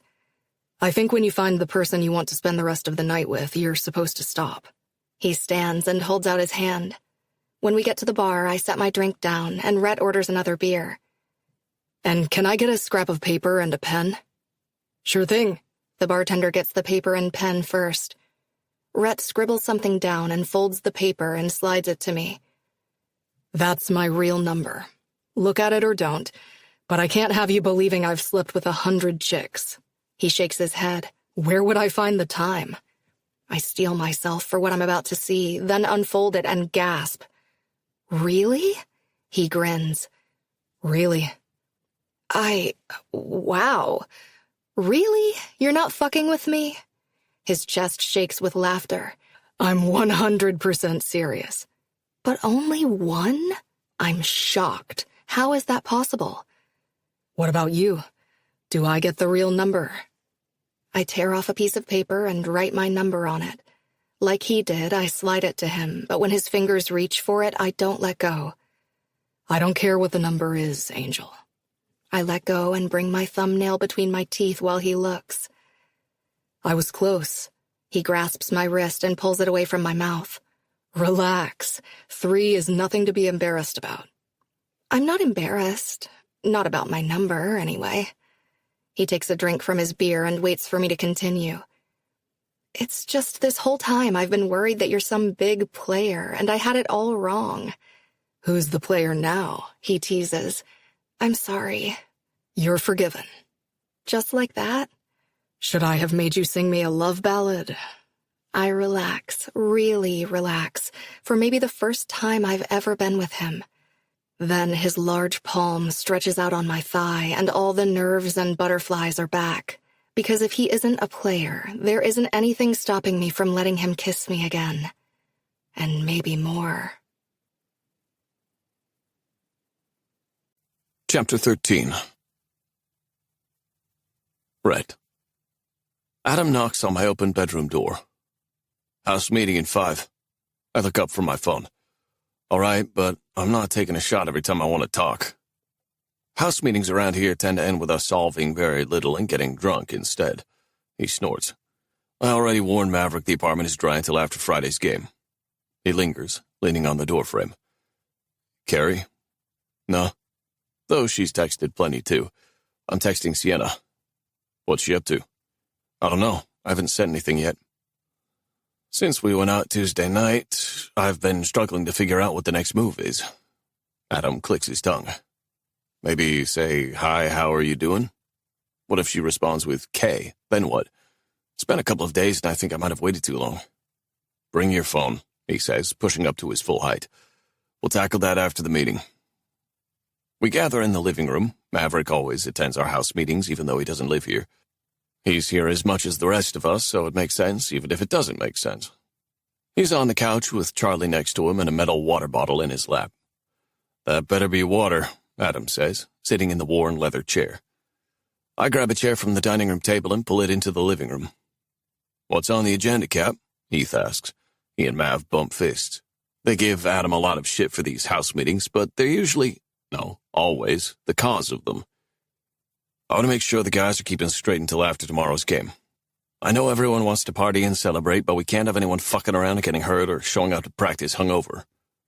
"Pretty sure Ketch was still drunk this morning," Heath says. "A few of the younger guys went out again last night and practiced this morning with shit. You'd think it wouldn't be such a struggle to stay sober for 3 freaking days, but it's exciting, and unlike us, the younger guys don't appreciate just how fucking rare it is to get this far." The vein in my buddy's head is popping, a sure sign he's stressed. "Exactly, that shit can't fly." "He still managed to block most of what we threw at him," Mav pipes up. "Most," Adam emphasizes. "He lives in the dorms. How are we supposed to make sure he doesn't drink?" I ask. "Glad you asked," Adam says. "I'm inviting all the guys to stay here tonight." "Here?" Heath points with both hands to the floor. "Mm-hmm." "You want to have a fucking sleepover?" Mav barks a laugh. "I apologize for my language. Please strike the F word from the minutes." Heath pretends like he's scratching it out from an imaginary pad of paper. "So noted." "You're serious?" I ask, trying to bring us back to the topic. The thought of our place sleeping even half the team makes my brain hurt. "Some of the guys aren't going to like you fucking with their routines," Heath says, "and we can't exactly enforce it." "Like hell I can't. Nothing is getting in the way of us going to the Frozen Four. Nothing." None of us have spoken the phrase Frozen Four since we won the semifinal game Monday night. The Frozen Four is this end goal that we've all been silently working toward but don't talk about because we don't want to jinx it. Okay, I'm the first to agree. I trust Adam's instincts as our captain, and if he thinks this is the best thing, I'll support him. Where are we going to fit everyone? We have 3 apartments if you include the girls. He nods toward Dakota and Reagan's apartment across the breezeway. I'll sleep there with a few other guys. They said we could use their living room. The rest will be here and at Maverick's. He shrugs. It'll be tight, but we'll make it work for a night. Fine, but Ginny's staying over tonight. It's my routine on home games. It's your routine every night, I add. Our rooms share a wall, so I'm well aware of his ritual of banging his girlfriend every night. She's his lucky rabbit's foot, and he rubs that shit every night. Just, Adam sighs, sneak her in before the guys get here. I don't want to hear them all bitching about how unfair it is that you get to shack up with your girlfriend and they don't. Heath smiles, fighting back a huge grin. Anyone else find it funny that this guy's telling me to sneak his sister into my room? He looks around to us. No one? Well, I think it's fucking hilarious. Or she could stay in her dorm if you prefer, Adam scowls. No, I'll sneak her in. He chuckles. This is turning out to be more fun than I thought already. Anything else? Mav asks. Yeah. Adam glances to me. Rhett needs our help texting Sienna. He's overthinking it. I glare at him. When he said we'd tackle it, I thought he meant the 2 of us. Shouldn't you have loads of experience in the art of sexting after dating Carrie for 6 years, most of that long distance? This is different, Adam answers before I can. This is new relationship stuff. So, dick pics? Heath asks. I put my face in my hands. Fuck my life. No, not a dick pic. I just want to say hey and make plans with her sometime. I'd go with a dick pic. That says it all. Trust me. Heath grins. I think he enjoys saying shit like that just to get a rise out of Adam. But I wouldn't be surprised at all to learn Heath is sending photos of his junk to Ginny on the regular. Carrie wasn't into that, and I've thankfully never had to try to take a compelling picture of my dick to send to a girl. Nah, I've got you, bro. Maverick stands, holding Charlie in his arms. He drops his dog on my lap. Hand me your phone. Charlie is a cool dog, super chillin', pretty damn cute, too. But I'm not sure what he's going for when he says, say, Charlie's the best dog in the whole world. Charlie's the best dog in the whole world, I repeat, and give his French bulldog a little rub behind her ears. Okay, never mind.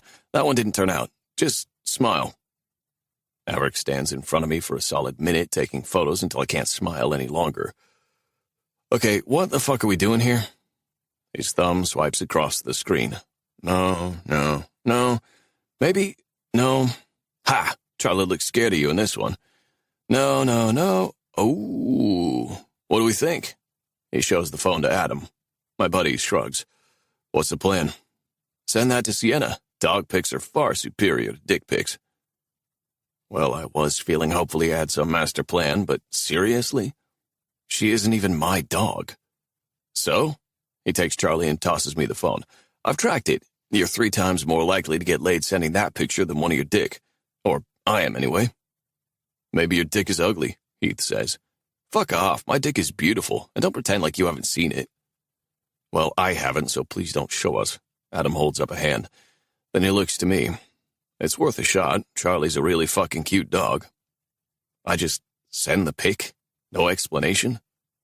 Mav groans, takes my phone, taps something out, and hands it back. I didn't realize you needed me to do it all for you, Rauthruss. You're welcome.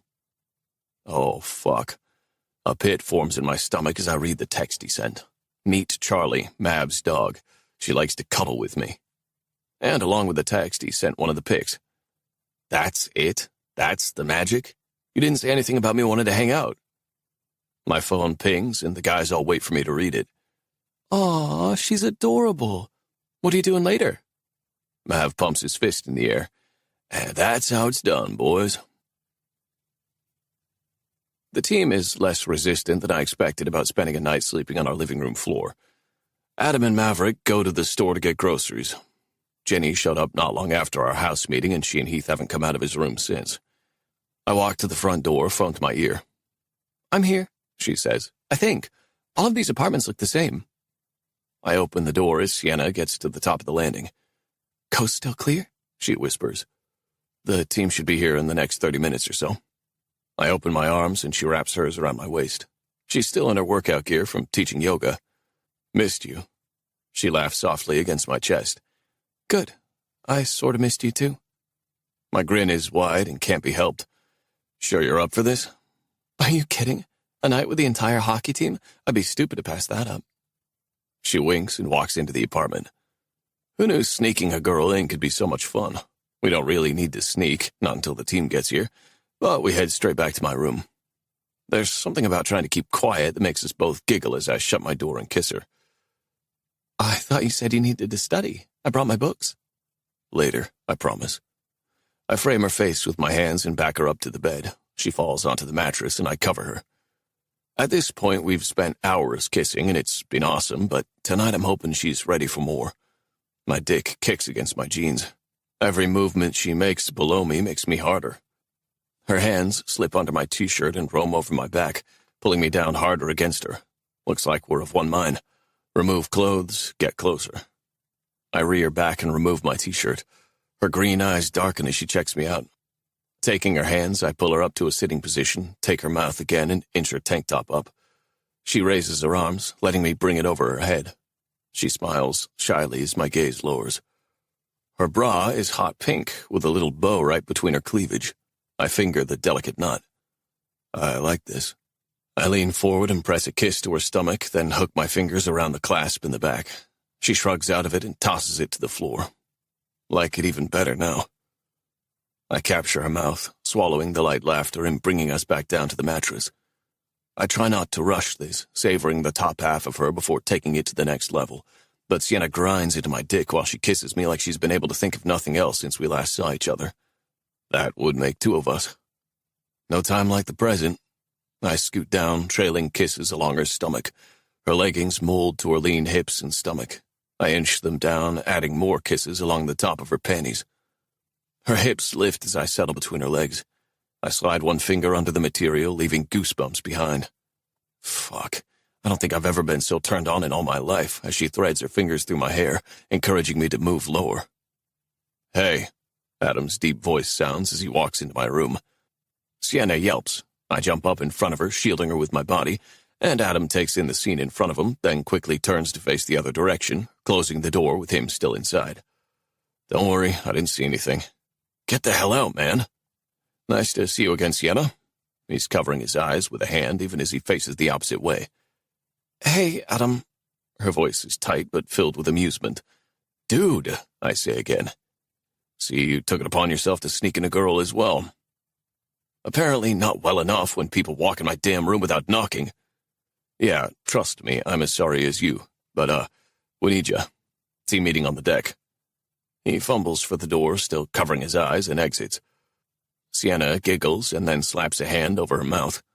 I'm glad you find this funny, I say. My roommate may or may not have seen your boobs. She lifts a shoulder and lets it fall. That was my master plan. A whole house of hockey players and me. She grins. Should I go out there with you like this?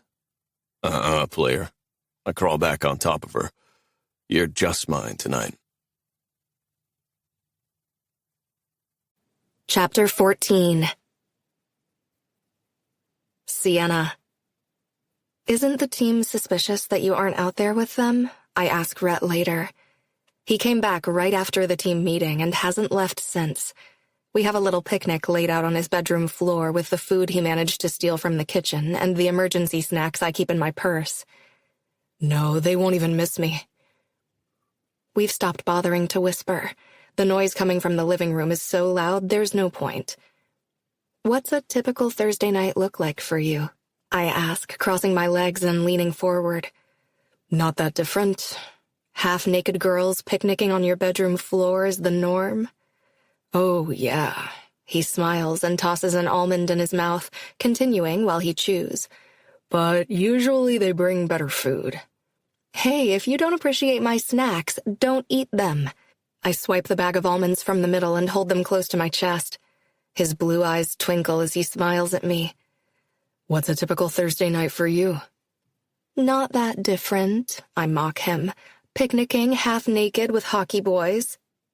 My phone lays at my feet, close enough Rhett can see the screen when it rings.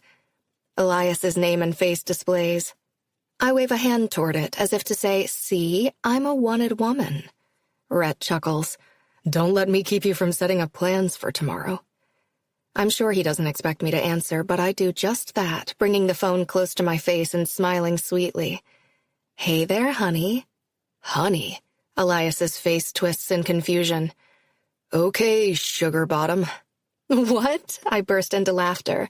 Please don't tell me you call girls sugar bottom.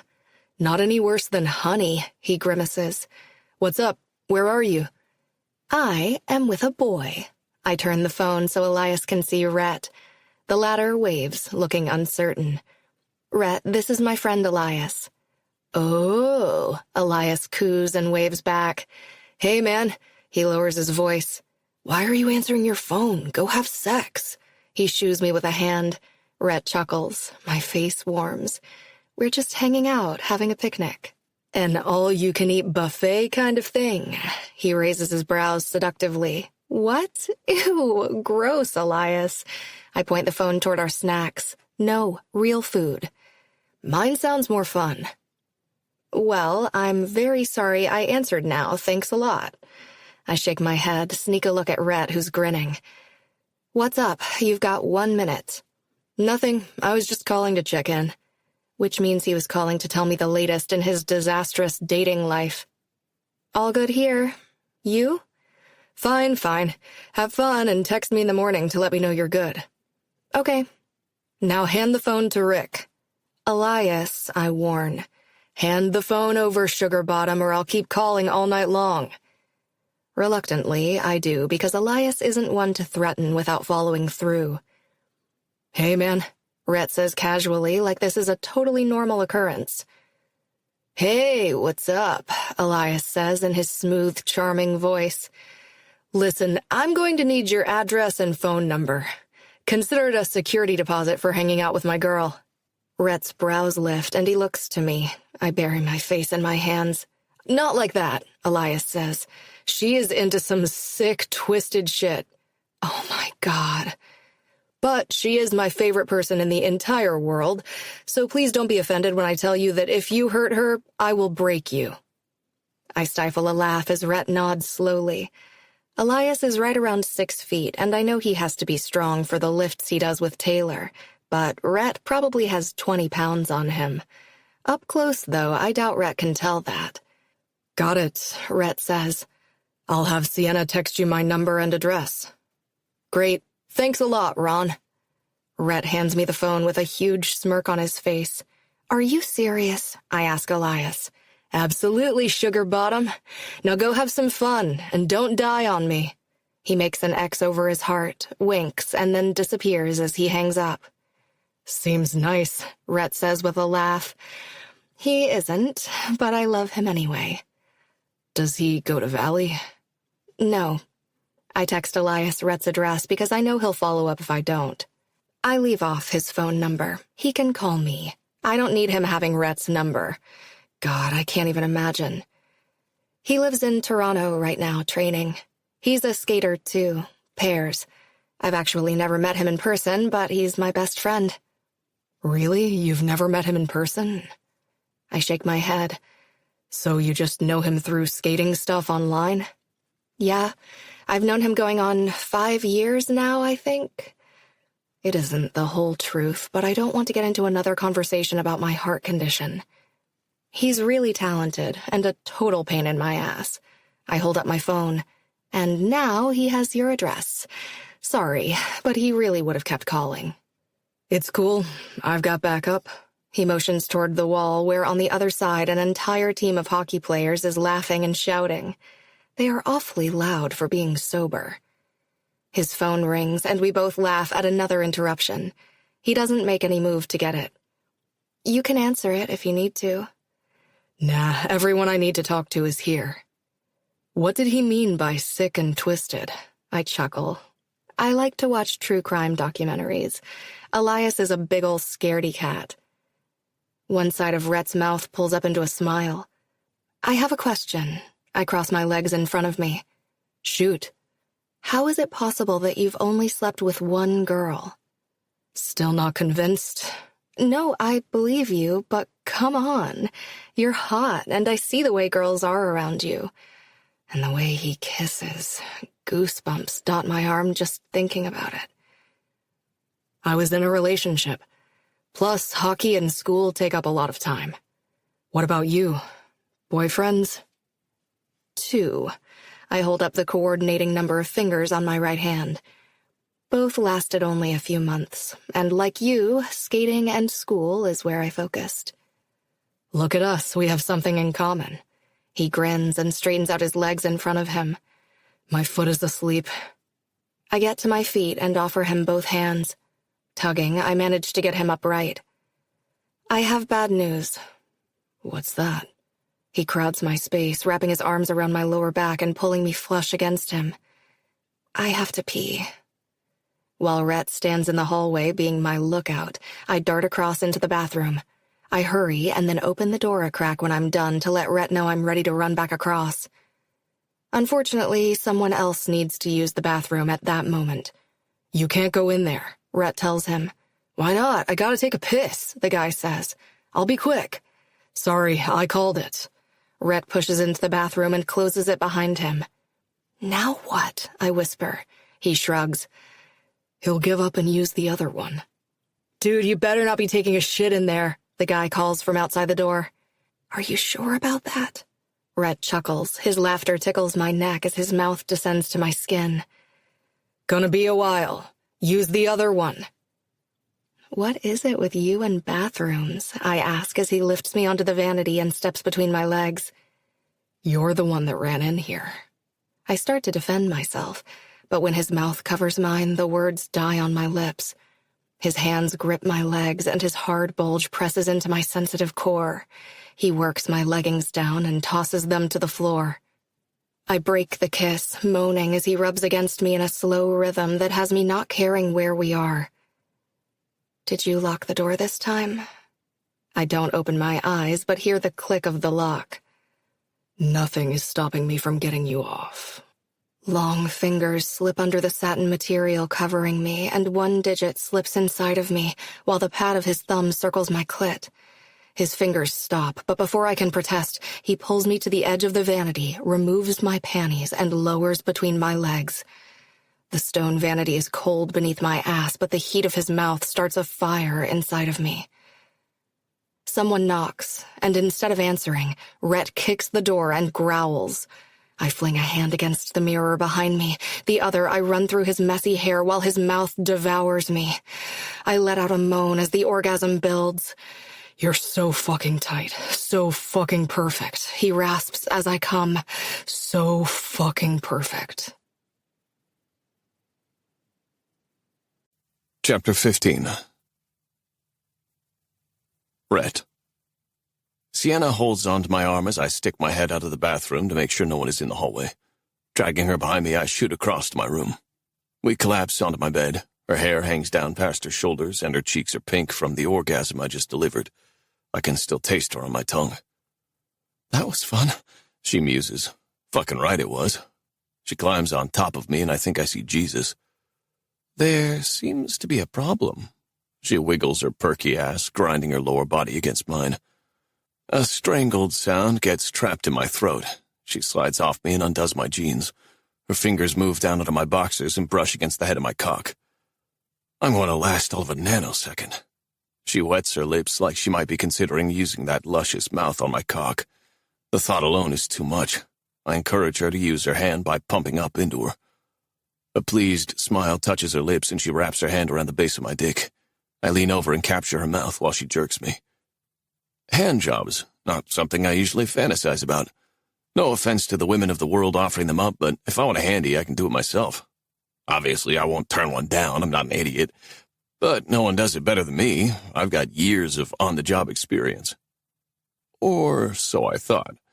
Sienna's got a tight hold on my cock and rubs against me, all while letting me mouth-fuck her.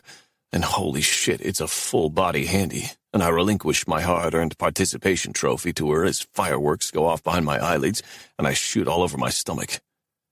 I stare up at my ceiling, chest heaving.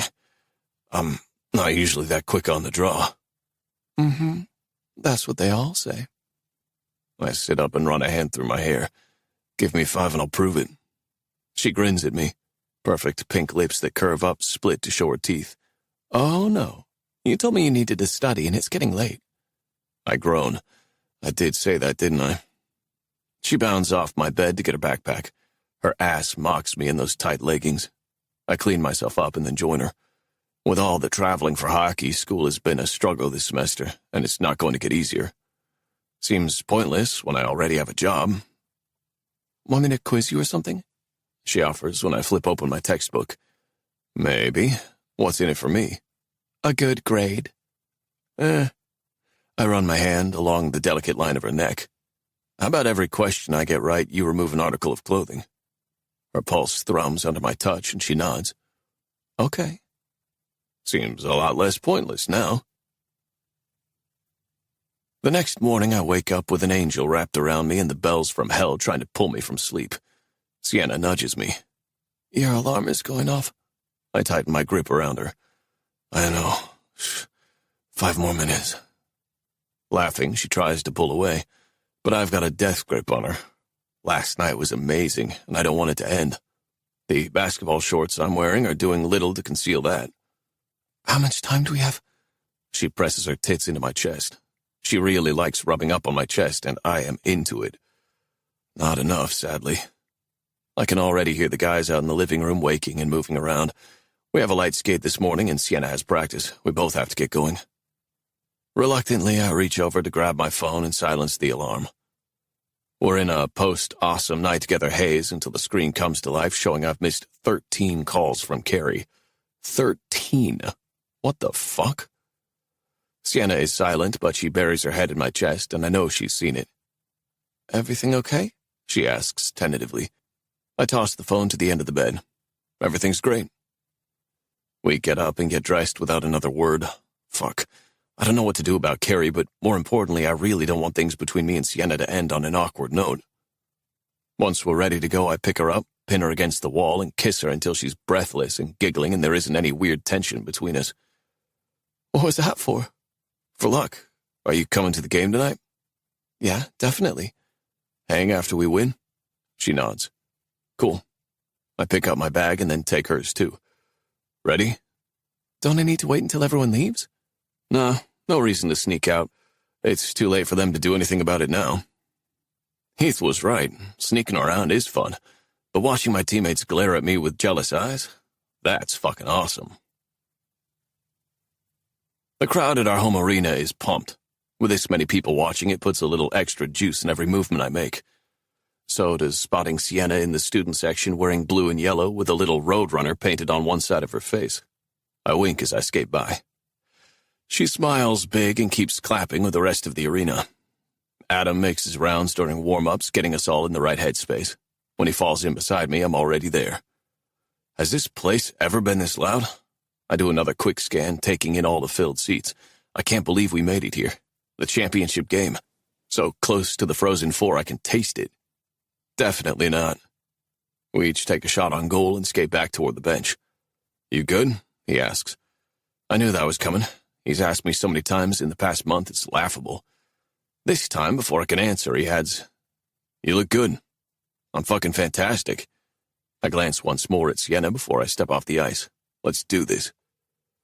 The adrenaline of playing in front of our hometown crowd gets us an early lead, but even up by 2, the threat of being knocked out keeps us working hard to prevent Southern U from scoring. Coming onto the ice for the start of the third period, we're tired, but the entire arena gets to their feet, and it's easy to push it aside with so many people cheering us on. We're so close. I look to Adam before the puck drops. Like me, this is it for him. We lose and our hockey careers are over. The hard set of his jaw tells me he doesn't want to go out like that, especially not here in front of our home crowd.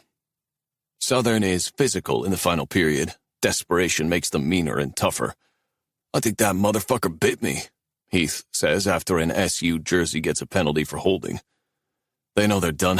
Let's put the nail in the coffin, Maverick says as we set for the power play. Everyone in the arena is back on their feet. It's so loud I can't even hear Coach yelling from the bench. Doesn't matter, we've got this. It's a game of cat and mouse as we pass the puck around, firing shots, grabbing rebounds, and taking turns hacking away at their goalie. They aren't going down easily, I'll give Southern that. But they're worried about Heath scoring on them and giving me room to work. Maverick moves toward Heath, just like they expect. His eyes never leave Heath as he shoots the puck to me, and I get a clear look through the 5-hole as SU's goalie shifts to reposition himself. The goalpost lights up seconds before the final buzzer sounds. 3-beer limit, boys, Adam says, tossing cold cans from a cooler in the back of his Jeep.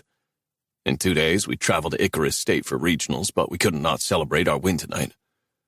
The basement of Sigma is jam-packed. It feels like everyone from the arena followed us. Sienna's supposed to meet me here, but I can't see shit over the crowd of people. Ginny, Reagan, and Dakota are with us as we push through the dark room.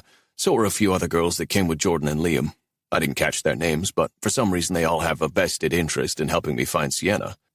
Is that her? One of them asks, standing on her tiptoes and pointing to a girl that looks nothing like Sienna, which is what I tell them. Brown hair and green eyes aren't a lot to go on. She holds on to Jordan's arm and tries to make herself taller. You forgot gorgeous, Maverick says, elbowing me and mocking my earlier description. I could give 2 fucks less. I stand by my description. There she is. Adam, the tallest of the group, points to the far right side of the basement where a group of people are playing flip cup. Sienna and Josie stand off to the side. I start toward her, circling around the middle where people are dancing. She doesn't see me until I get within spitting distance. Hey! Her smile widens and she steps forward, tossing her arms around my neck. You won! Congratulations! Thanks.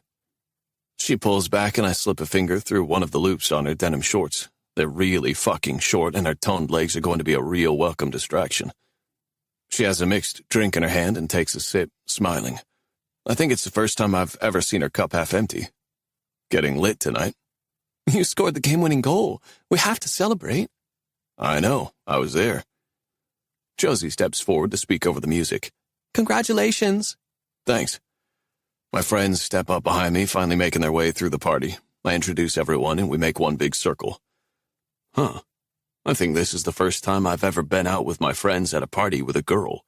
When Carrie visited, we usually kept to ourselves. This is nice. Since we're taking it easy, we mostly stick to our circle. Talking, hanging out, enjoying the night.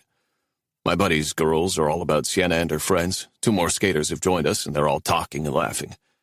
Stealing her, Dakota says to me. We need her more than you. I highly doubt that. Sienna winks as they tug her away from me.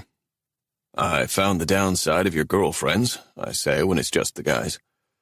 Yeah, they tend to move in a pack. Don't worry. Adam tosses an arm around my shoulder. They'll be back. And come back she does, 15 minutes later, arm in arm with Dakota and Josie. Sienna's laughing and her cheeks are flushed. I'm still milking my first beer. Giggling, she shimmies in front of me. Her phone in the front pocket of her shorts falls out onto the ground. I pick it up and inspect for damage before I hand it back. You are the biggest lightweight. My pockets are so small it keeps falling out. I've got you. I tuck it into my pocket. Thank you. She kisses me on the mouth, tasting like beer and wintergreen gum. I don't think she's drunk, but she's definitely feeling it. A new song comes on and she tosses her hands over her head. Oh my gosh, I love this song. Maverick bounces in place. Hell yeah. Come on, let's dance. Sienna takes my hand and pulls. Ginny and Heath are already moving that direction, and Adam and Reagan are sort of sway-hugging to the beat. I stay glued to the spot. I don't dance. Lies, you were dancing the other night. Would we call that dancing? Mav asks with a grin. We wouldn't, actually. I was standing there and girls were dancing around me. Not exactly the same thing. I say as much. She closes the space between us, pressing her body to mine.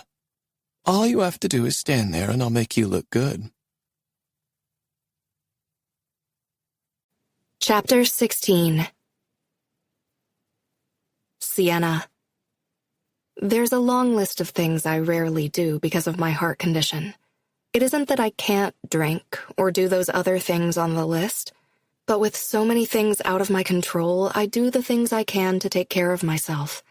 So Rhett is correct when he calls me a lightweight for the second time as we make our way to the dance floor and I stumble over my own feet.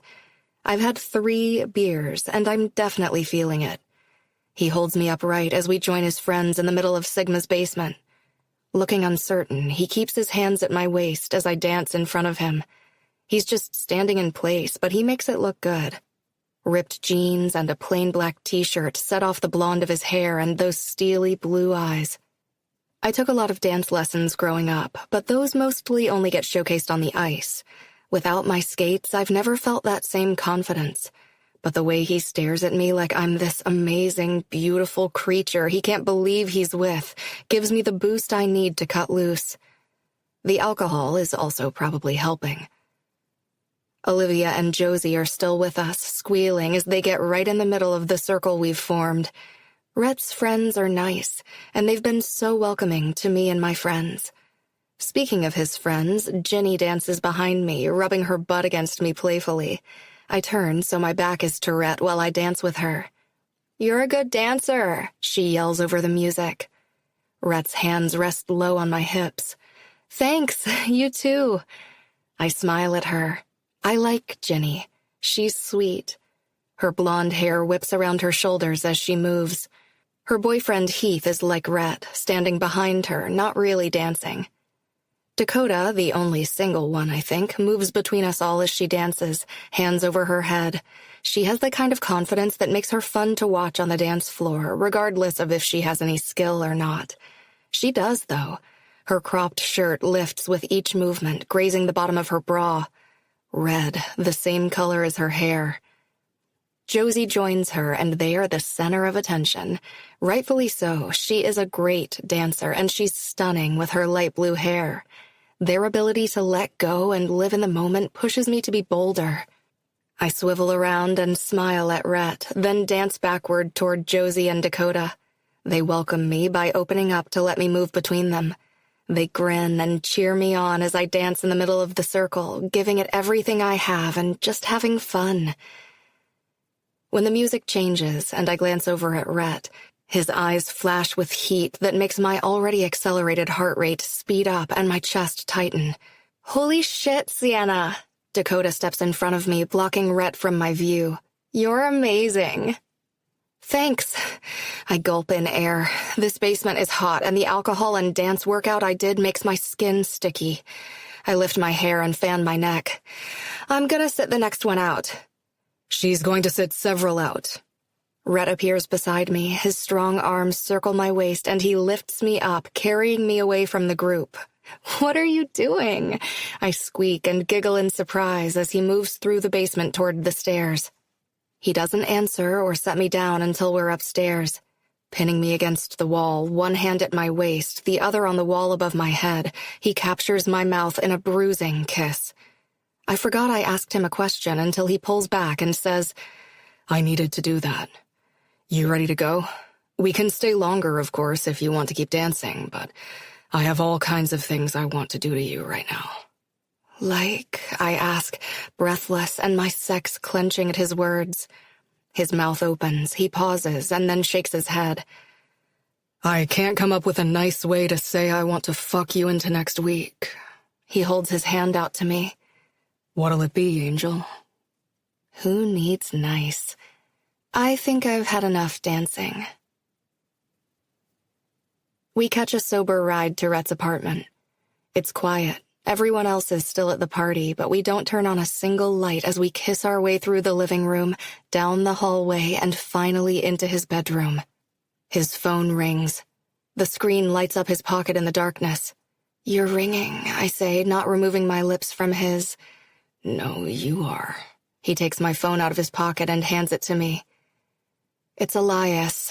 Shit, I know he's checking in on me.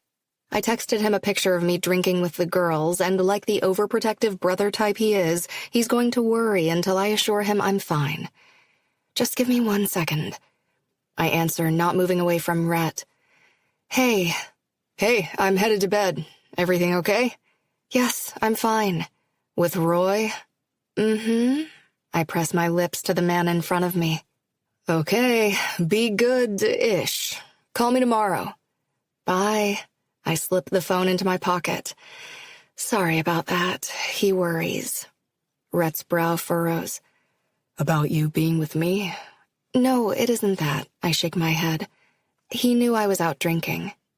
He waits for me to elaborate. "Elias has the same heart condition I do, so when one of us does something that puts us more at risk, we get a little protective." He nods slowly, like he's finally piecing it together. His hands slide under my shirt and lazily stroke my skin. Now that we're not in a frenzied lip lock, I'm nervous. I like Rhett. He's different than I expected. Nice, fun, stupid hot. Speaking of stupid, hooking up with him might be just that. I no longer think he's a player, but that doesn't mean this won't still end in heartbreak. We messed around a bunch last night, but tonight feels different. Sex is imminent, and I know myself well enough to know that taking it to the next level will only increase my feelings for him. "And are you okay?" he asks, sliding one of those hands up my back, sending a shiver up my spine. I'm perfect. Wrapping my arms around his neck, I jump into his strong arms and kiss him to show him just how okay I am. Josie is right. The regret of not knowing would be worse than any disaster that's heading my way. He lays me down on his bed, kicks off his shoes, and pulls his t-shirt over his head. I move to kneel on the mattress in front of him and undo his jeans. God, he has a great body. Anticipation and excitement make my fingers move fast, but Rhett's jeans are a real challenge to get over his legs. He chuckles, helping me, and then I'm eye level with a serious bulge, covered only by black boxer briefs. He stands there, unmoving, as I inch them down. His dick springs free. I hesitate, swallowing. He's long and thick. A bead of pre-cum leaks from the tip. It's so pretty. His chest puffs out before the sound of his laugh fills the room. Pretty? Mm-hmm. I run a hand along the V of his hip.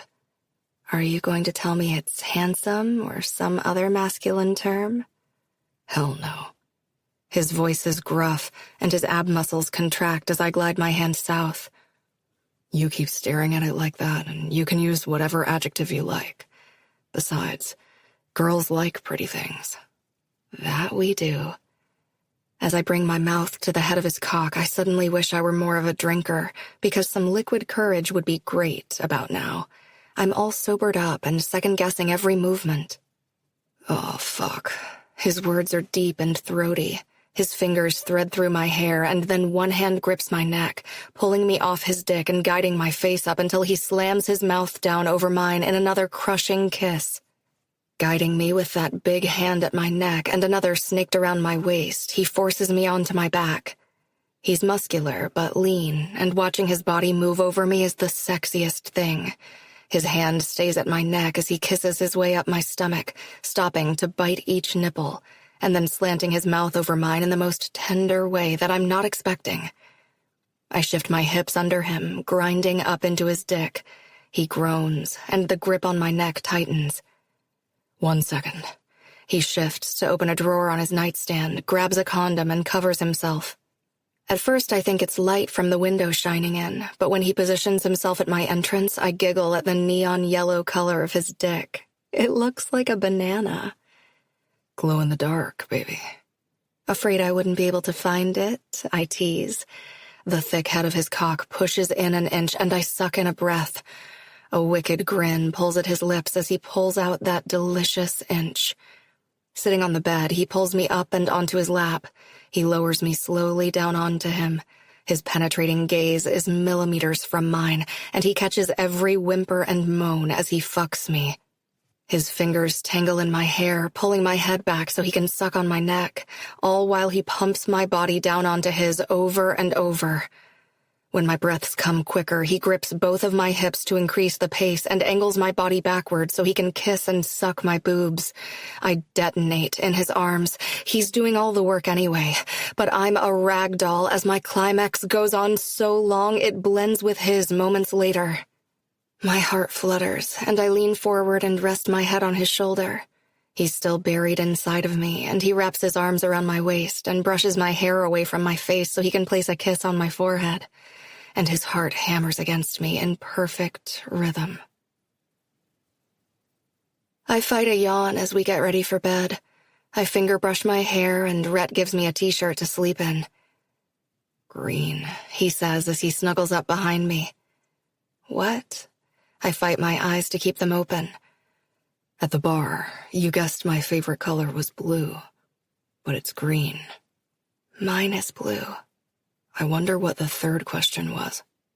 I don't know. I want to know you, he says quietly. All the things.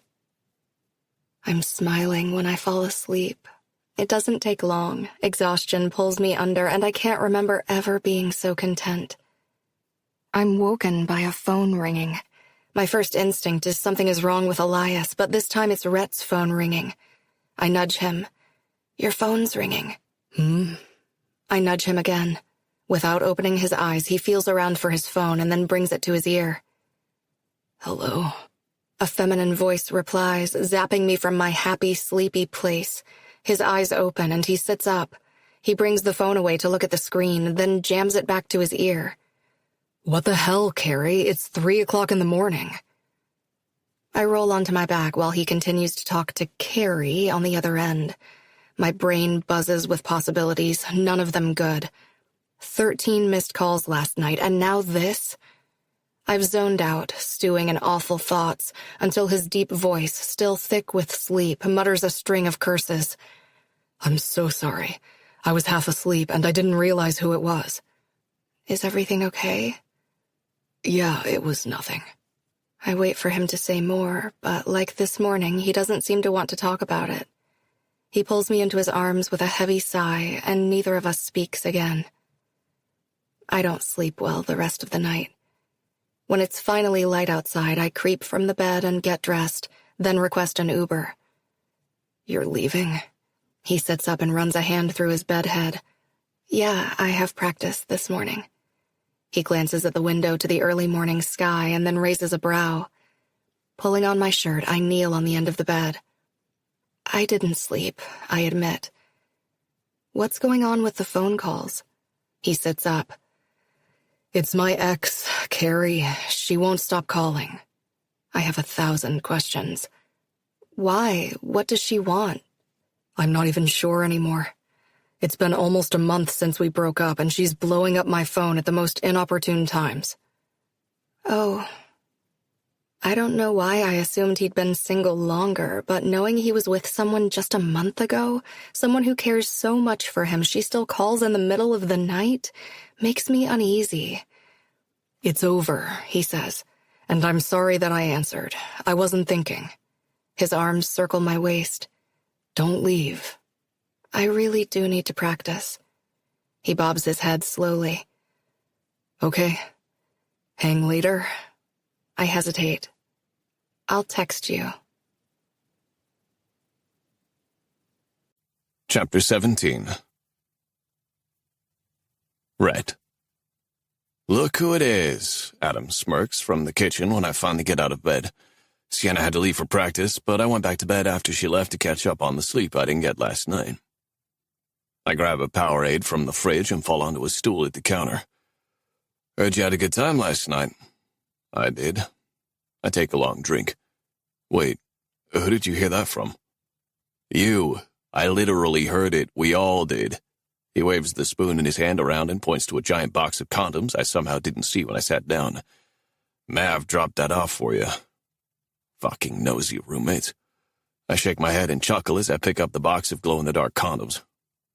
Does Mav just have these in bulk or what? Never mind, I don't want to know. Not sure I'm going to need them, though. I run a hand through my hair, pushing the long strands out of my face. "What happened?" "Carrie," I grumble. "She called 12 times last night." Nothing ruins the moment quite like your ex obsessively blowing up your phone at 3 o'clock in the morning. Chick is relentless. No kidding. I didn't know what to do. Talking didn't work. Ignoring obviously isn't working either. Sienna took off as soon as it was daylight. That sucks. I'm sorry. Still no to the blocking her number? That just feels wrong. You could always change your number. He smirks and goes back to stirring his oatmeal. Yeah, maybe. I stand, taking the Powerade and condoms to my room. We have the day off practice, but a meeting with Coach to talk about our next game. We play the Ice Bombers at Regionals, another do-or-die game. Saturday night, when we get back to the apartment and Sienna still hasn't texted, I know she's avoiding me. Fuck, how did things with Carrie get so out of control? We've talked so many times about the breakup, hashing it out again seems pointless. I call Carrie, and while I wait for her to answer, I pace my room. Part of me hopes she doesn't answer, but if she doesn't, then I'm just delaying the conversation. Something has to give. I can't keep going like this. I want to move on. I want her to move on. "Rhett," she answers after the third ring with a chipper tone that I didn't hear a lot of the last few months we were together. "Hey, Carrie, you have a few minutes to talk." "I answered the phone, didn't I?" She laughs softly. "Congrats on your game. I'm sorry I called so late. I went out with some friends and didn't realize what time it was when we got in." "It isn't just that you called so late." I screw my eyes closed. "You can't keep calling." She's quiet, and I feel like an asshole. "We broke up," I add. "This isn't healthy for either of us." "I miss you." Her voice softens. "Don't you miss me?" I miss the routine of it sometimes, but do I miss her? No, at least not the same way she misses me. It brings me no pleasure to be the one shutting her down. We can't keep doing this. We agreed that it was best to give each other space. "Well, I don't agree anymore. I want to talk to you and tell you about my day. You were my best friend." She's crying, and fuck, that guts me. "I think we should get back together." You don't mean that. You were miserable. We both were. "Things were busy. I got overwhelmed. I took you for granted. I won't do that again." Carrie, I'm always going to care about you, but that isn't what I want. I don't think it's really what you want either. She sniffles. Neither of us can move on if we're holding on to the past. I know. I sit on my bed and hang my head. Are we good? I will try to call less, but I'm not giving up on us. I let out an exasperated sigh away from the phone. We talk a few minutes longer and I get off the phone not feeling any better about the situation than I did when I called her, but at least I've said what I needed to. I give Sienna the rest of Saturday, but she doesn't text. First thing Sunday morning, I head to the rink. If I know Sienna, she is already here, even though their practice isn't for a few hours. I'm not the least bit surprised when I spot her skating around the ice looking graceful and strong. I change into my skates and then hang off to the side, watching her as she runs through her program.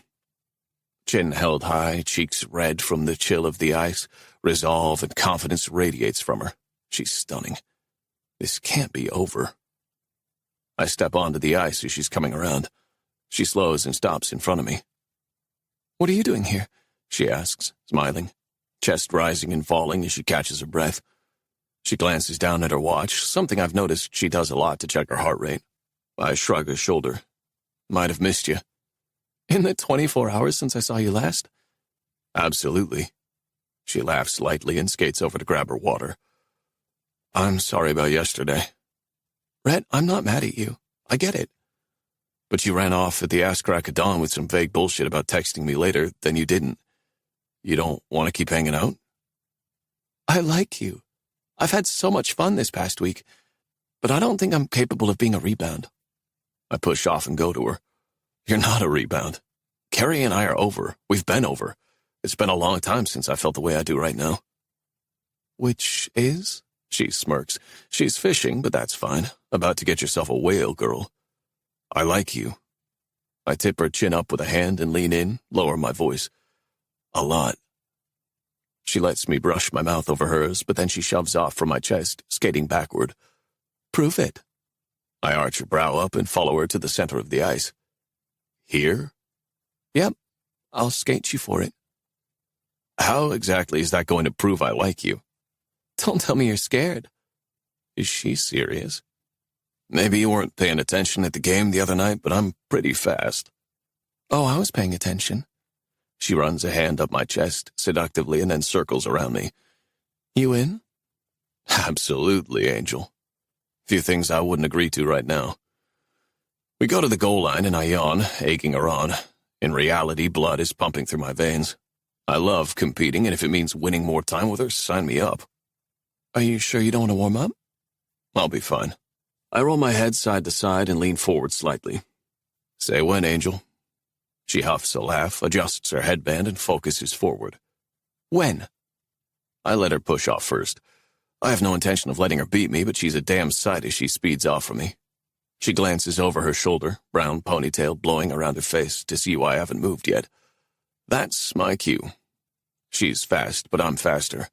I reach her in a flash, then slow down so we're skating side by side. Her tongue peeks out and she pumps her arms faster. I pull ahead as we reach the goal line at the opposite end and stop.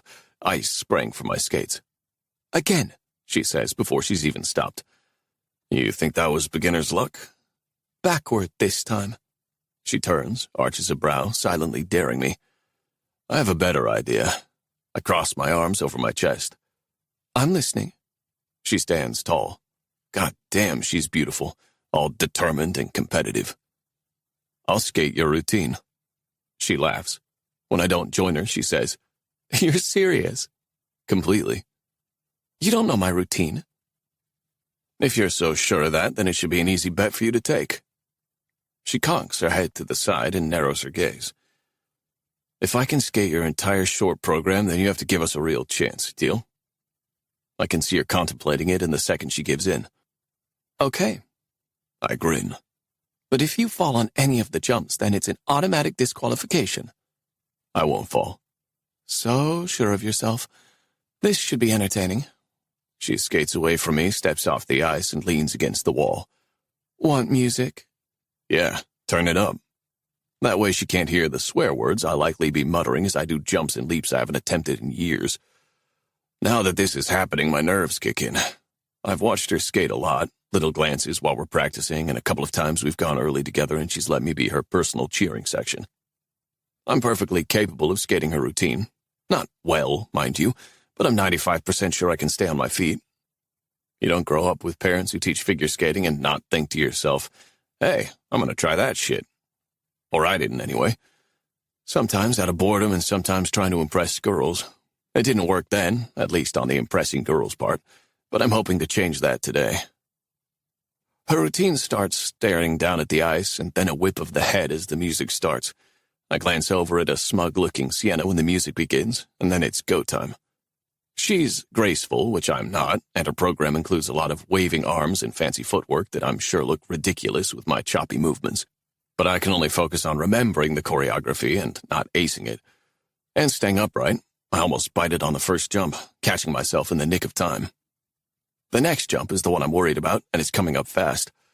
I say a silent prayer to anyone who might be listening, then give it my best. I chuckle as I magically land it. I throw my hands overhead and then go into the spin. After that, it's cake. The only thing I can't manage is grabbing my skate behind my head, but I hold one foot up, imitating it the best I can, and then fist bump to the roaring applause I'm expecting. When I glance back at Sienna, she's not alone.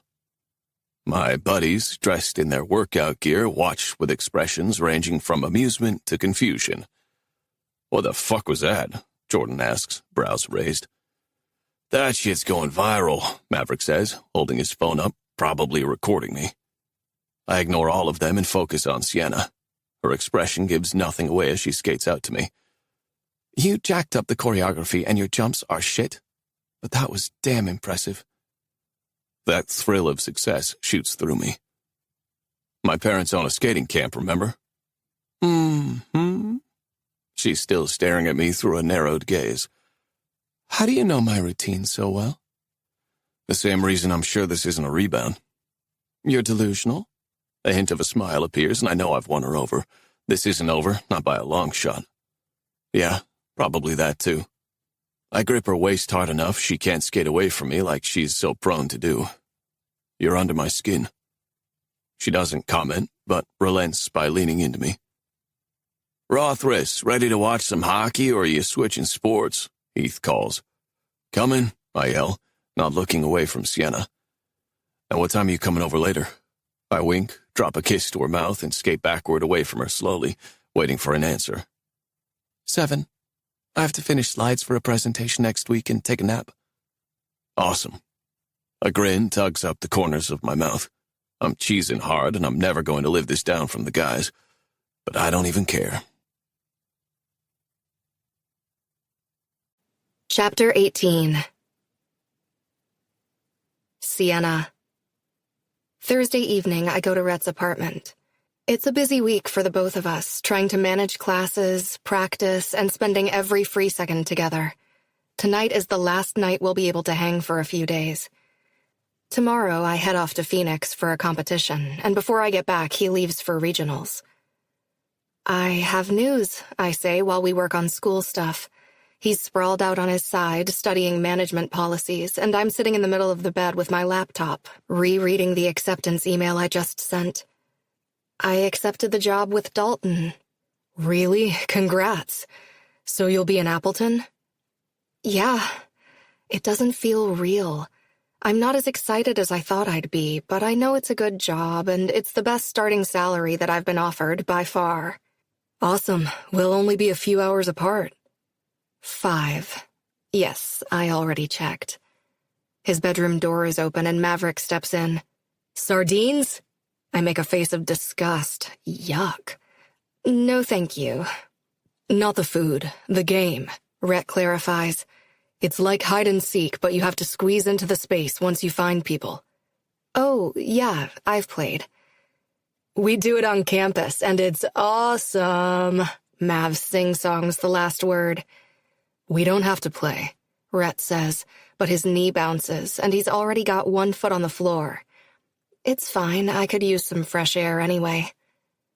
On the walk to campus, Dakota slips her arm through mine and tugs me toward her. "We're stealing her," she says. "Get your own." Rhett tries to yank me back, but Dakota's quicker, and she's strong, too. She whips me away, leaving Rhett gawking after us. "No, this isn't happening. You guys have forced me to hang out with you and your boyfriends and girlfriends. Hell, I even had to pair up with those two." He points to Adam and Reagan. "I finally brought a girl, and I want to hide with her." "Correction, he wants to make out with her in the dark," Heath says. "That too." Rhett gives me puppy dog eyes. "You kept her in your room all evening, and now it's our turn." Dakota smiles smugly at him. "Boys against girls. Go hide. We'll even give you a few extra minutes." She's biting back that smile now and mutters, "You're going to need it." The guys perk up at that. We get to hide? Rhett asks. Unless you're worried, Dakota challenges. Mav scoffs. Rhett rubs his hands together. They start off, already scheming where to hide. Remember the rules, Ginny calls after them. No going inside or on top of buildings. They don't answer, but she laughs and shakes her head. What are the odds that someone gets hurt? Adam will guarantee that doesn't happen, Reagan says. He's done nothing but stress over it all week. Sounds like my brother. She tilts her head, and her hand goes to the end of one blonde braid. You know, he's a pretty decent human sometimes. How long until we go find them? I ask. They've wandered off far enough I can no longer hear them talking. We usually wait around 5 minutes, Reagan says. She's nice, beautiful too. She has these dimples that I can't stop staring at. I have no intention of finding them. Dakota lowers herself to the ground and sits with her legs crossed. What? Ginny's laughter tinkles out into the night, but she sits beside her friend. Reagan shrugs, and we join them, sitting on the grass in the middle of campus.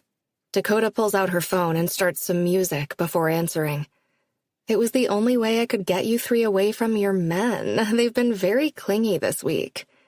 Reagan sticks out her lower lip and leans her head on Dakota's shoulder. It's true, Ginny says. Heath sat in the bathroom today while I shaved my legs because he wanted to, she raises her hands and makes quotes, spend more time together. Anything not to think about the game, Dakota says.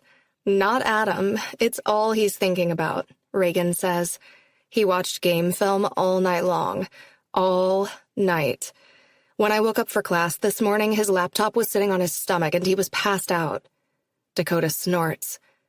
They're all acting so crazy. The only one that seems normal this week is Maverick. He's his same ridiculous self. Reagan looks to me. How's Rhett handling it? Oh, I glance around the circle. He seems fine. I don't think I know him well enough to know the difference yet. He's the most competitive one out of all of them, Jenny says, so it doesn't surprise me that he's handling the pressure well. And he's distracted by this one. Dakota nudges my foot with hers. I've never seen him smile so much. What? I can feel my face getting warm. No, that can't be right. Jenny nods. It's true. I mean, things are great, and we're spending a lot of time together, but it's still new. I'm happy for him, Reagan says. After the way Carrie treated him, he deserves someone amazing like you. Why? How did Carrie treat him? Aside from calling Rhett constantly, I don't know much about her. None of them speaks at first. We don't really know anything about her either, Reagan says. She only visited a couple of times, and she didn't make any attempt to get to know us. It was more of the way he was with her. Rhett spent 99% of his time on the phone with her. He always had to check in, even if we were out doing things. I've never done the long-distance thing, so maybe that's normal. He was a really good boyfriend. Ginny speaks up for him with a reassuring smile, like she's trying to convince me. You don't need to sell me on him. He's great. Trying to take the heat off me and Rhett, I look to the single one of the group, Dakota. So, Ginny and Heath, Reagan and Adam, and you and Maverick? No. Dakota's red hair catches the moonlight as she shakes her head. I'm forever single. Why forever? Reagan leans forward and holds a hand up to her face, then whispers loud enough for everyone to hear. This one is super picky. Dakota smacks her arm playfully. They're called standards. Reagan laughs and sits back. What about you? Have you dated a lot of people before, Rhett? No, not really. A couple of guys, but nothing serious. Why not? Jenny asks with a disbelieving arch to her brow. What she means is, you're hot and amazing. How are you possibly still unattached? Dakota asks. Fear of commitment? Long-lost love? I giggle. No, neither. They're all looking at me, waiting for me to elaborate.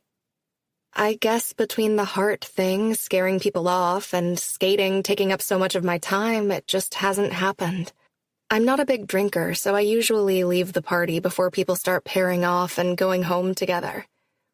You were waiting for Rhett. When Ginny smiles at me like she's doing right now, I feel about 100 years older than her and super jaded. My default would be to make some sarcastic comment, but instead I smile back at her. Maybe I was. Ginny's phone lights up in her hand, breaking the moment. Heath? Reagan asks. Yeah, he told me where they are and said to hurry up. Clingy, Dakota says with a snort. Adorable, Ginny sticks up for her man. The four of us stand to go find the guys. Even if we didn't know where they were hiding, they're loud. I can tell they're trying to whisper, but the deep baritone of Maverick's laugh is impossible to mistake. When we reach them, all of them except Heath grumbles.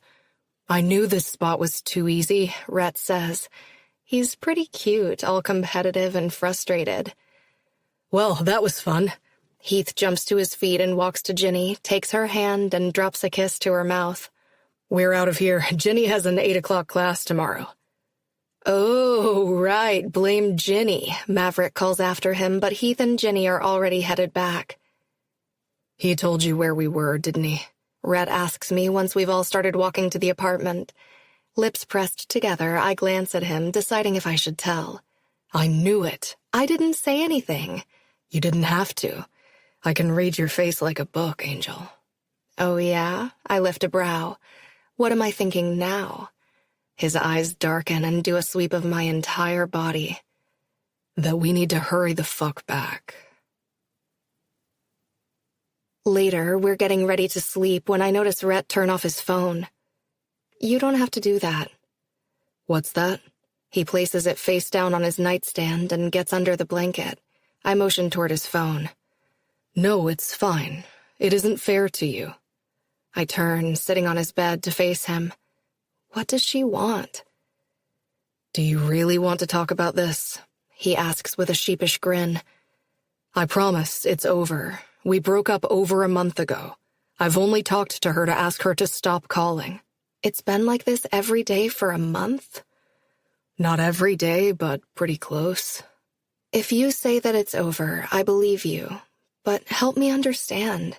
You must have some idea what she wants. Me, I guess. He sets a hand on my knee, thumb absently stroking my bare skin as he speaks. We dated for a long time. How long is a long time? 6 years. 6 years? He nods. We grew up together in Minnesota. I've known her since kindergarten, and we started dating in high school. She went to college in Nebraska, and I came here. We stayed together, but it was hard. We built lives separately, and over the years we had less and less in common. Things deteriorated slowly. We hardly ever got to visit each other. Wow. So all of college you've been dating someone halfway across the country? Now the only sleeping with one person makes so much more sense. I should have ended things sooner. Honestly, the last few months, maybe longer, were pretty awful. But we were friends before, and I wanted it to work because I cared about her.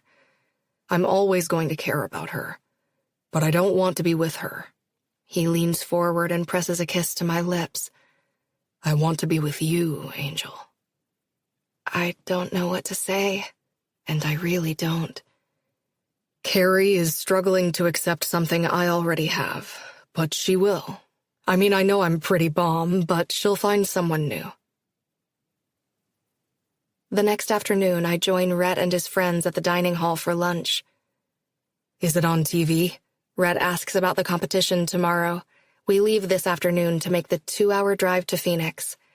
No, sometimes people will stream it online. Just depends. Bummer we can't come, Mav says, propping an elbow on the table.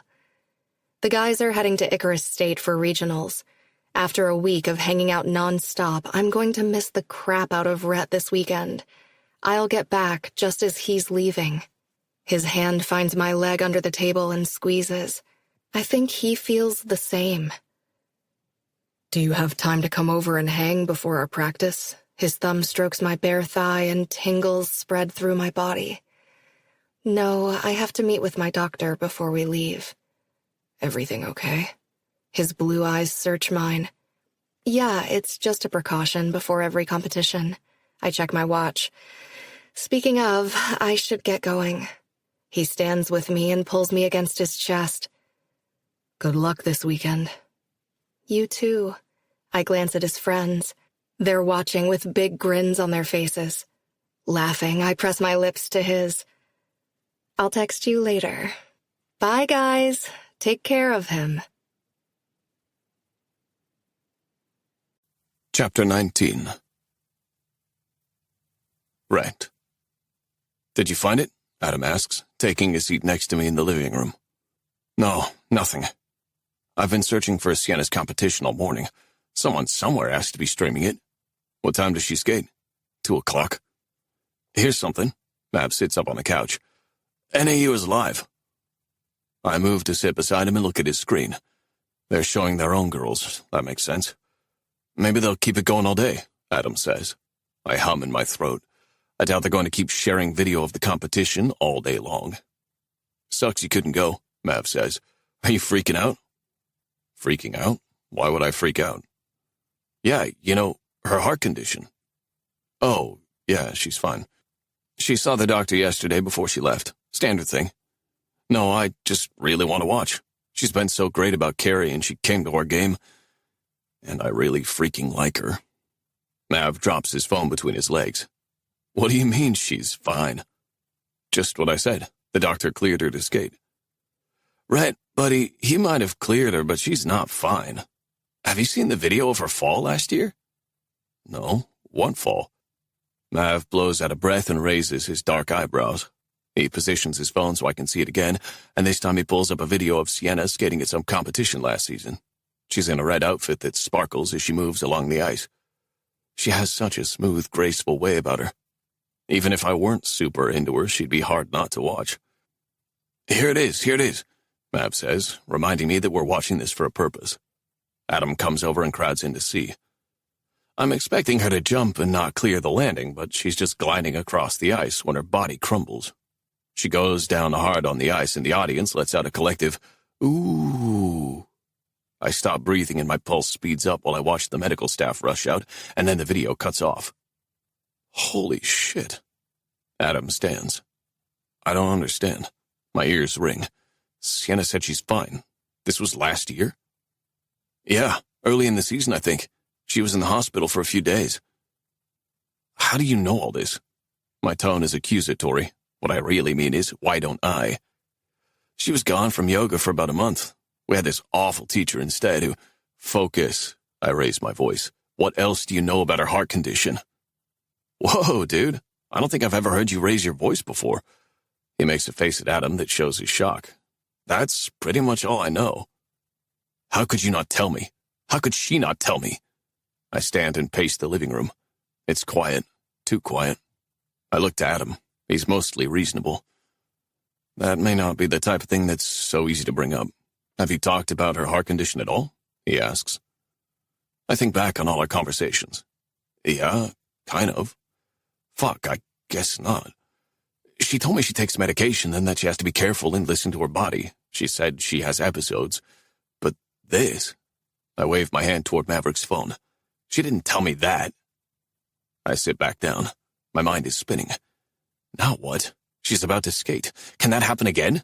She has the monitor now, right? I feel sick. The image of her slamming into the ice replays over and over. Holy shit.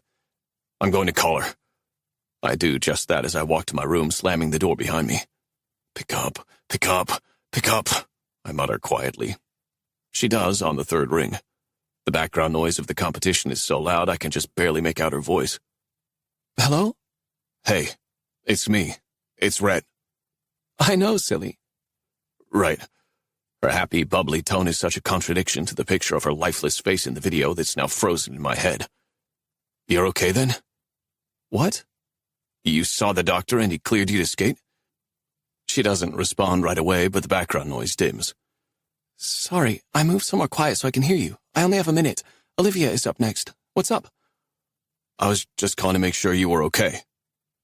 Yeah, I'm actually not that nervous. It usually doesn't hit me until right before I step on the ice. Then, bam. I flinch and squeeze my eyes shut. There it is again. the image of her slamming into the ice. Fuck. How's the heart? Doctor said it'd be fine, yeah? Yeah, he cleared me. I'm good. You're sure? She laughs. As sure as I can be, I guess. That is not inspiring. Oh, they just called Olivia. I have to go. I'll call you later. Her cheery voice chirps in my ear. I should feel better. She's fine. The doctor cleared her. He wouldn't do that if something had happened, right? Okay, stay safe. Yeah, like that isn't an awkward send-off. I hang up and stare at the wall. Stay safe? Real smooth. The bus leaves Sunday afternoon. I talked to Sienna long enough last night to hear about her day, but she was tired and I still hadn't figured out what to say about the incident, which shall never be watched again. Even still, it's replaying in my mind every time I think I'm past it. Uneasy and restless, I oversleep and then in a rush to get out the door, forget my Nintendo Switch for the ride. I can't even distract myself with video games while I worry about Sienna skating. She's taking the ice any time now. I'm agitated and don't feel like making small talk. Silent and broody is the general mood on the bus, though, so I fit right in. Regionals is 4 teams, single elimination. Today we play Icarus State and then, hockey gods willing, the winner of Troy and Stonewall. Heath is in the seat next to me. Are you going to bounce your leg like that the whole ride? Sorry, man. It's cool. Everything all right? I stare down at the phone in my hand, waiting to hear how Sienna's final skate went today. I have cards. Want to play? Definitely. I'm still kicking myself for not asking more questions about her heart condition. She's waved it off like it was no big deal, but I should have known. A doctor asked to clear her for every competition. That should have been a major red flag. Not to mention all the small ones along the way, checking her heart rate, Elias calling to check in on her every day. The bus stops at the hotel where we check in and drop our overnight bags. Home sweet home, Adam says, tossing his duffel on the floor. The adjoining door between our room and Heath and Mav's opens. Hey, neighbors, Mav says. My phone buzzes in my pocket, and it's the first time in as long as I can remember that I rush to answer it. Sienna. Oh, thank fuck, I say before I accept the call. Hey, Angel. I'll go. Adam tips his head toward the other room. I hit the video button. I need to see her. I'm a mess, she says when her face fills the screen. She isn't. Her green eyes are highlighted with more makeup than usual, dark lashes, and a fuck-hot red mouth. I haven't changed yet. I was too tired. You look beautiful. How'd your long program go? Good. Really good. My best score of the season. It moved me into second, but there are still 2 more senior skaters. Wow, that's amazing. Congrats. What are you doing now? Hanging in the hallway trying to rest. Josie's with me. She's going to get us food across the street. She tilts the screen and her friend waves. Hey, Josie. Turkey no cheese? Light mayo? She asks Sienna. And chips. Ooh, and a cookie. I can no longer see Josie, but I hear her laugh. All right, back in a few. When she leaves, Sienna brings the phone closer to her face. You could go with her and call me later. I know it's crazy there. Here, too. We just got to the hotel. The bus is leaving for the arena in 30 minutes. No, I offered to go with her. She wanted to be alone. She's pissed at herself for falling on a jump today. That sucks. She hums. It happens. I hope we're back to Valley before your game starts. Signal on the way here was crappy. Oh, that reminds me. Dakota wanted me to invite you to their apartment to watch with them, if you're back in time. That was nice. She stretches her slim neck. I'm probably going to crash as soon as the game is over, though. Better to be in my bed when that happens. Are you okay? The niggling worry is back. Yeah, I'm just tired. I never sleep well in hotels. I can't wait to crash in my own bed. I can sleep anywhere. She smiles. Oh, I've heard. A chuckle shakes my chest. 2 minutes ago, I wouldn't have thought I was capable of laughing. All day I've been worrying about her, but here I am smiling and feeling calmer. That's just what it's like with Sienna. She makes bad days better. She makes everything better. Chapter 20. Sienna. I take Rhett with me to the locker room so I can grab my bag. It looks like we're going to take 3rd overall, and I am going to take 2nd in the senior division. Not a bad way to hang up my skates. Metaphorically, of course. We still have the Valley Classic, but it's more of a showcase with just one other university. This is the last competitive show of the season, and I'm happy with what I've accomplished. Did you watch it? I ask. I sent him a video that Josie took of my short program yesterday. About 100 times, he says, lighting up my insides. Did someone take video for me today? Yes, I'll send it to you. He grins so big, like I'm sending him nudes. His gaze drops. Can't wait. Green today, huh? I like it. Oh, thanks. It's an emerald green that Josie says makes my eyes pop. I step in front of the large mirror in the locker room and turn my camera to show him the full outfit, sans skates. I like it a lot. Wish I could have been there to see you skate. You see me skate all the time. Yeah, but this is different. He sits on the bed and leans against the headboard. Hey, I have a question for you. Shoot, I say, flipping the camera back around, then grabbing my stuff and heading back upstairs. How come you never told me about your accident last year? I still, even before I've processed the words, Rhett continues. When we were looking for your competition online yesterday, Mav found some old videos from last year. I told you about my heart condition, I say defensively. Yeah, but I didn't realize it was like that. Besides, knowing it and seeing it happen... He tilts his head and gives me a tight smile. I can't stop seeing it. I steal my expression and feel myself withdrawing from him. He isn't the first guy to get freaked out and decide it's more than they can handle. I was dating Mike, the more recent of my two boyfriends, when I fainted on the ice. He was great while I recovered, and then peaced out as soon as I was feeling better. It's hard to blame him. Who wants to date the chick who could drop dead at any minute? Why didn't you tell me more? He asks. Because, I wave a hand in front of the screen. This happens. I'm fine. I have a heart condition and sometimes it stops me. Literally stops me. I didn't want to scare you off with details that aren't important. It's pretty important. I get it. It's a lot to deal with, and you already have enough on your plate. My eyes burn with tears that I will absolutely not cry. Not now. You should go and get ready for your game. No need to worry about me. Trying to shoo me away, Angel? I'm letting you off the hook. I promise I won't even badmouth you to my friends. Not much, anyway. Back up about 20 steps, Angel. I'm not ending this. You're not? But you're freaked out. I can see it all over his face, even if he hadn't said it. I didn't put it together yesterday when he was acting strange, but now it all makes sense. Yeah, of course I'm freaked out. I don't feel like I know anything about your heart condition, and I was caught off guard. I want to know those kinds of things. I'm tough. I can handle it. He flashes a sheepish smile. What do you want to know? Do you have to get cleared by the doctor every time you skate? Was he there today? No, he's in Valley. I just see him the week before a competition. Has he ever not cleared you? I had to take some time off last fall. He nods and looks to me thoughtfully. You are inspiring, Angel. Inspiring? Yeah, that's the one thing I've said today that I'm standing by. The rest is probably garbage, and I'm sorry if I said it all wrong. I like you, and I'm not going anywhere. Did I already say that? You did. Good. Don't forget it.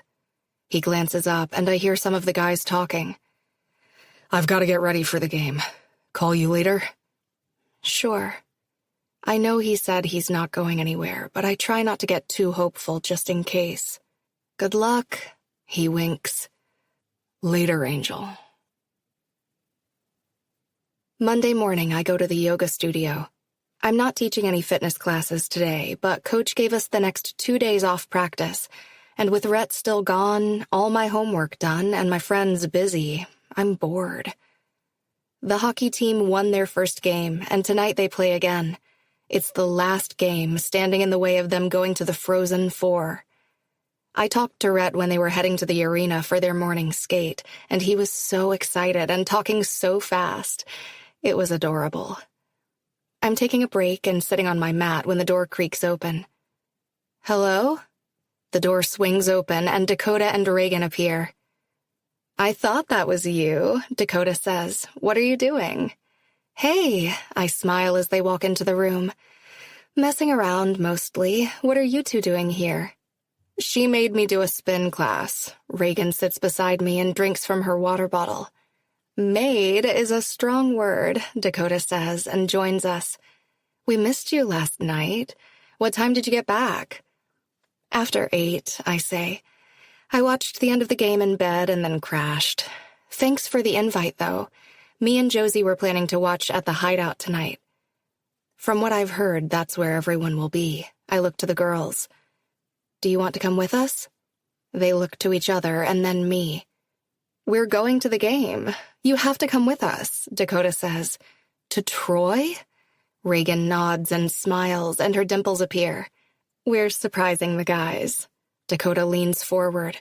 We're leaving this afternoon and staying overnight. You have to come. Rhett will be so excited to see you. Yeah, you absolutely have to come with us, Reagan says.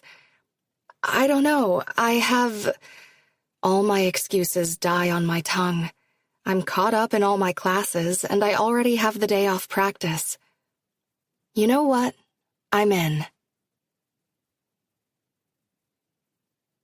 Chapter 21. Rhett. Dude! Mav skates toward me after the final buzzer, his arms spread out, smile so big. Dude! My buddy is speechless. Guess so am I. We won. We're going to the Frozen Four. Something I've dreamed of since I was a kid. It doesn't seem real. The rest of the team joins us, and we're one big huddle on the ice, screaming our heads off. The noise inside the arena could lift off the roof. So many Valley U fans made the drive, including my very favorite fan. As we skate toward the bench, I see her, decked out in blue and yellow, jumping up and down with Dakota, Reagan, and Ginny. It feels sweeter having her here. Coach tries to keep his smile small, but the crinkles along his eyes and mouth give him away. Great job tonight, boys. He bows his head and gives it a shake. Damn proud of you all, but let's not get too carried away. We've still got more work to do. Enjoy tonight. When we get back to Valley tomorrow afternoon, your lives belong to me for the next week. There's a chorus of agreement. You won't hear any arguing from us about buckling down. Not this week. Party in our suite, Mav says. Pass it on. Well, not after tonight, anyway. Sienna and the girls meet up with us at the hotel. They're staying at the same one. Thank fuck, I missed the shit out of her. Congratulations! She throws herself at me, yelling in my ear. You're going to the Frozen Four! I lift her and turn us in a circle. She squeals happily. When I put her down, she's got a goofy smile on her lips. Ready to celebrate? My gaze rakes over her body. Laughing, she swats at my chest. That is not what I meant. Damn, because that sounds like a way better way to celebrate. Later. She grabs a handful of my t-shirt. Maverick and Heath's room connects to mine and Adam's, so we open the door to make enough room for everyone to congregate between the two. Do you want something to drink? I ask Sienna. We're sitting on my bed, which has my mind going to all sorts of fun places. Unfortunately, the 5 other people also sitting here with us is really ruining the moment. No, I'm good. I feel drunk. I'm so happy. Same. I raise my hand to catch a beer Adam tosses my way. She eyes the can with a smirk. Still have to celly with the boys. I lean to whisper in her ear. Don't worry, only a couple and then we can sneak away. She turns in my lap to better face me. It's your night. Have as many as you want. We can celebrate after you win the next 2 games. My dick perks right up. Not sure if it's the mention of sex or winning the Frozen Four. I take her mouth. I haven't been alone with her in 2 days, and I suddenly need to be, immediately, if not sooner. Be right back. I pull back and drop a kiss to her shoulder, then get up from the bed. Jordan and Liam are standing in the doorway between the 2 rooms. Hey, I tip up my head as I approach. Can I borrow your room for 20? Jordan lifts a dark brow. Seriously? No, Liam answers without consideration. Don't act like the 2 of you haven't hooked up with chicks on my couch. And in your room, Jordan mutters around his cup as he takes a drink. I don't even want to know, I tell him. Okay, Jordan gives in. What? No. Liam punches his arm. Not on the beds, Jordan instructs me, ignoring his roommate. He hands over his room key. Got it. I back away before they change their mind. Taking Sienna's hand, I pull her to her feet and weave back through the people to get to the hallway. Where are we going? She asks, giggling as I practically drag her toward the room on the other side of mine. I wave the key card in front of the lock and push the door open. Whose room is this? Does it matter? No. She smiles at me. Not unless your coach is going to walk in on us. No more talking about my coach. I sweep her hair away from her neck and seal my mouth to her sensitive skin. I scoop her up and look for somewhere to set her that isn't my teammate's bed. I settle for the desk, dropping her to it and stepping between her legs. She fists my hair and presses her tits against my chest as I devour her mouth. My heart pounds in my chest, and if the way she's meeting me pant for pant is any indication, so is hers. You okay? So okay. She pulls me to her and goes for the button of my jeans, then pushes them down until my dick springs free. I'm frozen watching as she hops down and pushes her skirt to the ground, leaving her in the smallest black piece of material I've ever seen. She hops back onto the desk, but the height's all wrong. Bed? She suggests. I have a better idea. I hoist her up and carry her to the bathroom. The vanity is covered in products, but I sweep a hand to clear it and set her on the stone top. What is it with you and bathrooms? She giggles through the question while I push her panties to the side and circle her clit with my thumb. It's you. I can't seem to bring myself to care where we are. I just need to be inside you. Her hands are braced on the edge of the vanity, showing me the front of her watch. It's some sort of sport watch she wears all the time to view her heart rate as well as the time. I glance at it, noting the numbers steadily increasing. That's normal, right? Mine is definitely thrumming faster. I try to go slow, but it's been several days without her, and I need her in every sense of the word. Also, my stomach growls. Was that your stomach? She asks with a laugh, but then moans as I push 2 fingers inside of her. I haven't eaten since the game, I admit. Maybe we should stop and feed you? I'm not that hungry, I protest, but my stomach makes another gurgling noise. Laughing, she pushes at my chest with a sigh. I saw a vending machine by the elevator. Let's feed you. She hops down from the counter and starts getting dressed. But, I motion to my dick. We'll come right back. Or we could keep going and then eat. Are you hungry? Yes, I admit. She tosses me my pants. What my baby wants, my baby gets. I put them on with attitude and she holds the door open for me.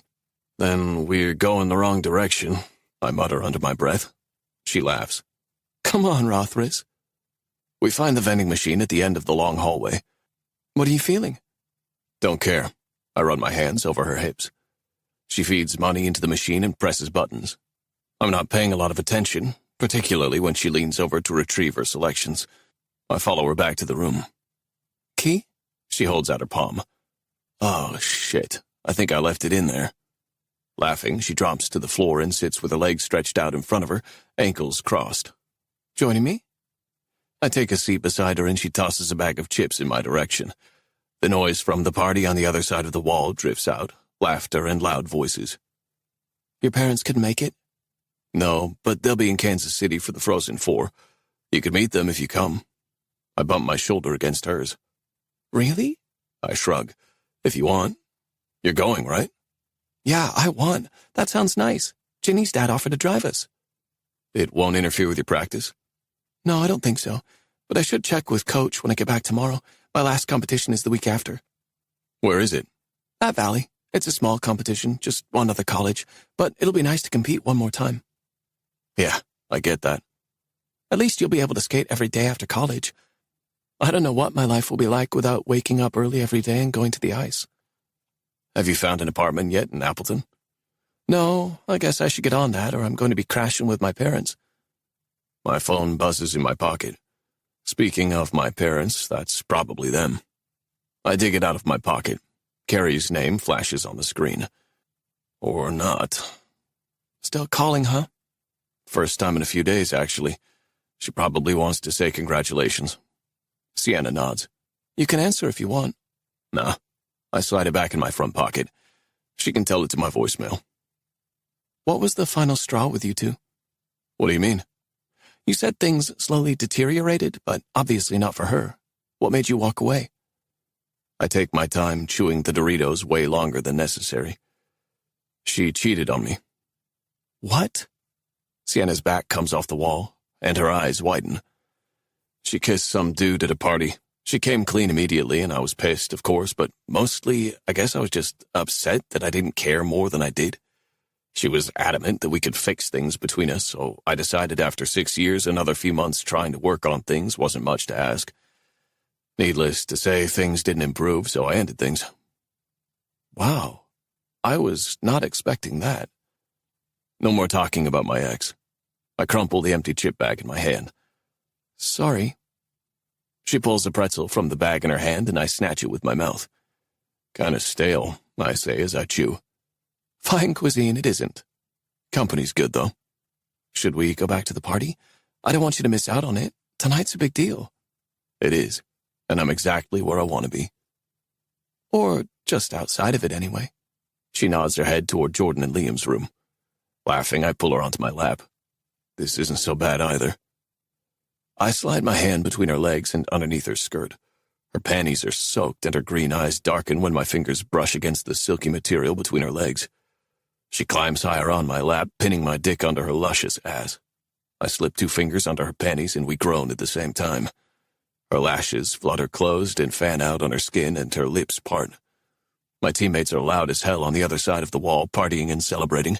Anyone in earshot could tell they're having a good time, but I wouldn't trade the feel of Sienna's slick hot pussy squeezing my fingers for anything. She rests her forehead on mine as her breaths come faster. Rhett, she whispers my name. Yeah, Angel. I drag the pad of my thumb along her clit. She says my name again on a whimper, and I seal my mouth to hers as she falls apart in my lap.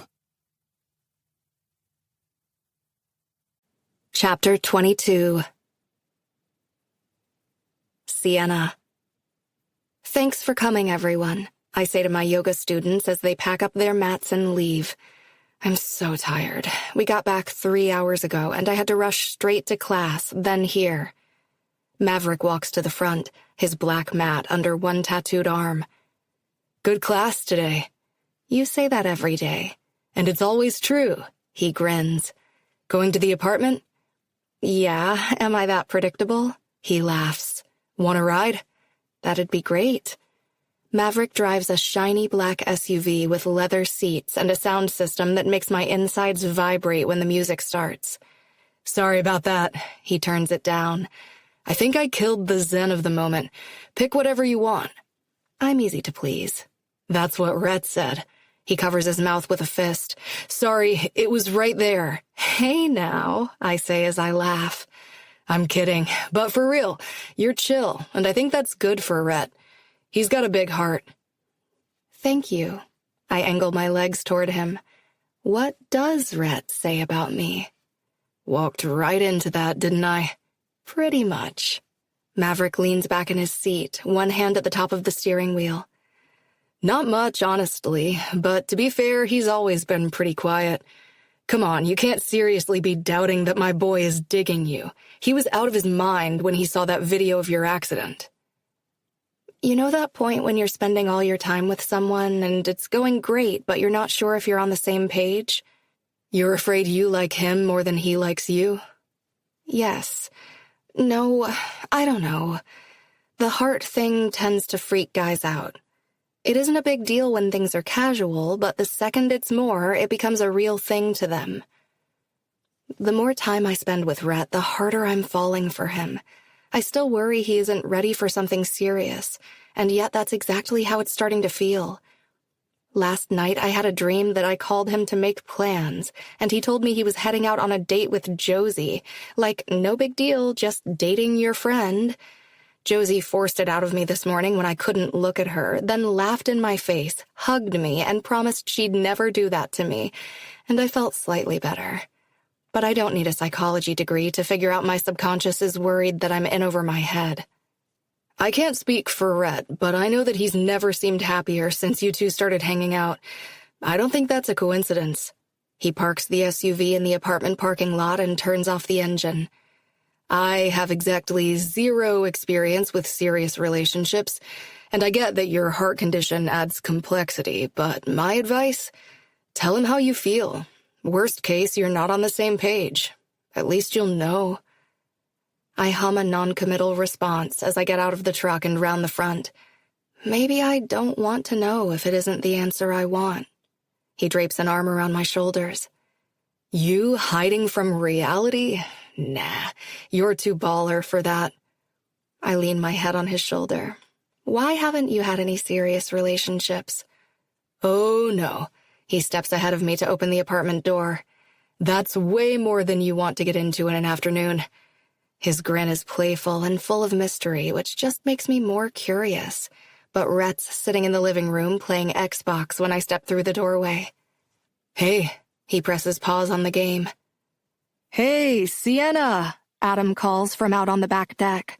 The sliding glass door is open and he sits in a lounge chair. I wave, then look back to Rhett. He stands. I thought you were going to text before you came. I haven't showered yet. My gaze travels over his bare chest. I'm sorry, did you say something? Maverick chuckles. And I'll be outside, unless you two want to get into something freaky. I'm down for a shower, or I could just entertain Sienna while... No, Rhett says without waiting for Maverick to finish. So possessive of your girl. He winks at me and then laughs his way out to the back deck. Maybe I wanted to hear the rest of his offer, I say when we're alone. Well, by all means. I make like I'm going to get him, and Rhett hauls me to him with his arms around my waist. I'm kidding. I slide my hands up his chest. I've got my hands full with you. Shower and then movie? We may have to watch it out in the living room, though, because everyone got really excited when I told them you wanted to watch Mighty Ducks. Not want, being forced. You can't not see it, he says in the same tone he'd used when I told him I'd never seen it before. I chuckle at him.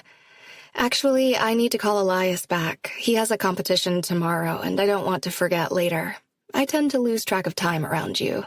One side of his mouth pulls up. Sorry, not sorry. Can I use your room?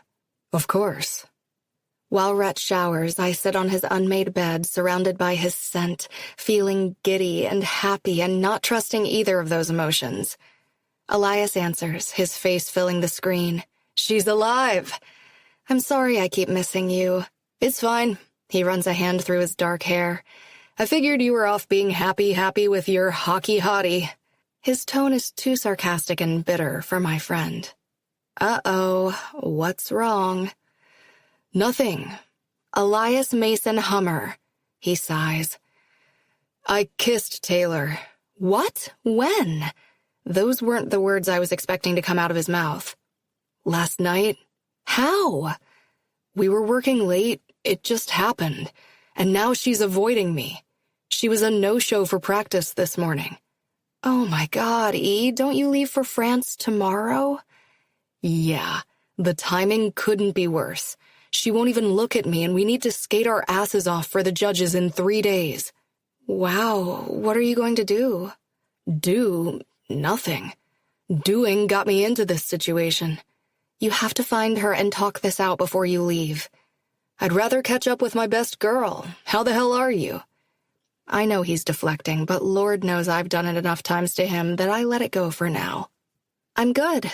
I finally fixed the footwork sequence that was giving me trouble, and I think Coach is going to let me add the double Lutz back in at my last competition. That's awesome. What day is it? Maybe I can come down. You can't run away from your partner. What? I never ask for time off. I'm sure Taylor can manage without me for a couple of days when we get back. You will do no such thing. You're so close. Talk with Taylor and get back to work. I'm only friends with you, so I have a legit excuse to go to the Winter Games next year. Don't ruin this for me. That makes him smile, and I feel better. Because of Elias's crazy training and being away from home, he doesn't have a lot of friends, and I feel bad that I've been preoccupied lately. Do you like her? No, of course not. You know that I don't. She annoys the shit out of me on a regular basis. She does this weird thing when she kisses where she hums softly. Yeah, well, you wouldn't know that if you didn't go around kissing her.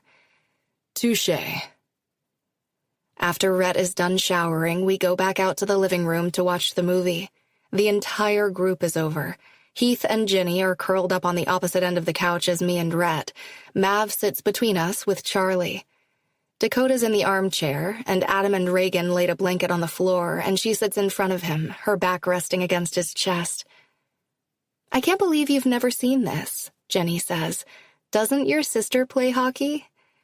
Yeah, but this movie was made like 30 years before she was born. I have seen Miracle an obscene amount of times, though. Oh, that's a good one, too. Mav's eyes light up. We should watch that one, too. Rhett yawns, making the group laugh. What? He protests through a laugh. You guys insisted on turning the lights out. You know how I get. Real talk, Heath says, looking to me. Does this guy make you leave the lights on when you have sex? Ginny elbows him. You can't ask people that. You wanted to know too, he says, tickling her sides. I have never fallen asleep on her. Rhett defends himself. That he remembers, I quip.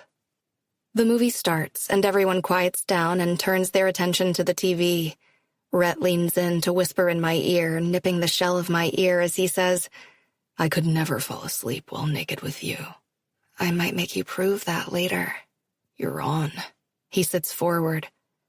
Anyone else want a monster drink?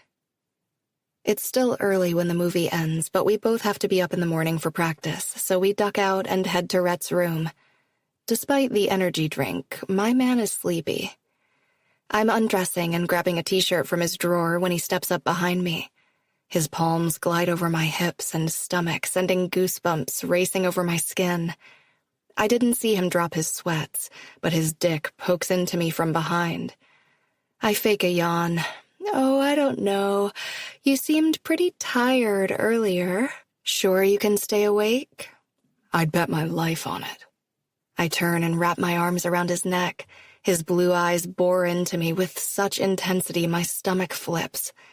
I take a small step back and let my arms fall to his chest, then give him a gentle push. He falls back onto the bed, sitting up. Kneeling in front of him, I stare up at him as I kiss the head of his cock. If you fall asleep on me, I warn. Angel, you don't have to have your mouth on my dick to have me captivated. But the fact that you do, there's no chance I'll be able to take my eyes off you. His words, mixed with the desire to be certain he doesn't doze off and mortify us both, makes me bolder in my movements. His hand threads through my hair and holds the back of my head tenderly, slowly guiding me down his thick length.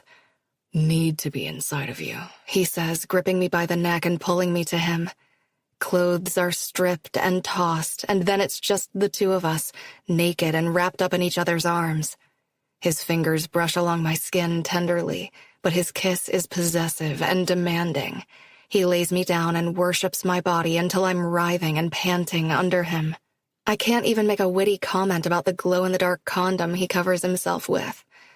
I have no idea how he can move so slowly when my heart races for more. I arch my hips to get more of him, but he chuckles and pulls back. There's no rush tonight, Angel. But every cell in my body wants to rush. I want him, all of him, and I want him now. His brow furrows as he keeps up the slow rhythm, feeding his cock into me and pulling back. I'm whimpering and tears prick my eyes. It's emotionally and physically overwhelming being with this man. Finally, he gives me what I want. Picking up the speed, his kisses are harder and his moans match mine. Come for me, Angel, he whispers. Give me what I want. And I do.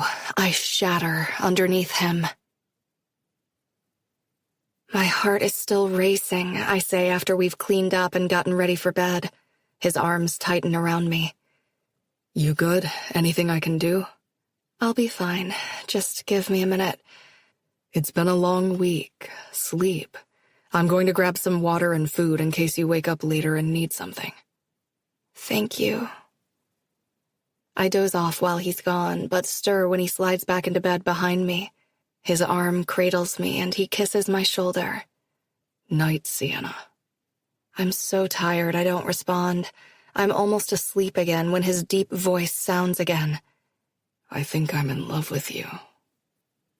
I keep my breathing even by some miracle and stay silent. Why didn't you say anything back? Josie asks me the next morning when I fill her in before practice. We stretch in the tunnel outside of the locker room. I wasn't going to tell anyone about Rhett's late-night confession, but I needed to tell someone before I burst.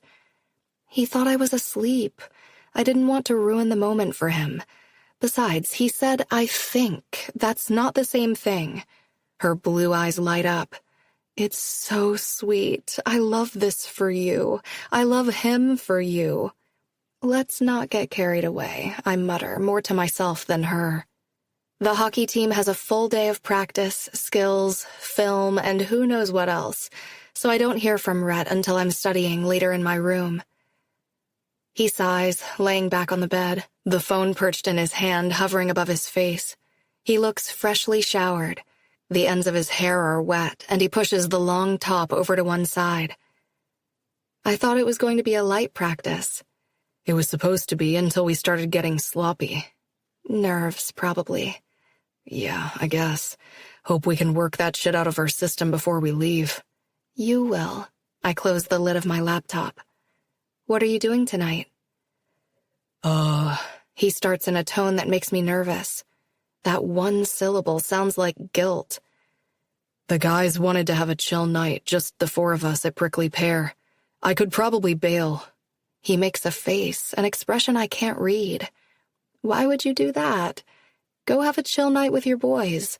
I have a quiz tomorrow anyway, and I need to pack for the weekend. I should go to sleep early and rest. It's going to be a busy weekend. My body is tired, all of the traveling and practice, late nights with Rhett. There's a beat of silence on his end, his brows raised. What? I ask finally. Sorry, I just realized this is what this feels like. What feels like? 1 second, he calls away from the phone, then sits up. I have to go before they leave my ass. I'll call you later, okay? Yep. Have fun. I kiss the air, and he winks before ending the call. Chapter 23. Rhett. Just like that. Have fun. See you tomorrow. I waved my hand.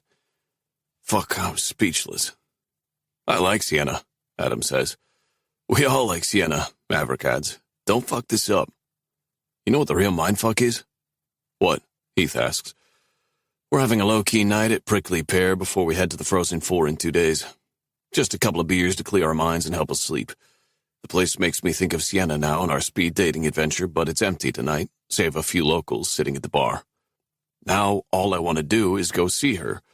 Is this some sort of reverse psychology she's using on me? They laugh at me. Damn, it feels good. Phone tucked away, hanging with the guys, not a single worry to be found among the lot of us. And Carrie? I lift my beer and take a sip before answering. I blocked her. Adam is the first to speak after several seconds. You blocked Carrie? Yep. Well, damn. I'm speechless. It was time, I say by way of defending myself, because in all honesty, it doesn't feel great, but neither did ignoring her calls and feeling like an ass every time Sienna was around. We spend the next couple of hours hanging out at the deserted bar. We're slow to finish our beers, but it doesn't matter. We're all feeling good when Jordan shows up at the bar to give us a ride. I can't believe you assholes didn't invite me and then called me to drive you home. It was a roomy thing, Mav says, climbing into the passenger seat. Then why did you come? I ask, jokingly. Oh, Rauthruss, you're gonna miss me next year. Don't even pretend otherwise. Someone's buying me chicken nuggets, Jordan says as he pulls away from the bar. We make a stop for fast food, and then Jordan takes us to the apartment. I catch the door before Maverick closes it. I think I'm going to the dorms. Heath makes a sound like a whip cracking. Oh, please, like you have any room to talk, Adam shoves at his shoulder. See you guys in the morning. Don't be late for practice, Adam calls over his shoulder. Sienna answers the door, eyes half open. What are you doing here? Surprising you. You look nice. Her eyes are slits. And I look like this. She waves a hand in front of her baggy t-shirt and bare legs. Her hair is piled on top of her head, making her look a foot taller than she is. Nice shirt. That gets a sleepy smile out of her. I got it from this boy who gave me a black eye. Now that sounds like an interesting story. I close the door behind me and follow her to her bed on the left side of the room. Oh, shit. I lower my voice to a whisper when I see Josie is sleeping in the bed on the opposite wall. Don't worry, she sleeps like the dead. I kick off my shoes and take off my jeans and t-shirt before climbing into her small bed. Now I understand why we always stay at my place, I say, moving closer to her. I cuddle her against me, breathing her in. Damn, I had no idea it was possible to miss someone like this. Carrie and I were always apart, and I still didn't miss her the way I missed Sienna today. How are you feeling? Better, she says, grabbing my hand and pulling it up under her tits. I was already sporting a semi just from being in the same room with her, but thanks to her soft, perky boobs, I'm now jabbing her in the ass with my dick. And her ass is covered by some silky panties that are absolutely not helping the situation. Sorry, I didn't come here for that, but my dick doesn't care about my good intentions. I close my eyes and try to think of anything but sex, but when Sienna grinds back into me, I lose that battle completely. Neither do I. The next afternoon, I corner Maverick in the weight room. I need your help with something. Lying back on the bench press, he finishes his set before racking the barbell and sitting up. Anything, what's up? After I've got Maverick on board, I head to campus to find Sienna. I wait outside of Moreno Hall where she has class. When she comes out, her head is downcast and her phone in hand. Mine pings in my pocket and I retrieve it as I continue to watch her. Sienna. Hey, handsome, want to grab dinner? I'm starving. Me. Sure do. You look good in red. She stares down at the message for a long time, then her head pops up and she scans until she finds me. I push off the bike rack and meet her halfway. Stalker much? I'm one of the friendly ones. I take her backpack and sling it over my shoulder. I have a surprise. Does it include food? Because that wasn't an excuse to make plans. I really am starving. I've got you covered. Chapter 24. Sienna. Where are we going? We've been in Maverick's SUV for 30 minutes, and I have no idea where we are. You'll see, Rhett insists. Everyone else is grinning. They're all in the know, and I'm not. Have I mentioned that I don't like surprises? You'll like this one. He leans over and presses a kiss to my lips. Promise. We're here, Maverick calls from the front seat. Eagerly, I peer out the front window. Color lights up the night sky as we're waved into a dirt lot to park. A carnival? I can practically smell the popcorn and funnel cake from here. Rhett holds my hand, swinging it lightly, as we walk toward the sound of rides and games intermixed with happy squeals of delight. His friends push ahead of us to get tickets. Be right back. Rhett joins them, and Ginny looks back and notices I'm alone. Are you excited? She beams at me, and I want to be as excited as she wants me to be. Yeah, this is amazing. He really likes you, she says, looking over my shoulder. I follow her line of vision to Rhett. And so do I. She hugs me and then bounces off to Heath. Rhett's headed back with a Cheshire Cat grin. Rhett, this is the nicest thing. I love it, really. Thank you. It's not over until we ride all the rides, Angel. He holds up a long string of tickets. I scan the carnival, tall rides that spin and rock. We're standing next to the octopus, and a girl is screaming loudly while she holds her hands over her eyes. My stomach dips with unease. Let's do this, Maverick calls, heading off toward the rides. I think the Ferris wheel is about all I'm good for. Go with your friends. I'll watch. Are you kidding me? I'm not leaving you to ride shit with my friends. I can't. He stops me with a kiss. Trust me. We'll meet up with you guys later, he tells Adam, and we head in the opposite direction. I'm not paying any attention to where we go. My stomach aches, and I'm upset that I can't do the things he wants. That'll always be the case, and there's nothing I can do about it. All right, he drops my hand and rubs his palms together. What'll it be first, the roller coaster or the slide? I glance up to see we're standing in the kids' section. A roller coaster made out to look like a caterpillar, and one of those slides you go down on a burlap sack. I can't help but laugh, and the knot in my stomach loosens. Rhett has a charming, knowing grin on his face. Rhett, my voice cracks. He steps forward and cups my cheek. I know it isn't the same, but I figured we could try it out anyway. It'll be good for a laugh. It isn't the same, I agree. This is better because of you. And also because 15-year-old me wouldn't have had the balls to tell you that I'm so going to beat you down that slide. You wish, he scoffs as we rush to the line. We climb up a tall staircase, smiling and laughing. On 3, he says when we're in position. I nod, and he starts to count. 1, 2, I push off, giving myself a head start. He roars behind me and then chases me down. Giggling as I finish, I look over at Rhett, expecting him to threaten a do-over, but he's smiling just as big. We go on every single kiddie ride, which is particularly hilarious when Rhett tries to squeeze his long legs into the mini roller coaster. He's so large we can't even sit together. He wins me an orange unicorn at the horse races, and I win a goldfish, which I give to a little girl at the ping-pong toss. I'm eating my second cotton candy of the night when we wander back over to meet up with his friends. I can't stop smiling. Thank you, I kiss him. He wipes a hand over his mouth. Sticky. I kiss him again, but this time he captures me and holds me tight as he devours my mouth. Now we're both sticky. He smooths a hand down my hair and pulls me farther onto him so my head rests in the center of his chest. My heart flutters. I think I love you too. The drive to Kansas City for the Frozen 4 takes 2 days. Ginny's dad has to hate us by now. We've taken over his radio, and the excitement for the upcoming games has us all loud and giggly. When we pull into the hotel parking lot, he checks us in while we load up the luggage onto a trolley. We brought enough bags to stay a week instead of the 3 days the tournament runs. Mr. Scott lets out a long breath and stretches. I'm assuming you girls have plans for dinner. We're going to crash the team dinner, she says, holding her hand out for the room key. I'll be at the hotel bar if you need me. Tell Adam to stop by and see his old man later. Ginny kisses his cheek. Can you take up the bags? We're already late. He shakes his head. Have fun, girls. The team is at a local restaurant next door to the hotel. Allison calls as we're about to walk in. There's a small waiting area between the doors and hostess stand. I hang back. It's my sister. I should answer. I'll meet you guys in there.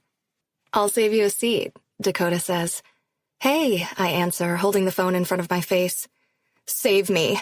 Dad's decided to get in shape and wants me to run around the neighborhood with him while he listens to 90s music from a speaker which he carries while we run. Why can't he just use headphones like a normal person? Because then you couldn't share the experience together. I laugh, but there's a little twinge of sadness. I haven't seen my family in a few months, and that never seems to get easier. Where are you? Out to eat with your friends? You can call me later. Yes, but not in Valley. Where are you? Okay, don't freak out, but I'm in Kansas City. Her brow furrows. What's in? Her mouth falls open. No. I nod. Yes. Oh my gosh, I hate you. You're at the Frozen 4, really? There's a whine to her tone. What are you doing there? I came with some friends. What aren't you telling me? Her gaze narrows. You don't like hockey that much. I'm dating a hockey player, I mumble. I'm sorry, what was that? Allison has some serious sass when she wants to, and right now she wants to. I'm dating a hockey player. She's grinning. Don't tell me. Let me guess which one. She puts a finger to her chin.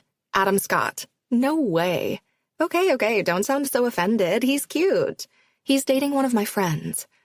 Okay, then Johnny Maverick? Rhett Rauthruss, I say before she continues guessing. Oh, hey, he's from Minnesota. I know. Right, she says. How long have you been dating him? And can he get me a last-minute ticket to the final game? If you're there, I bet Mom and Dad would let me come. Did you need something, or were you just calling to catch up? Both, but I'll cut to the chase since you have more exciting things to do. She stops. The first game is starting soon. Valley doesn't play until later. You're not even watching the other teams? She sighs. You so do not deserve to be there. Noted. So what did you want to tell me? I'm standing outside of the restaurant where the team is having dinner. Jealous times 1,000, she mutters. I was calling because I wanted to see if you were ready for your competition next weekend. Oh, I expected her news to be something bigger. Yeah, I'm so ready. I'm disappointed it's the last one, but I'm adding a double— We're coming! She grins and looks around, then leans closer to her screen. Mom and Dad want to fly down and surprise you. Don't tell them I told you. Seriously? She nods. Don't act like you know.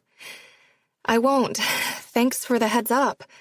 Our parents are always trying to surprise us. They think it's the coolest thing, even though both their daughters are very anti-surprise, especially on the day of a competition. It would be nice to see them, though. Are you coming with them? Unless they decide to start trusting me to stay home alone. Well, I hate to bet against your budding independence, but it would be good to see you.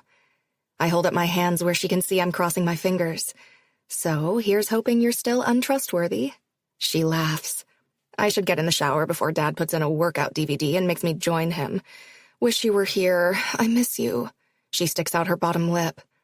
Me too. Love you, Al. Don't forget, you don't know anything. They're going to wait until Friday when we're getting on the plane to tell you. She smiles big into the screen. I won't say a word, I promise. Why couldn't your competition have been a month ago? I won't even be able to see a hockey game while we're there. Her smile gives away her tease. Love you too. Call me during the game later. I just want to hear the noise of the game. Yeah, we'll see. Bye, S. Inside the restaurant, the team is easy to find as they take up one entire side. A few other girlfriends and family members have crashed. There's an empty chair pulled up next to Rhett's, but I skip it and sit on his lap so I can hug him. Hey, he chuckles softly. Hey, miss me? Maybe. I squeeze him harder and then drop a kiss on his mouth. I'm well aware his teammates and coach are probably watching, but I don't care. He's at the Frozen Four. It's surreal, and I want him to know how excited I am to be here with him.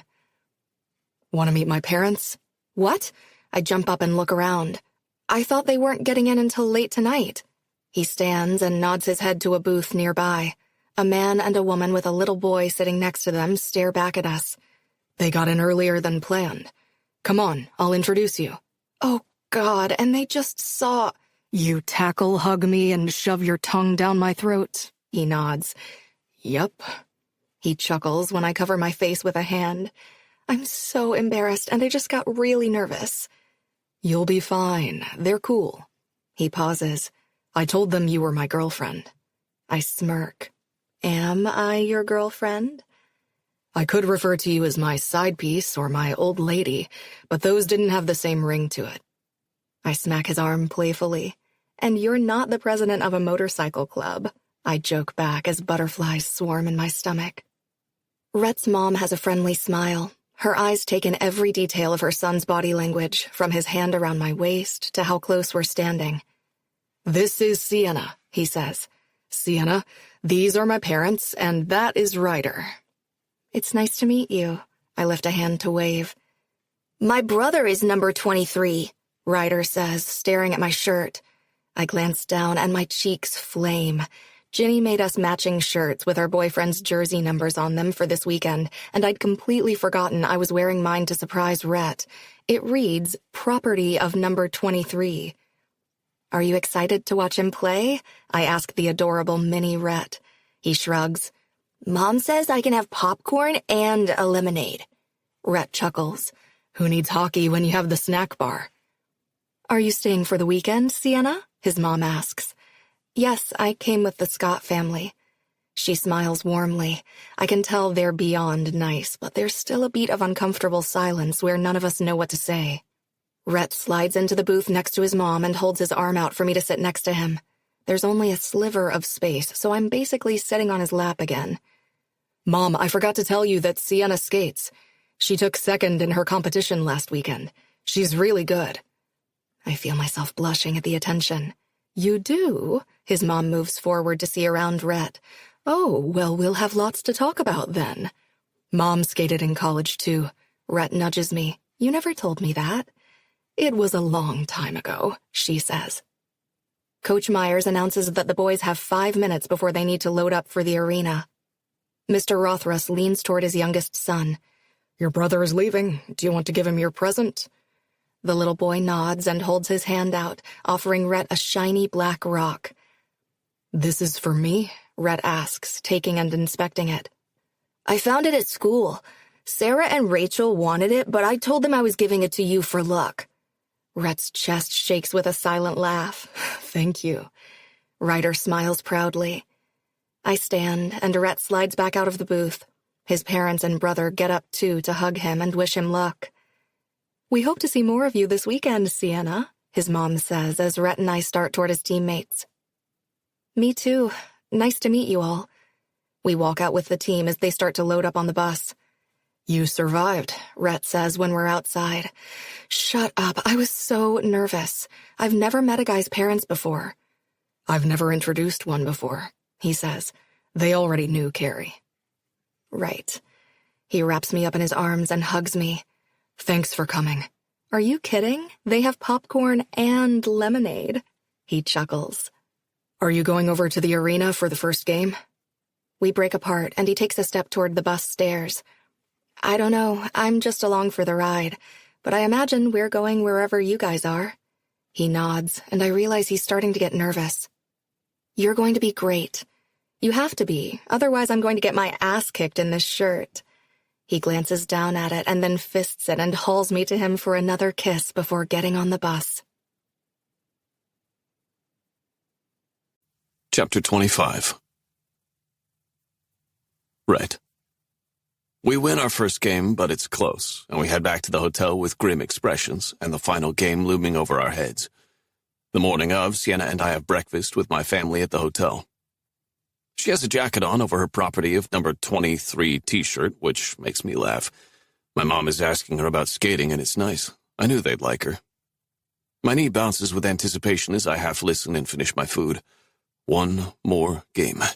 Win or lose, this is it. What time are you going over to the arena? My mom asks, breaking my train of thought. Bus leaves in an hour, I say. Do you have my rock? Ryder asks.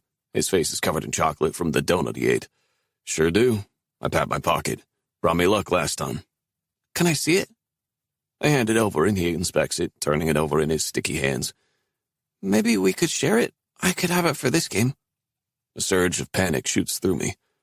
I wouldn't say I'm overly superstitious, but when the stakes are high, I don't like to mess with something that's working. I kept the rock in my bag for the last game and touched it before every period. It probably wasn't the reason we won, but I'm not pumped about messing with probability today. Still, I nod.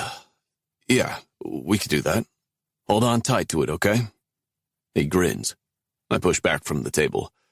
I need to get ready. I'll see you guys there. Good luck, my mom says cheerily. I get a nod of luck from my dad, and Ryder holds up the rock, then drops it. The chances of him holding onto that for the next 4 hours before we play seem slim. That was nice of you, Sienna says when the doors close on the elevator. And incredibly dumb. You don't really think that tiny rock is why you won the last game, do you? No, of course not. She's grinning. Maybe. You're adorable, and it makes the fact that you let him keep it even sweeter. I grumble quietly as we enter the room.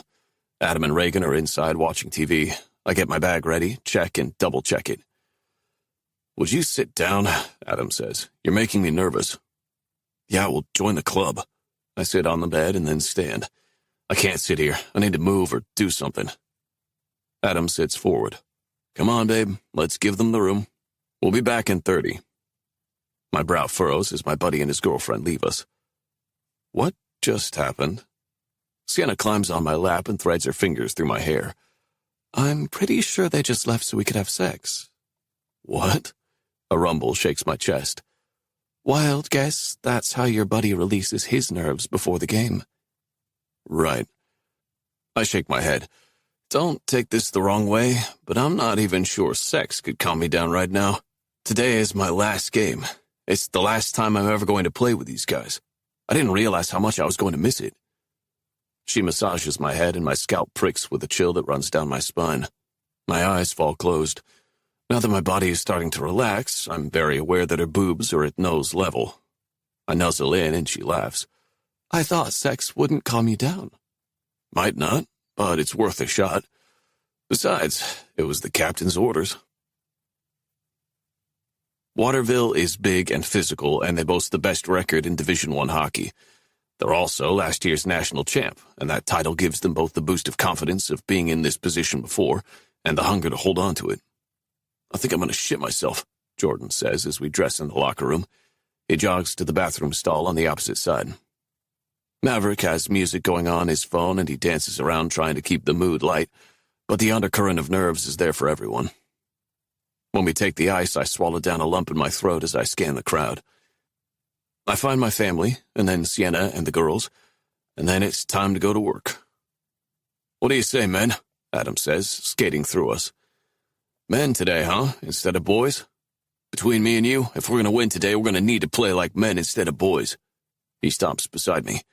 Ready to do this thing? Yeah. I shoot a puck into the net. Well, that's not very enthusiastic. Did you not work out your pregame nerves? It isn't nerves. Well, not just nerves. This is all bizarre. I never cared about it all ending until now. He fires at the net. Yeah, I feel that too. The thing is, it won't be the same regardless. Next year, it'll be a new group of guys starting out, which means we might as well go out with a bang. Let's give them something to aspire to. Chapter 26. Sienna. Oh, come on! Ginny yells when Heath takes a hard hit from the Waterville defense. Sit down, someone calls behind her, and sweet Ginny turns and flips them off with such flair I have to bite back a laugh. Mr. Scott places a hand on her shoulder, and reluctantly Ginny sits back down. They're going to hurt him. She throws a hand up. He's tough, Reagan assures her. Is she always like this? I ask Dakota. No, but I think seeing her all mini-psycho is adorable. Waterville scores, and our entire row groans. This is not good, I say to no one in particular. Rhett comes off the ice and tosses his water bottle to the back of the bench. Dakota sighs. I didn't want to have to do this. She reaches into her bag and pulls out a t-shirt.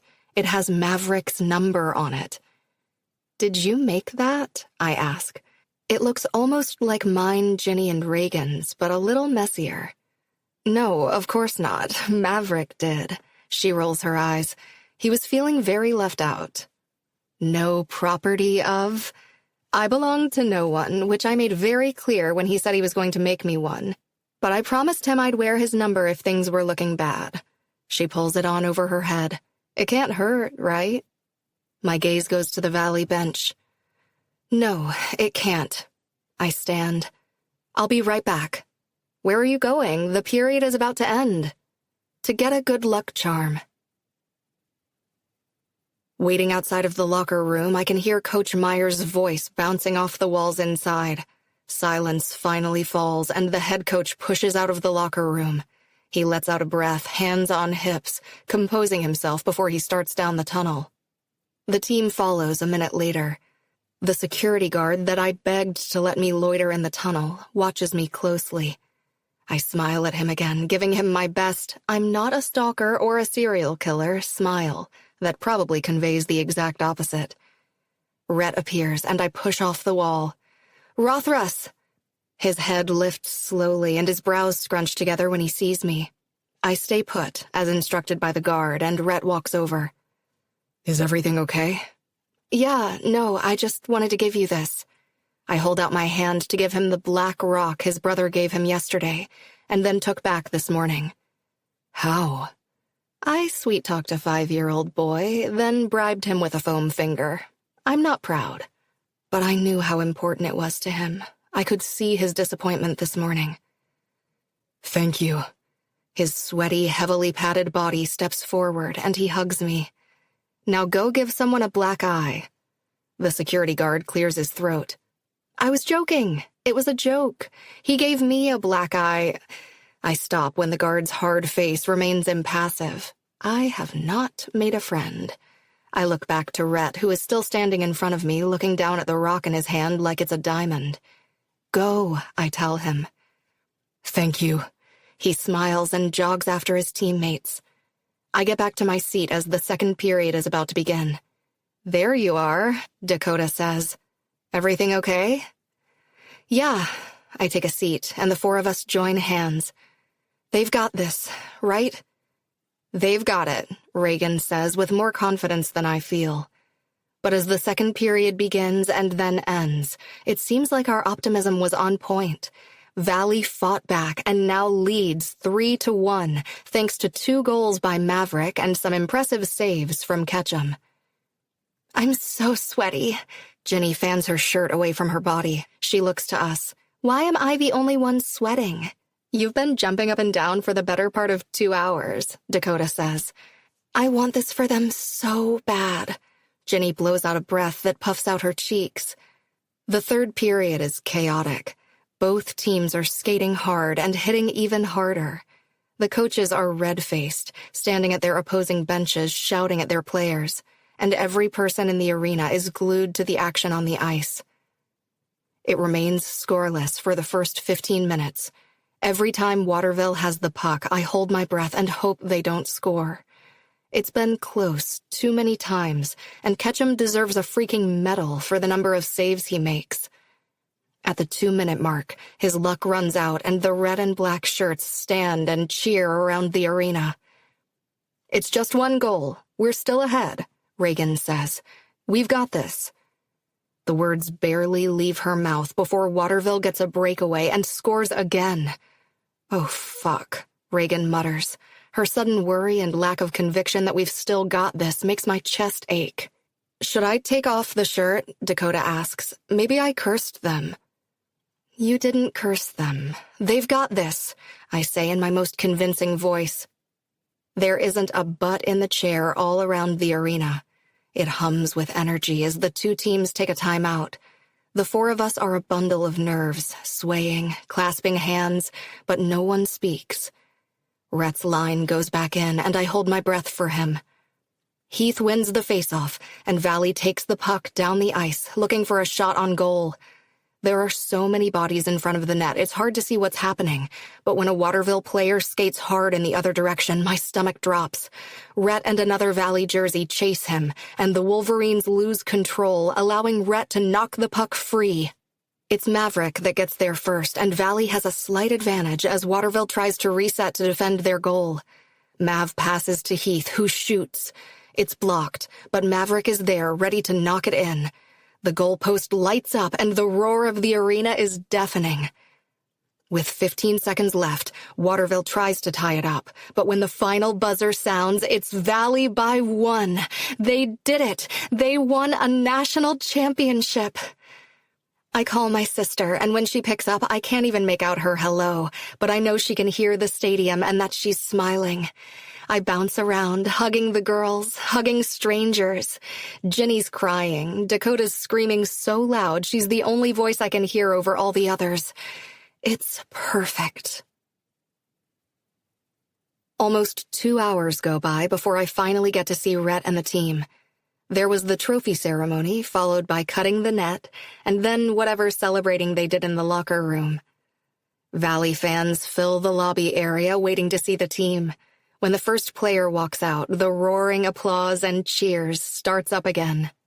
Maverick comes out looking more humble and shy than a guy who scored 3 goals in a championship game. Dakota rushes from my side and jumps into his arms. Who gets a hat trick at the Frozen Four? He drops his bag and hugs her back, finally laughing and looking more like the Maverick I expected. The guys are swarmed as they come out. Rhett and Adam are the last 2. I don't charge him like the other girls did. I let his family congratulate him first, hanging back and watching as he hugs his mom and dad and then picks up Ryder. At last, it's my time, and he bear hugs me, lifting me off the ground. Are you ready to celebrate, Angel?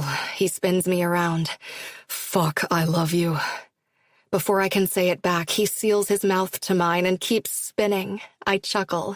You're going to make me dizzy. He's smiling when he puts me down. His parents watch on. His mother looks not as happy as you'd expect for a mom whose son just won the Frozen Four.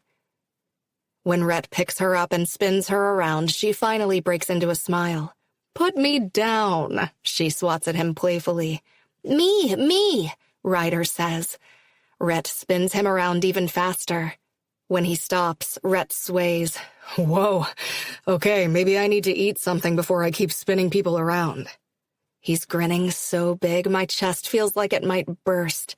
I glance at my watch and take a few deep breaths. Are you okay? Rhett's happy grin falls and his gaze darkens. Yes, just a lot of excitement. He takes me in his arms and stills. Breathe. Relax. We can have a chill celebration. Are you kidding? I turn to face him. I'll be fine. Just give me a minute. And he does, holding me steady as we watch the team and their friends and family celebrate. Everyone's phones are ringing and pinging with calls and texts to wish them congratulations. Rhett's is nowhere to be seen or heard. Even his parents are blowing up. His dad has Ryder on his shoulders as he talks to his brother, Rhett's uncle, laughing and joking about how they nearly gave him a heart attack in the final period. Rhett shoots his dad daggers at that comment, since I'm currently feeling off-kilter thanks to my own heart, but I'm not bothered. Nothing could ruin this night, this moment. It's perfect. His mom is trying to have a much more civilized conversation. She has a finger plugging one ear, phone pressed tightly to the other. She walks away from the commotion, presumably to hear better. Better? Want me to grab one of the trainers? I'm okay. The lightheaded feeling is starting to pass, but I still lean into Rhett. All right, men, let's load up. Coach Myers stands next to the bus. I'll meet you there, I say, reluctantly stepping away from him. He hugs a sleepy-eyed Ryder. Thanks for letting me borrow this. Rhett hands him back the black stone. You can keep it, Ryder yawns. It seems like you might need it more than me. The three of us laugh. We're leaving early in the morning, so I guess this is goodbye until graduation. His dad slaps his back as they hug again. Thanks for being here, Rhett says. His mom finally finishes her call and comes over to say goodbye as well. Rhett hugs her. Thanks, Mom. We're going to follow the bus back to your hotel. There's something I want to talk to you about, she says. We can talk now, Rhett says. It'll take the guys a few minutes to load. It's fine. We'll just follow you. Rhett's features contort into confusion. You're being weird. What is it? That was Corey on the phone. Okay. Who's Corey? I ask when no one speaks. Carrie's mom, Rhett says. It's cool, Mom. Sienna knows about Carrie. His mom nods and gives me a small smile. Her eyes look a little teary, and I'm so confused. What is it? She didn't drive down here, did she? He looks around. She can't seem to understand that it's really over. No, she's not here. Rhett motions with his hand impatiently. She tried to come. His mom's voice breaks. She left her dorm last night so she could be here today. Okay, well, where is she? She was in an accident near St. Joseph. Is she okay? His mom shakes her head slowly side to side, and she starts to cry. My skin goes clammy, and my heart rate accelerates. No, baby. She fell asleep and drove across a median. They took her to the hospital, but it was too late. She places a shaky hand to her mouth. Rhett's dad puts a hand at his wife's back and stares at the ground. Blood pounds in my ears, and I'm warm all over. What? Rhett asks, like he's not sure he heard her right. His grip around my waist tightens. She didn't make it, baby. I'm so sorry. My breathing gets shallow and my knees buckle. Shit. Sienna, are you okay? He turns his attention to me. There's no look of sadness on his face, but his eyes are hard and his jaw is set. You're white as a sheet. Sit down. I'll be right back. He helps me sit on the high curb and he takes off. I'm so sorry, I say to his parents, and then I close my eyes and focus on my breathing. Chapter 27. Rhett. I'm fine, really, Sienna says, trying to stand. Let's give it a few more minutes. Jeff places a hand up to stop her and sits with her on the curb. There's no reason for everyone to wait. The bus should at least go back. She ducks her head. I'm standing in front of her, shielding her from anyone who might look, but I don't really think anyone is paying attention. My parents and I can give her a ride, I say to Jeff. I'm thankful our trainer was here. He came just to watch as a spectator, but I grabbed him the second Sienna went limp in my arms. Are you sure you don't want to go to the hospital? Just as a precaution? He asks her for the third or fourth time in the past 30 minutes. I'm sure. They'll only tell me what I already know. I need to rest. Okay.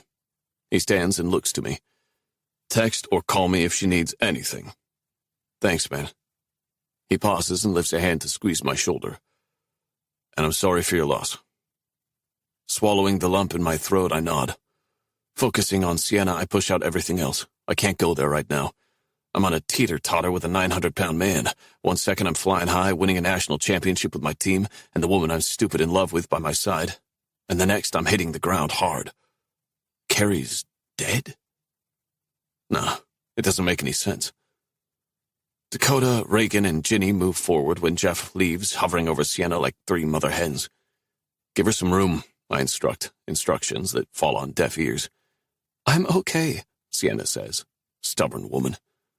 Adam appears at my side. Hey, I just heard the news. Are you okay? I'm fine. Listen, I'm going to stay with Sienna tonight. I already ran it by Coach, and he said it was cool. Room's all yours. He stares blankly. Dude, Mav says, joining us. We're a freaking circus act. He hugs me tightly, squeezing the air out of my lungs. I'm so sorry for your loss. What can I do?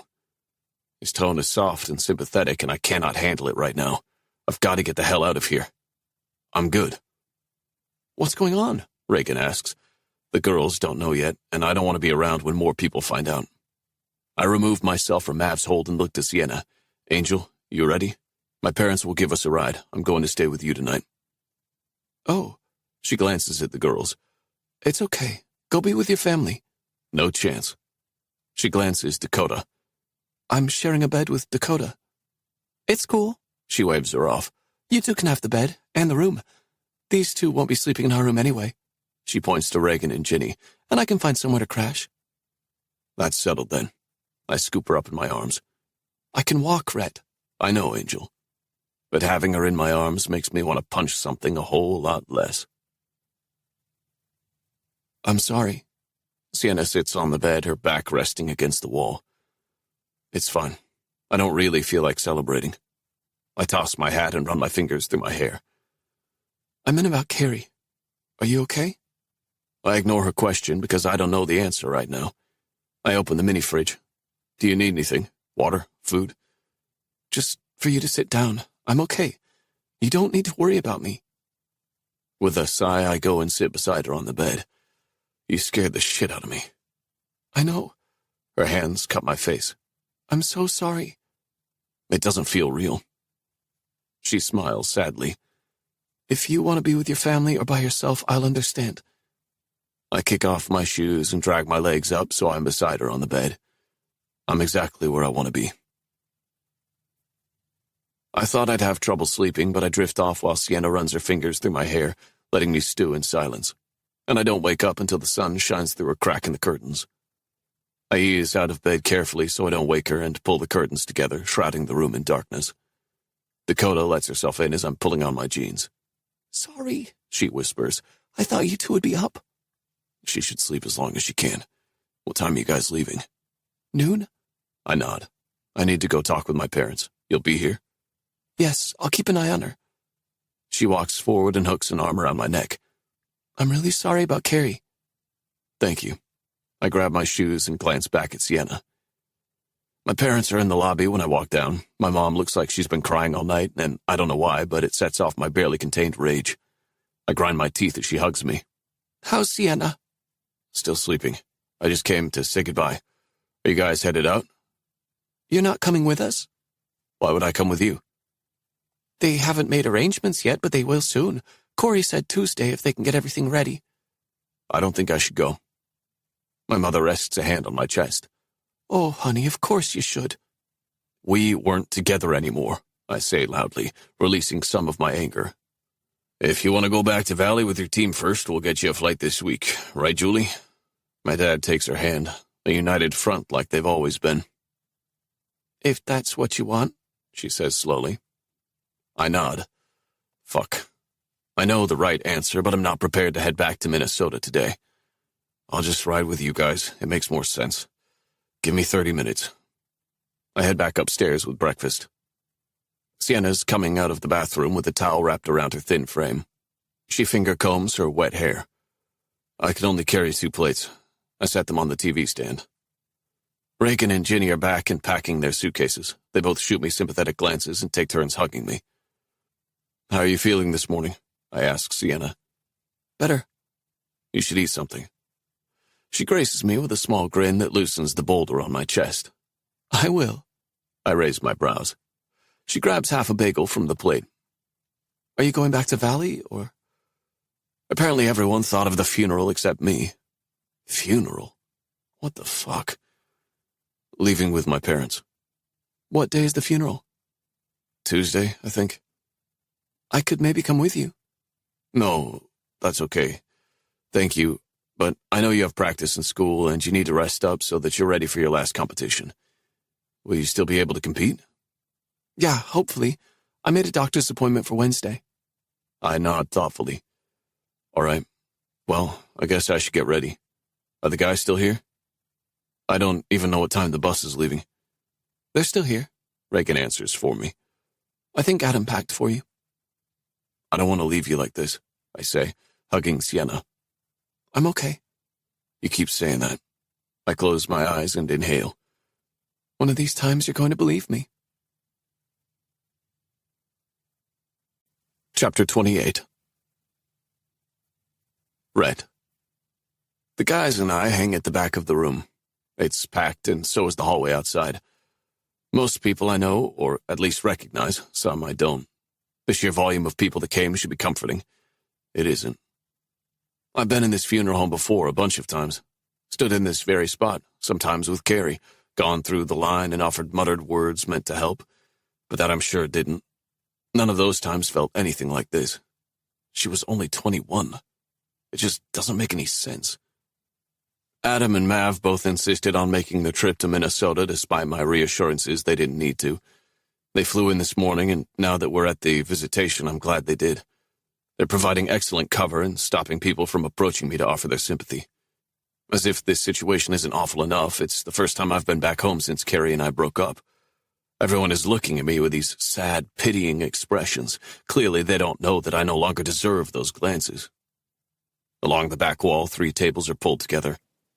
Collages with pictures of Carrie from when she was a baby to the present fill the poster boards. Many with me. Carrie and I started dating in high school. She was this beautiful, brave girl. She stomped around like nothing scared her, and I was in awe of that. Everyone was. It takes a special kind of person to walk through the halls of high school already knowing who you are and feeling confident enough to be only that. That was Carrie. Confident and fascinating. Whoa, is that you? Mav asks, pointing to a picture of Carrie and me at a high school dance. She's in a sparkly dress, her hair curled, arm looped through mine. We were juniors. I was all arms and legs, scrawny, bad haircut. Clothes that my mom probably picked out and forced me to wear so I'd look nice for the dance. I wasn't exactly shy. It was more that I didn't care about being cool or fitting in. And I never liked bringing attention to myself outside of hockey. Not that I really needed to worry. If people were looking my way any other time, it was to stare at Carrie. That uncomfortable hideaway feeling never really went away until I got to Valley and gained 20 pounds. I still don't give a fuck about fitting in, but I found my people regardless. Yeah, sure is. I shove both hands in my front pockets to keep myself from running them through my hair, which is styled with gel for a change. Maverick covers his mouth with a fist as he laughs. Oh man, are those pleats? We can't all be as stylish as you were in high school. I've seen the photos of your nipple rings, Adam says, and nudges him playfully with an elbow. Mav scoffs. Those were awesome, but you wouldn't have caught me at a school dance. Well, maybe in the parking lot, passing around drinks and waiting for girls to get bored of the dance and come ditch with me. Of course, I say. A quiet chuckle escapes. We fall silent again. My gaze keeps being drawn back to the front, where Carrie's family receives condolences. My own family hasn't arrived yet, but they'll be here. The whole town will stop by either tonight for the visitation or tomorrow for the funeral. I shove my hands even deeper in my pockets. I'm gonna rip the seams before the night is over. Guilt seeps from my pores like yesterday's liquor, leaving my skin clammy. Carrie was on her way to see me, and I blocked her number, so I didn't even know. Did she call? Could I have answered and stopped her? I know that I couldn't have prevented the accident, but maybe I could have stopped her from getting in the car altogether. Maybe I could have been a goddamn decent human and actually talked to her until she knew it was really over. Maybe I could have prevented the most awful thing to happen to her, or that will ever happen to her. Fuck. When my parents arrive, my mom wraps me in a big hug. Her eyes are teary, but she holds it together. My dad shakes my hand. Then the guys, all while wearing his best somber smile. Where's Ryder? We left him with your Aunt Leah, my mom says, then asks, Have you been up yet? I shake my head. Come on, you can't hide back here forever. She knows me well. I go with my parents, shuffling forward with the line. Every step closer, my nerves fray a little more. There's a large, framed picture of Carrie on a stand in front of the flowers. I can't bring myself to look at it or the casket next to it. But even out of my peripheral, I recognize the photo. 2 years ago, she had headshots taken for her college newspaper where she wrote a weekly column. She was so damn proud. Her smile had been so big as she told me about it. She's not smiling in the picture, though. She wanted to keep it professional and serious. I'm glad it's not a smiley, happy photo. I don't know why. Not like it would make a difference. I managed through tearful hugs from her mom, dad, and grandparents, and I'm thankful that my parents do most of the talking, and that her mother doesn't yell and scream at me for breaking her daughter's heart. I have expected that sort of reaction from her. She is so protective of Carrie. Was so protective. Fuck. Actually, it's her dad I should be worried about. Cam is ex-military and could break me like a twig if he wanted to. Age has only made him stronger and scarier. He doesn't, though. No one seems to blame me. No one but myself. My family and I step off to the side near the doorway to the hall. Your hair is too long. I can barely see your face. Mom smooths back the long strands hanging in my eyes, hiding me. Are you doing okay? I'm fine, I say, because I am. And because I'm not allowed to be anything but fine. I broke up with her. Sure, I still care about her. Cared now, I guess. Fuck. I don't know what to think, let alone say out loud. I swallow around the lump in my throat. I don't feel like I should be here mixing with all the people that were still a part of her life. People that hadn't brought pain to her recently or cast her aside. I'm an imposter, a has-been, maybe only by a couple of months, but I can't shake the uneasiness or desire to get out of here. My mom pulls her purse strap higher on her shoulder. We should get home. I'm making pies and casseroles for tomorrow, and I have a roast in the crock pot. Will you be back for dinner? I can't even think about eating. The guys and I will probably grab something before we head back. Okay. She leans forward and kisses my cheek. Don't be too late. Loosening my tie, I keep my head down as I walk back to my spot next to the guys. Even still, I'm stopped by a guy from high school, Jim or Jimmy, I think. He doesn't offer up his name as he leans forward and embraces me. I'm so sorry, man, he says. He smacks me on the back as he squeezes. Thank you. When I speak, my voice cracks. He pulls back and checks my expression. I duck my head and walk away before he can say anything else. Maybe that's rude, but so is hugging someone without warning. Mav hands me a bottle of water. I'm good. He keeps his arm extended until I finally give in and take it from him. I unscrew the cap and take a long drink, then promptly cough because this isn't fucking water. Vodka burns my throat and heats my chest. The guys huddle around me as people start to look in our direction. Little warning would have been good, I managed to get out. I glance around. Jim or Jimmy has broken the ice, and more people I went to high school with are looking my way like they might come say hello.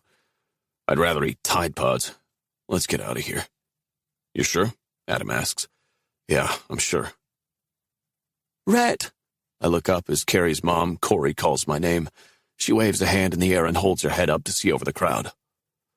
Go ahead, I'll meet you guys outside, I say to Mav and Adam. Adam squeezes my shoulder as they leave. Corey clutches a tissue in her hands. You're welcome to stand up front with us. People are asking about you. They want to offer their condolences to you, too.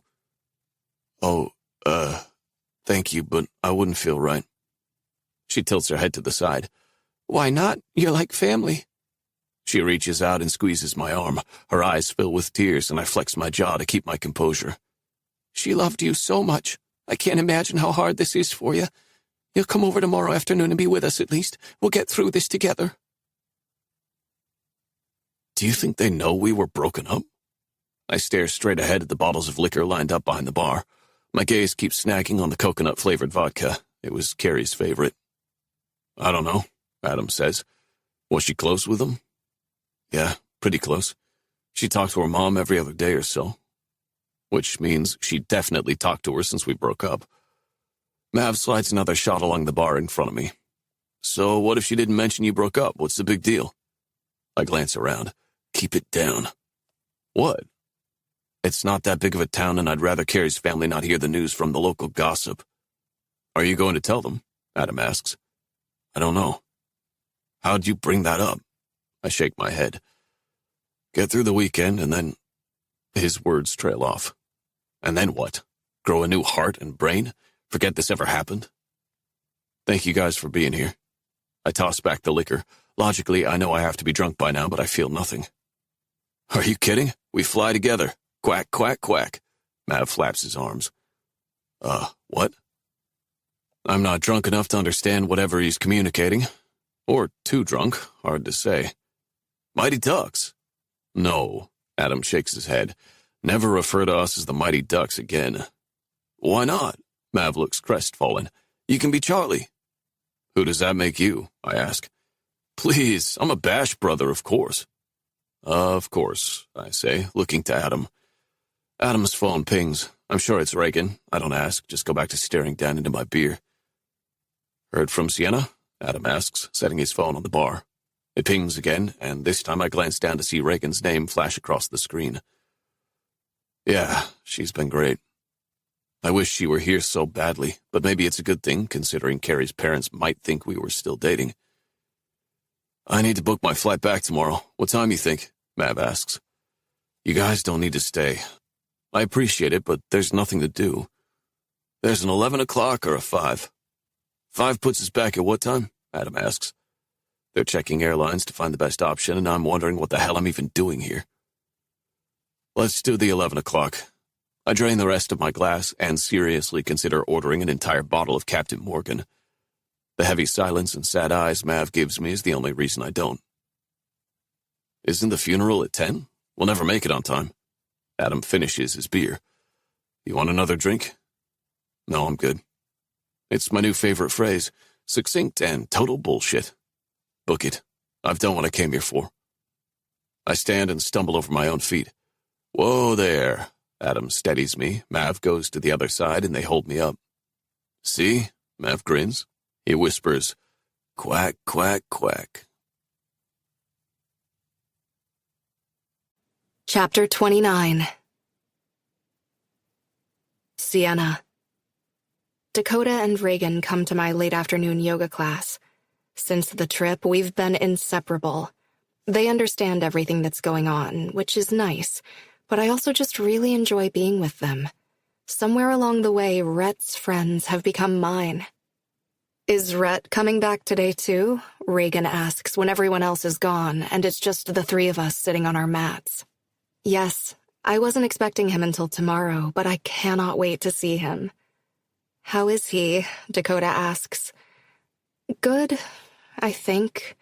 It's hard to tell. Every time I ask him how he's doing, he turns it back on me. He sounds tired and a little off, but who could blame him? He cares about you a lot. You really scared him, Reagan says with a look that says that he's not the only one I scared. Do you still get to skate at your competition this weekend? Dakota asks. I nod enthusiastically. The one shining beacon in an otherwise crappy week. Thank goodness. I switched my days working at the Hall of Fame so we can come, Dakota says. Really? A smile splits my lips. Duh, we're not going to miss your last skating competition. My parents and little sister are coming too. They haven't seen me skate all year. I glance down at my watch to check my heart rate. Reagan leans back on one elbow. Your heart condition, is it hereditary? Sometimes, but in my case, it's not. My friend Elias is a third generation, though. The pairs skater? Dakota asks. That's right. Does it freak you out or no? Also, feel free to tell me to mind my own damn business, Reagan says. I don't mind talking about it. And no, it doesn't really freak me out, only when I can't do something that I want to. But for the most part, I've adapted my life to a point that it doesn't feel like I'm missing out. Are your parents cool with you skating, even with the risks? Yeah, they have been great. The first year was hard, and we fought a lot with me trying to keep living the same life and them always panicked that something would happen to me. But you can't live in a constant state of fear and anxiety. We went to therapy, and we figured out what works for us, namely letting me do what I want. I grin. I had to decide what was important to me and what things I was just holding on to because I thought I needed to drive my parents crazy. I don't care about binge drinking, and I was pretty healthy even before I was diagnosed. The only thing I refused to give up is skating. Since I was already a skater, that helped too. Things that are outside of my routine seem to set me off more than anything. I think you're incredibly brave, Reagan says, flashing me her dimples. I go back to their apartment with them. I haven't heard from Rhett since this morning, but I want to be there when he arrives. Adam is standing outside of the apartment with a cocky grin when we walk up the stairs. Reagan takes off in a sprint, squealing. Is Rhett here too? I ask. Yeah, Adam manages to say and motion with his head before Reagan occupies his mouth. I go straight back to his room. He unzips the bag on the bed, looking up when I enter. You're back. He stands tall. I just got in. I was going to text you tomorrow. I'm so beat. He faces me, and I can see the exhaustion. His normally smooth face is sporting scruff, and his gray-blue eyes are hazy. Yeah, of course. I was with Dakota and Reagan, and we ran into Adam. I linger in the doorway, then finally step forward to hug him. It's the first time I've breathed easy in 2 days. His scent and his strong arms wrap around me. I missed you. I'm so glad you're home. Me too. I can't tell you how happy I am to have that behind me. How have you been feeling? And don't say fine. Better now. I squeeze harder. I don't know how long we stand there embracing, but he lets out a contented sigh. I'm gonna shower and go to bed. Can you stay? If you want me to. I wasn't sure if he'd want space after all he's been through, but I'm relieved when he looks at me like I'm ridiculous for considering any other option. Definitely. Maybe I'll be more fun after 12 hours of sleep. It's okay. I have some reading to do for class anyway. He nods and then goes to shower. True to his word, he showers and then climbs into bed and passes out. I read at his desk, using my cell phone as a light, then crawl in beside him. When I wake up, he's wrapped around me like a human teddy bear. And that's how the next couple of days go. Rhett goes to classes, skates or lifts weights for several hours in the afternoon, and then comes back to his apartment exhausted and ready to sleep. We cuddle, we have sex, we watch movies, and sit together while we do schoolwork, but we barely leave his room outside of the previously mentioned activities. When I ask him how he's doing, he says he's good, and then kisses me. I don't know if it's a distraction technique, but it's effective. Thursday evening, we're sprawled out on his bed. He's watching a movie on his phone, and I'm trying to read for class. Heath yells from the other side of the door and then opens it a crack. You guys want to play sardines? I look to Rhett. Nah, man. We're good. Thanks. Heath glances to me, a flash of uncertainty in his gaze, and then nods. Are you sure? I'm just reading ahead so I can follow along better in class. I can be done if you want to play. He shakes his head. Not really feeling it. You could let me beat you at Mario Kart? He snorts and then curls a finger around the front of my tank, pulling it down to show my cleavage. I'm good right here. Don't get me wrong. I love being with Rhett. I love being naked with Rhett. But his bedroom is starting to feel like our hideout.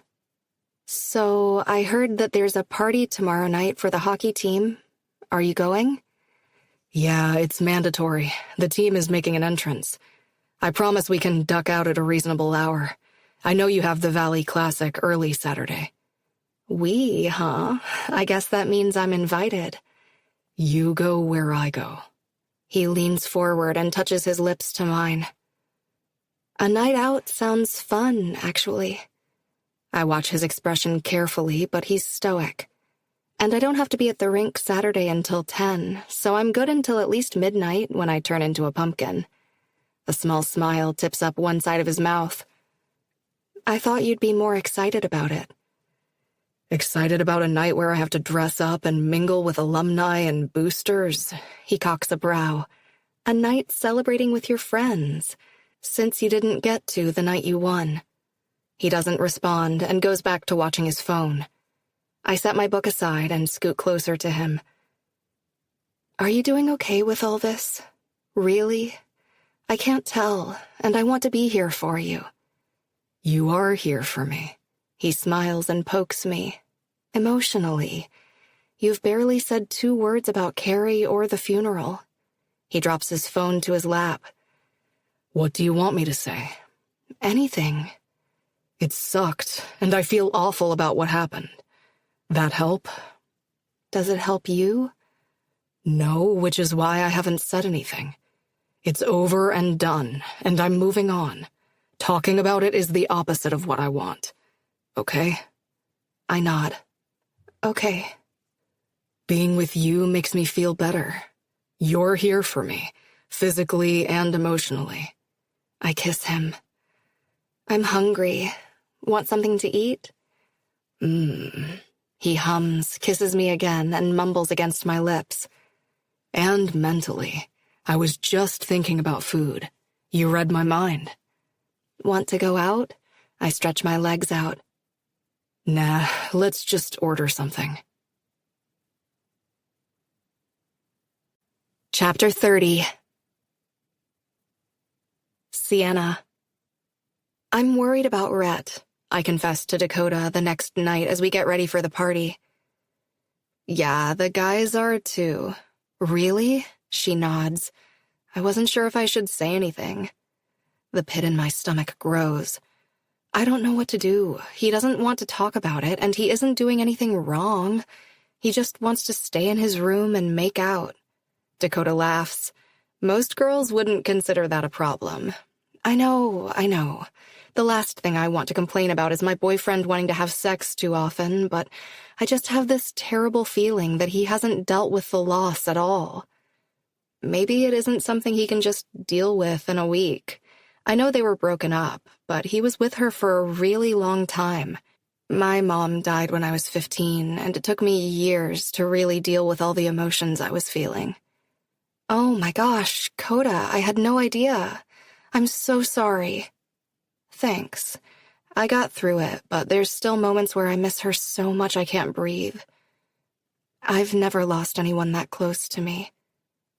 He'll be okay, she promises. Give him time. She stands from the vanity in Reagan's room. How do I look? Hot? The shoes are a nice touch, too. She kicks up one leg behind her, showing off the red Converse. Somehow, paired with a short black dress, it works. Very Dakota. Reagan, hurry up in there, Dakota yells toward the bathroom. My hair is not cooperating. She emerges, spraying hairspray as she walks. Is Jenny here yet? Dakota shakes her head. Her red hair is at full volume, framing her face in big curls. She plays with a strand, twisting it around her finger. No, she's meeting us there. Somehow she got roped into helping set up. All right then, I think we're ready, Reagan says and smiles, looking from me to Dakota. We are some serious eye candy. Let's take a photo. We cram together, cheesing at the camera as Reagan snaps a dozen photos of us. The party is thrown in front of University Hall. A large open tent is set up with a buffet line and bar. The Valley U dance team and cheerleaders are in attendance, as well as the Roadrunner mascot. It has a whole Friday Night Lights vibe that I have to wonder isn't more about the alumni and boosters than the team that just won a national championship. The guys are set to make a grand entrance, so Reagan, Dakota, and I grab a drink from the bar and stand as far away from the cheering and dancing section as we can. Servers in white tux jackets bring out hors d'oeuvres on shiny platters. Old guys stand in groups, laughing and talking loudly. This is, I start, not easily coming up with the word. Excessive, Dakota says. I feel like I made a wrong turn into a 40th reunion class. You guys, Reagan stands taller in her red heels. She and Dakota nearly match with their red shoes and black dresses, but their styles are so different no one would ever notice. They won a national championship. They deserve excessive. What they wanted was a kegger with drunk girls in skimpy outfits, not shrimp cocktail with old dudes. Dakota downs her champagne. We should do that for them then, I say quickly, but the more I think about it, the more I like the idea. A do-over for Rhett to celebrate with his friends. I know it won't change what happened, but maybe he'll at least feel like he got one last hurrah in with his teammates. There they are, Reagan says. The three of us watch, along with everyone else, as they walk in. Music plays, and the cheerleaders and dancers move into action, making a path for them to a podium with a microphone. That's Maverick's dad, Dakota whispers when a man steps up and welcomes everyone. Or I guess he's Maverick Sr., Mr. Maverick. Weird. We chuckle together. How do you know? I ask. Have you met him? Are you kidding? Just look at him. The man introduces Coach Myers, and then Dakota's assumption is confirmed when Coach comes forward and thanks John Maverick for hosting the party tonight. As he goes on thanking everyone, Jenny steps up beside us. I thought they'd at least be in their jerseys. You made it. Reagan hugs her. I was on confetti duty. Confetti?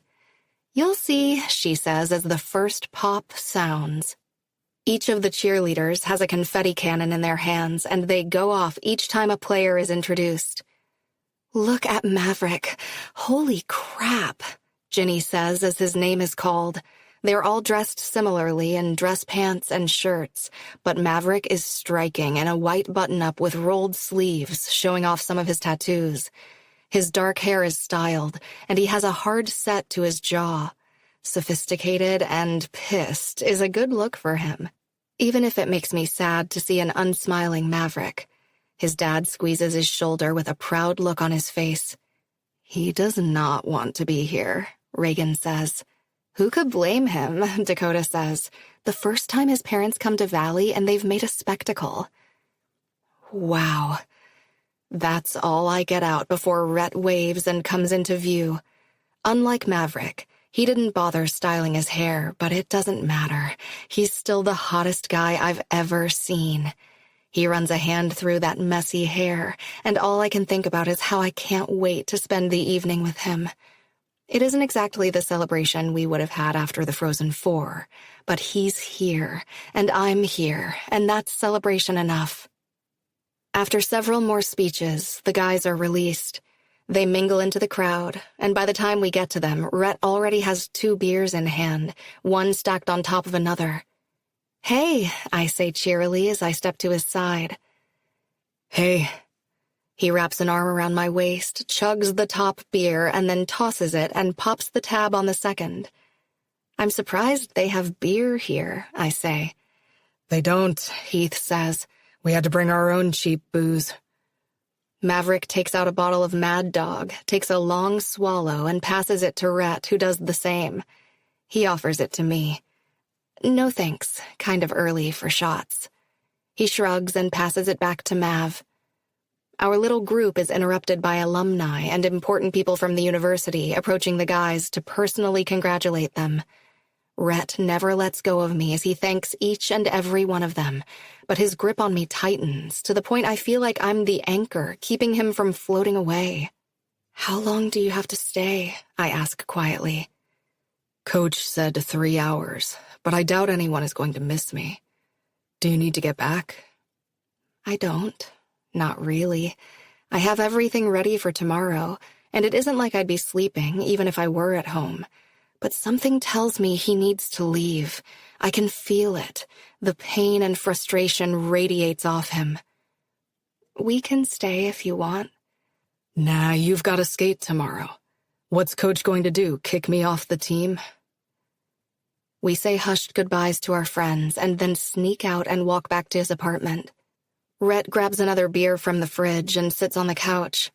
He doesn't speak, but at least we aren't confined to his room for a change. I get a text from my sister saying they made it to the hotel. "My family is in town. They'll be at the arena tomorrow if you're up for meeting them." Yeah, of course. I'm looking forward to it.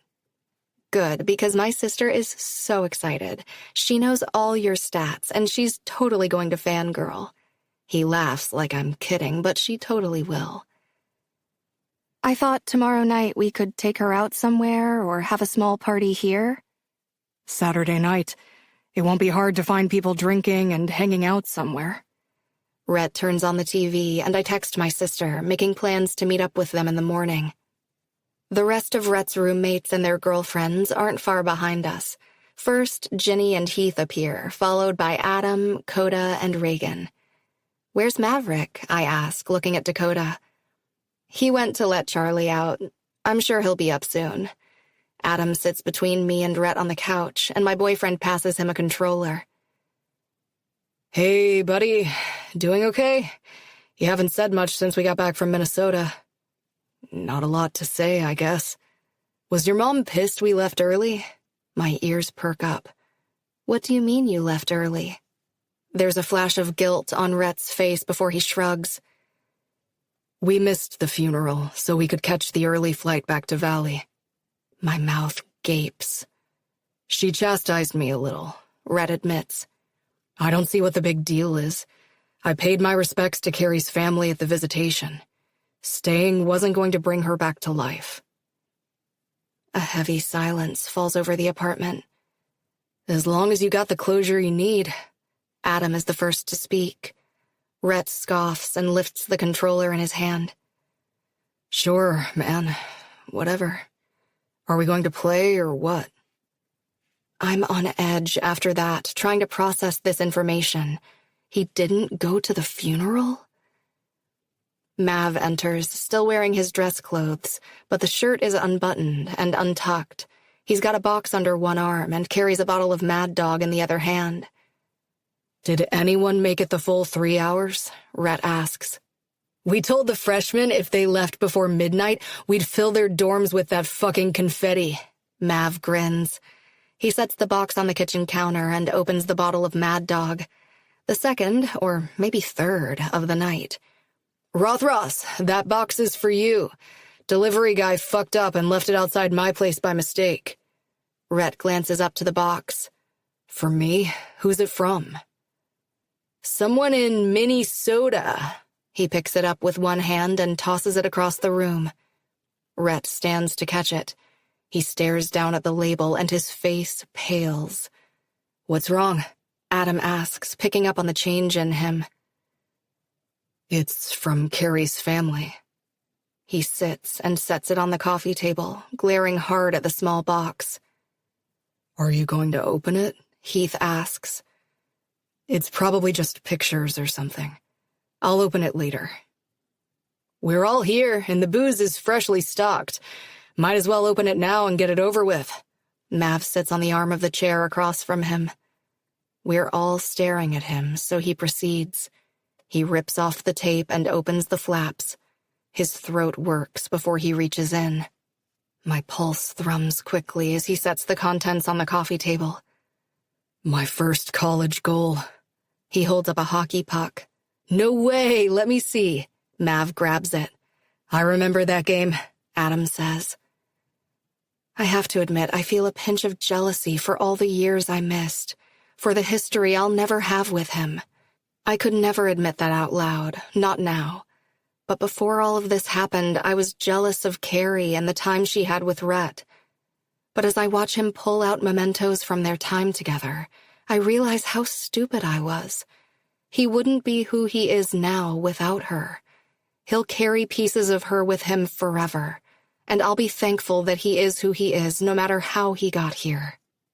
Among the other items he removes from the box is a Bruins hat that looks nearly identical to the one he always wears, a few newspaper clippings highlighting Rhett's high school hockey days, and the last item is some sort of collage or photo cube. "Oh, hand that over." Adam grabs it. "I need to show Sienna what your Gumby ass looked like at 16. The pictures of them together are heartbreaking, as are the words cut out from magazines to say things like perfect couple, true love, and forever.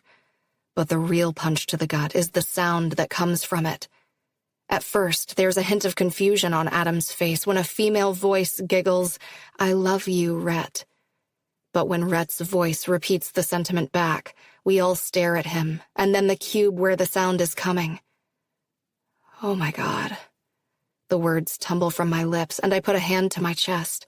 They recorded it together, who knows how long ago. It doesn't matter. The look on Rhett's face is gut-wrenching. He doesn't say anything for too long. Adam holds the cube with two hands in his lap.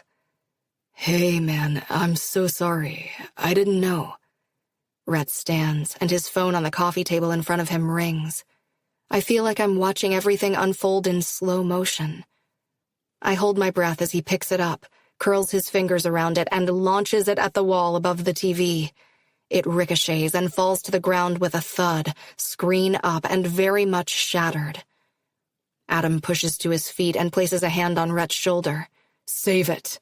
Rhett swipes a hand through the air and shrugs out of his embrace. "You didn't even like her. None of you did." "Rhett, we didn't really know her." Mav's voice is calm and steady. A bitter laugh erupts from him, and he tips his head back. "Fuck all of you and your weak-ass attempts to be understanding now. Little too late, don't you think?" He storms off to his room. Adam looks to me. "I'm sorry." I go after him. He's changing clothes and packing his hockey bag. "Rhett?" I ask tentatively. "Not now, Sienna. I know that had to suck for you, and I'm sorry, but just not now." I stay in place until he's walking toward me to exit his room. "Where are you going?" "The rink. I need to clear my head." Silent tears slide down my cheeks. I want to hug him or go with him, but he doesn't ask as he pushes past me. He's finally out of his room, and now I just want him to come back. Chapter 31. Rhett. Anger vibrates through me as I stand under the hot water. Closing my eyes and unclenching my hands, I try to find release from the giant weight sitting on my chest. I thought I'd feel better after a couple of hours on the ice. Fuck, I thought that about coming back to Valley, too. That's really why I skipped the funeral. I wanted to get back to school and back to normal. Back to Sienna. Instead, every day I just wake up and feel shitty all over again. I turn off the shower and wrap a towel around my waist.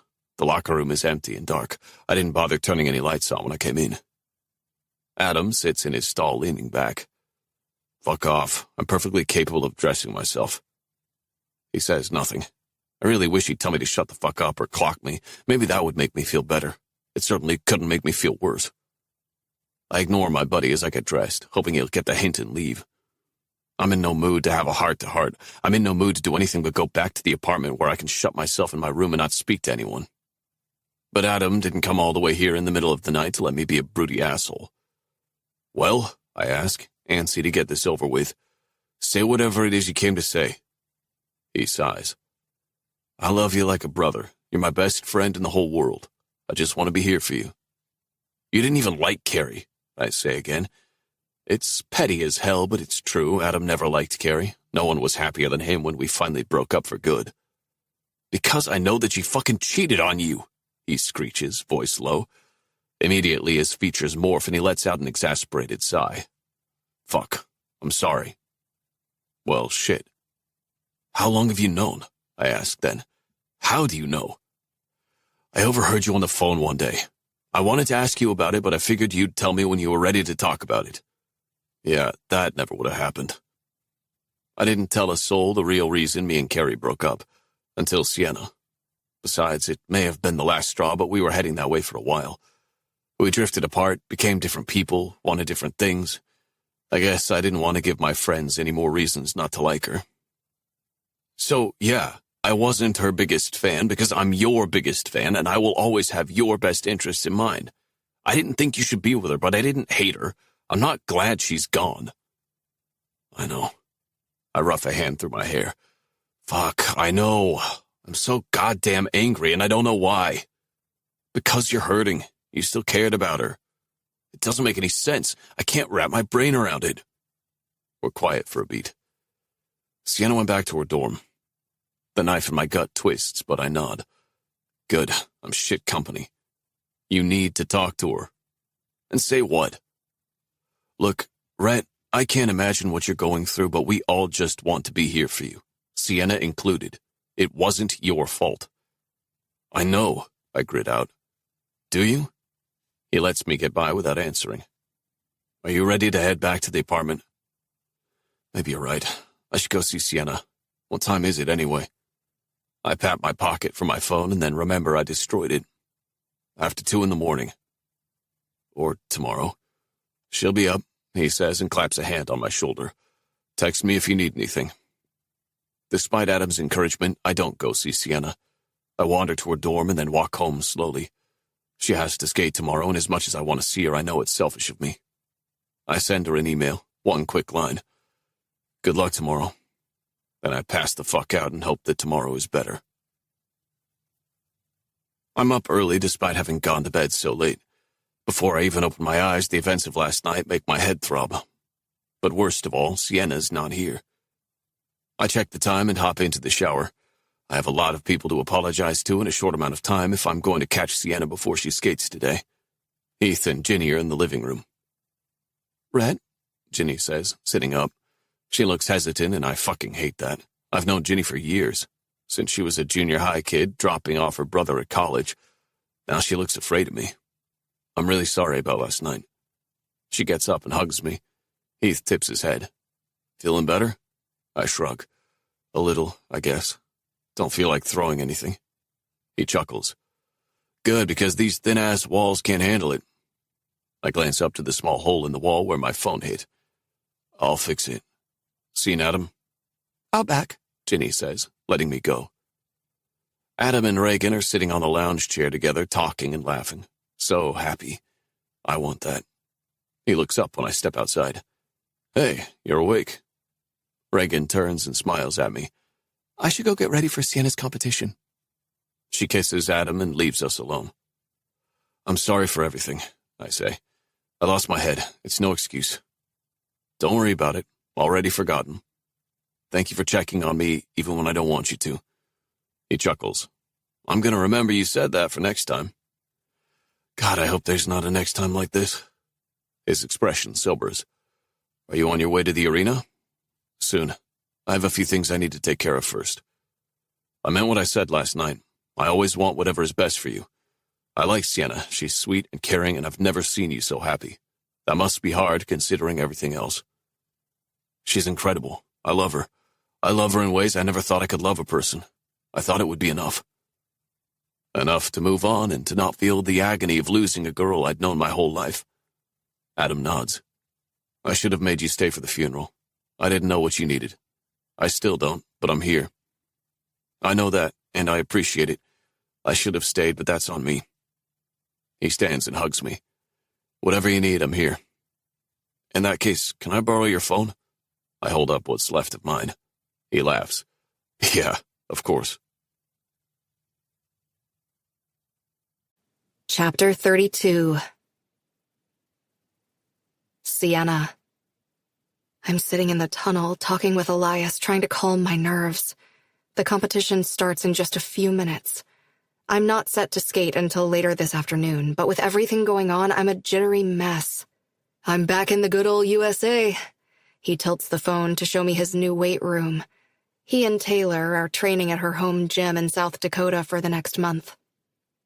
Too bad her home gym wasn't in Arizona. You're so close. He snorts. Just a 24-hour drive. I checked. Looked at flights, too, but our training is crazy. And it's a 2-hour drive just to the airport. There isn't even a McDonald's in this town. Oh man, you really are roughing it, I tease. So the doctor cleared you for today? He asks. Yeah, once I told him I'd taken out all the difficult jumps, he and Coach were both good with it.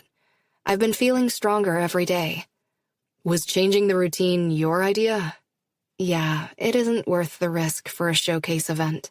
He grins. Look at you, growing and shit. I roll my eyes, but I guess he's right.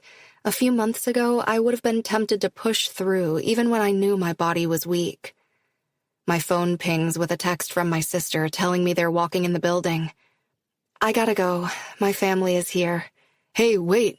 His face gets closer to the screen. Forget about everything going on with Rufus. Today is your day to shine. My chest aches at the mention of Rhett. Kill it. He makes a cross over his heart, and I mimic. Good luck. I never understood why you two do that. A deep voice echoes in the quiet hallway as I end the call. Rhett! I scramble to my feet and hug him. I wasn't sure he'd come and wasn't sure how I'd feel about it if he did. I want to be angry that he ran last night, but I'm too happy to see him. Hey, Angel. He wraps me in his arms and smooths a hand down the back of my head. I wasn't sure you were still coming. I tilt my face up to him and he places a kiss on my forehead. I'm sorry about last night, but I wouldn't miss it. You've got a whole fan club out there. Dakota and Reagan even brought signs. I smile. I knew Dakota and Reagan were planning to come, but hearing it confirmed makes my heart squeeze. I'm so glad you're here. Today is going to be amazing. By the way, how do you feel about Italian for dinner? My dad has his heart set on some restaurant he saw driving through town. He smiles. About that. Too much? Do you not want to hang out with my family? It isn't that. He blows out a breath. I'm leaving Valley, Sienna. What do you mean? For the night or the weekend? I don't know. School is almost done. I talked to my advisor this morning, and he said I could finish my classes online and still graduate next month. I'm flying out this afternoon. All the air is knocked from my lungs. I don't understand. Can't you wait one more month to finish out the school year? I need to go home and deal with my shit. It isn't fair for me to keep clinging to you like a life raft. I'll take us both down if I keep going this way. I want to be your life raft, or at least your arm floaties. I get a small smile, but I can tell he's already decided he's leaving, and I can't stop him. What about us? I hope you can understand, but I get it if you can't. The last thing I want is to hurt you or bring more stress on your life. I'm stronger than you think.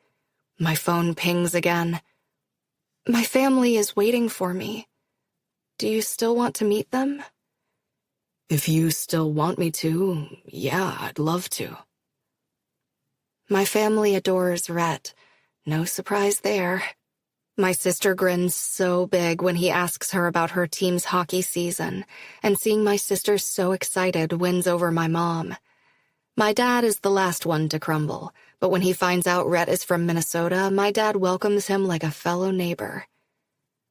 I have to go get ready and warm up. I'll see you guys after the competition. I get hugs from all of my family members, and then Rhett walks with me toward the locker room. Will I see you after? My flight is at 4. So, no. Will I hear from you? Yeah. He hugs me. My phone is destroyed, so it might take a few days to get a new one. Okay. His mouth covers mine, and I live in the seconds before he pulls away. Later, Angel. With a broken heart, I walk into the locker room. Josie is sitting on the bench, lacing her skates. Hey. Her face falls when she gets a good look at me. What's wrong? Instead of answering, I sit next to her and lean my head on her shoulder. Life isn't fair. No, it definitely isn't. Anything I can do? Do I need to dick punch someone to even the karma scales? My laugh is short and clipped. No. Sadly, it doesn't have a revenge solution. Pity, she smiles. Skate it out? Absolutely. And that's what I do. Those moments just before I skate always go by in a blur. Music, applause, the chill in the air. It isn't until my name is called that I snap to attention. I take the ice and I skate for Rhett. I skate for my family. But most of all, I skate for me. Spending time with my family is nice, but my mind continually returns to Rhett. I replay the past week, wondering if there are things I could have done differently to have changed the outcome. They don't ask why Rhett doesn't come with us, but my sister notices I'm not my usual self. Do you still want to go out later? If you're not up for it, of course. I force some enthusiasm into my smile. Rhett's roommates are having people over, and we can crash in his room.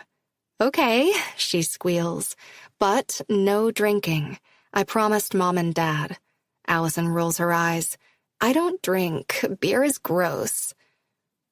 It's a chill night at the apartment. Some of the hockey team is over playing Xbox, and the rest of us are sitting outside on the deck. Allison is quiet, but the giant grin on her face hasn't faltered since we walked in. Maverick, who miraculously still has his shirt on, sits next to me and throws an arm over my shoulder. It's weird, right? Rhett not being here? Very, I admit. He'll be back. He has to come back. I don't know. There's only a few weeks of school left. Yeah, but you two are in love. He won't be able to stay away for that long. I feel my face heat, and I look down to my lap. You are in love, yeah? Mav drops his arm. Please tell me you didn't drop-kick the poor bastard's heart on his way out the door. No, of course not. It's just, I haven't told him that I love him. Oh, well, fuck. He backtracks when I shoot him a panicked look. I'm sure he knows how you feel. I want to kick myself. I should have told him. Now I may never get a chance. Cheer up, you'll get your chance. I know it. He stands. Allie, you look like a ringer. Want to be on my team for washers? My sister nods enthusiastically, not even bothering to correct the shortening of her name, which she usually hates. Sure. The next morning, I say goodbye to my family outside of my dorm. We'll see you in a month for graduation, my dad says, hugging me. Try not to flunk out before then. Funny. My mom always tears up when we say goodbye, and this time is no different. Love you, Mom. I'll talk to you soon. I made up your old bedroom in case you want to stay with us after graduation while you get settled into the new job. Thank you. I'll think about it. I've given such little thought to the job. I haven't even looked at apartments. It doesn't seem nearly as important as everything else going on. Thank you for letting me tag along last night, Allison says when it's finally her turn. Will you give Maverick my number? Definitely not. She smiles. Bye, S. I've barely gotten back to my room and crawled into bed where I fully intend to spend the day feeling sorry for myself when there's a knock at the door. My stupid, hopeful heart convinces me that it's Rhett. It's another hockey player standing outside with coffee. Mav? Good morning. Coffee? He extends the cup in his left hand. It's decaf. What are you doing here? I thought about it all night, and I decided we should do it. Do what? Make the big gesture. I take a sip of the coffee while I give my brain a chance to work through the puzzle that is Maverick. What? We're going to drive to Minnesota, and you're going to make the big gesture. That sounds awesome, he says, as I say, like a terrible idea. Come on, I live for this shit. The look on his face will be worth the 2-day drive. I can't ask him to come back. Then don't, but you have to tell him how you feel. I can't believe I'm considering it. Minnesota bound? He asks, dancing in place. Chapter 33. Sienna. Road tripping with Maverick is as fun as you'd imagine. He has the best playlists. At every gas stop, he loads up on tons of candy and junk food, and he doesn't let me get too in my head and convince myself that this was all a terrible idea and we should turn around. Okay, he doesn't stop that last thing from happening, but he does laugh and make me feel better when I voice all the really awful thoughts churning in my brain. On the morning of our second day, I see a sign for South Dakota. Do you think we could make a stop? Yeah, we're about 3 hours away from Rhett. You want to have brunch and talk about the epic way you're going to confess your love? I stare at him, unblinking. No, but now I'm worried just saying the words is going to be a letdown. He chuckles. Where do you want to stop? Elias is training nearby. I've never met him, and we're so close. Also, I think I need a pep talk from my best friend because my stomach is in knots. Maverick hands me his phone. Punch in the address. Thank you for doing this. All of it. Talking me into it and driving. Elias is going to lose his mind. How'd you meet Elias? YouTube? I grin. He was documenting his journey, living and skating with long QT. I stumbled onto it right after I was diagnosed, and we exchanged some messages. That led to texts, which led to us talking every day, sometimes multiple times a day. He's kind of my best friend. Always strictly friends? He studies me carefully. Always. You'll understand when you meet him. He's impossible not to like. Kind of like you. Throwing me off with a compliment, or is that sincere? He shakes his head. Doesn't matter. I accept. When we get to the arena where Elias is training, I end up having to call him so we can get in. Auburn, South Dakota may be a small, nameless city, but the arena is big and grand and heavily monitored. What? How? He stops 6 feet away and then rushes forward and crushes me in a hug. You're real! That would have been some impressive catfishing. We gawk at each other for a few minutes. His dark hair curls around his ears, and his brown eyes are a shade lighter than they'd seemed through the phone. He's tall, which I knew, and has that lanky but strong build of a typical male figure skater.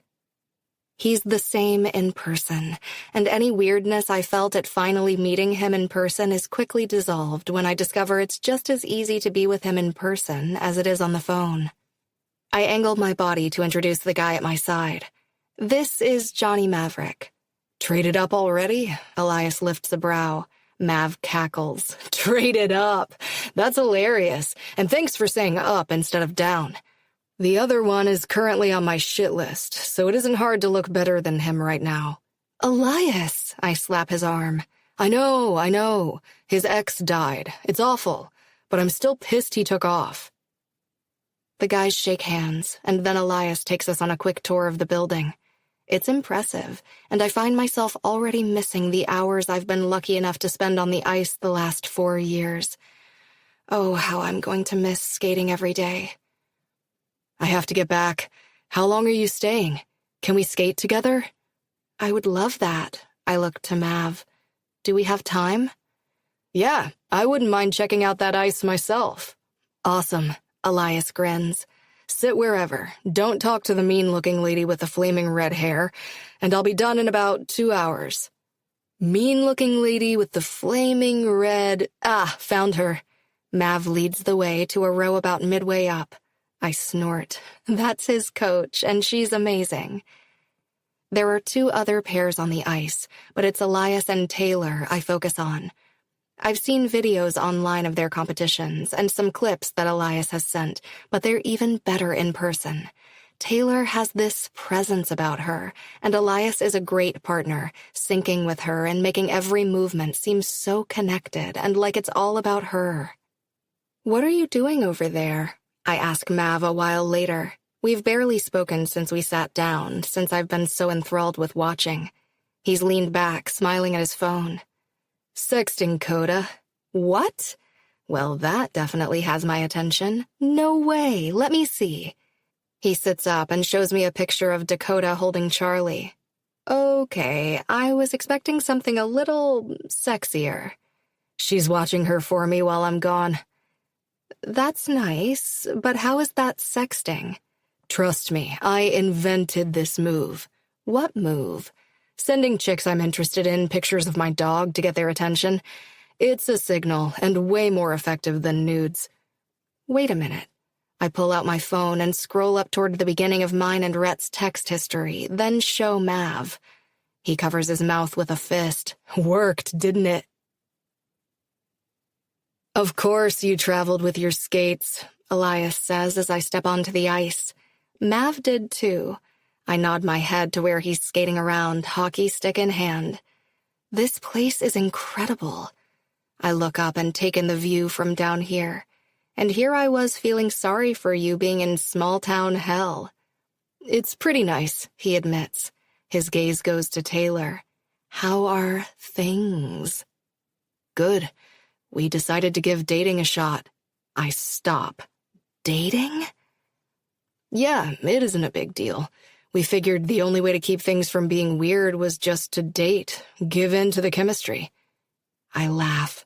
The first time I've really, truly, genuinely laughed in a week. So hard, I can't stop for a full minute. "I'm sorry," I say, clutching my stomach. "I don't mean to laugh. Do you really think this is the less weird route?" He flashes a sheepish grin.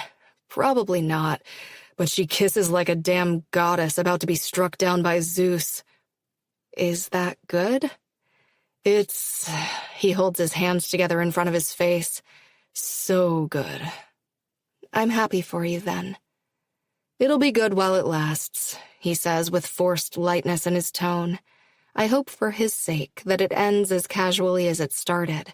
He's so close to reaching his gold medal dreams. "So," he starts, "what's the plan? You're going to just show up at Rhett's house, and then what?" "I don't know," I admit. "I just need to tell him to his face that I love him. Maybe he already knows, but until I've said the words out loud, I'm going to feel like I didn't do everything I could." "You still haven't told him?" "You're dating your partner?" He flashes a sheepish grin. "It probably won't matter. He loves me, and that wasn't enough. I think he wants to protect me." "From?" "My broken heart." "Did he say that?" Elias looks pissed at the prospect. "No, not exactly, but he said that the last thing he wanted to do was hurt me or bring more stress into my life." He gives me a small smile. I guess I can't blame him for thinking I can't handle it, considering I nearly fainted when we found out Carrie had died. I hate so much that he has any question that I'm capable of being there for him, and I hate even more that I let him down when he needed me most. "Honey, you're not broken. He knows that. Or he should. Don't even try to play the woe is me card. You're the strongest person I know. You're a motherfucking badass. He said it for the same reason you haven't told him you love him." "I just haven't found the right time. Sorry your ex-girlfriend died, but hey, consolation prize. I love you." "You're no one's consolation prize." "I know," I sigh. And I know he doesn't think that. But what if... I place my hand over my heart. What if he can't deal with being with someone who could drop dead at any minute? It is a lot, especially now. We're all ticking time bombs. You're scared, he's scared. Life is fucking scary. People don't like to be reminded of their mortality. True. Elias and I don't get the luxury of believing we're untouchable. We know better, but anyone that gets close to us has to accept that too, and that can be a really hard thing to admit. What if he can't get over this? What if he doesn't come back? Then Ricky really is a dumb hockey player. Elias takes my hand. It's so weird being here with him, skating, like we've done it a million times before. Do you want to meet Taylor? Oh my gosh, really? Is it weird if I ask her for an autograph?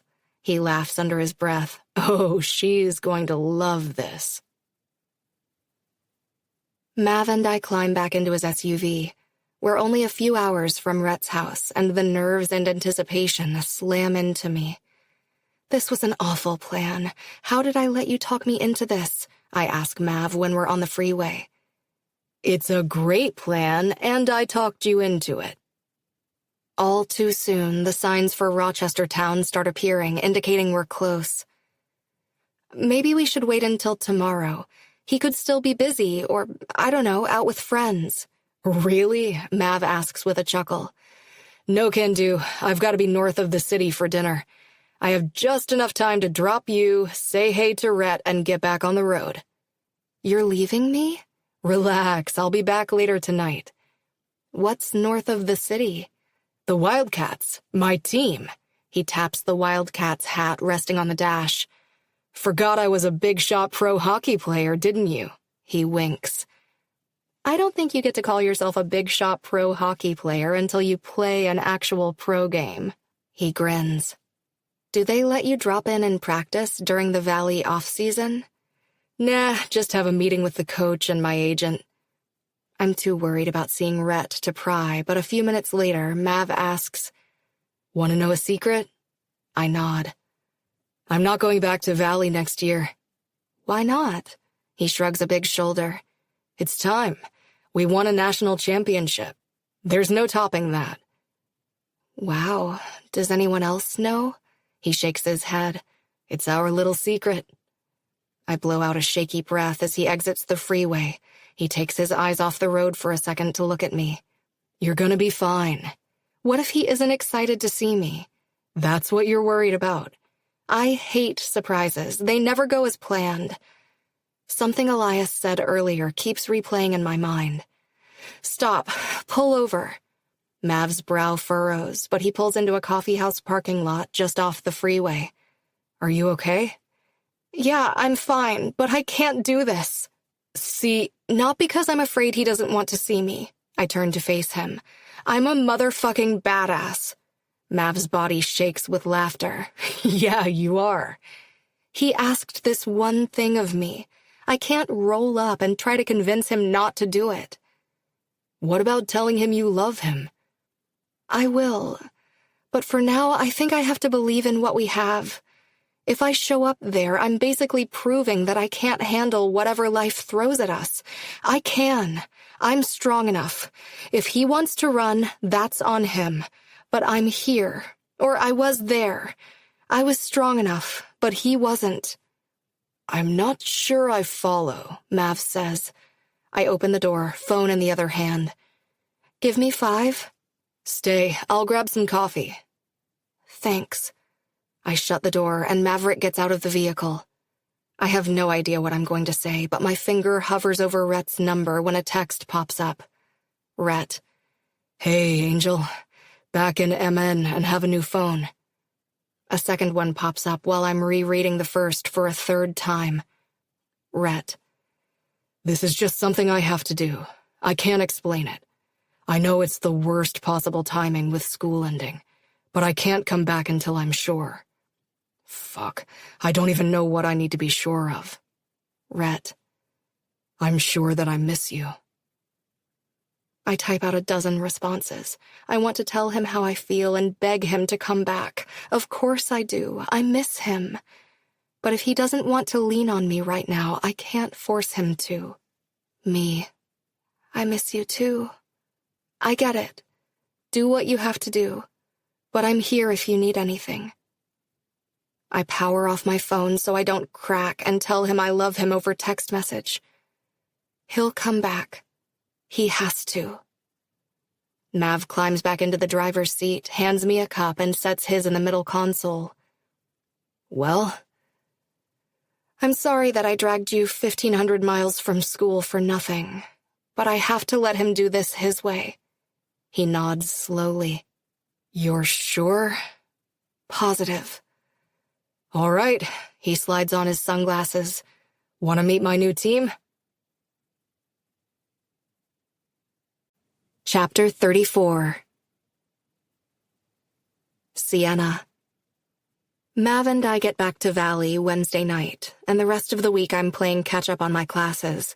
It has been a crazy month, but luckily my professors are as eager for the semester to be over as I am, and I didn't miss any quizzes or major assignments.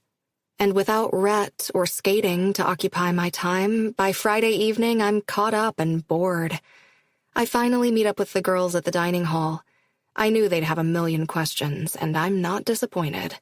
The second we sit down at a table, they start asking me questions about Rhett. You went all that way there and then didn't even go see him? Jenny asks.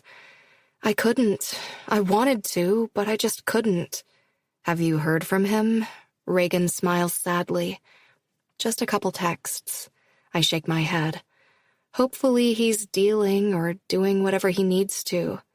It's only been a week, Dakota says. A week that has felt like an eternity. I hoped that from afar maybe he'd open up more, but it's been radio silence while he deals with this on his own. Yeah, I sit taller. I know. I just miss him. I can't believe you drove all that way, Reagan says. It wasn't a total loss. I got to meet Elias, finally, and the Wildcats roster.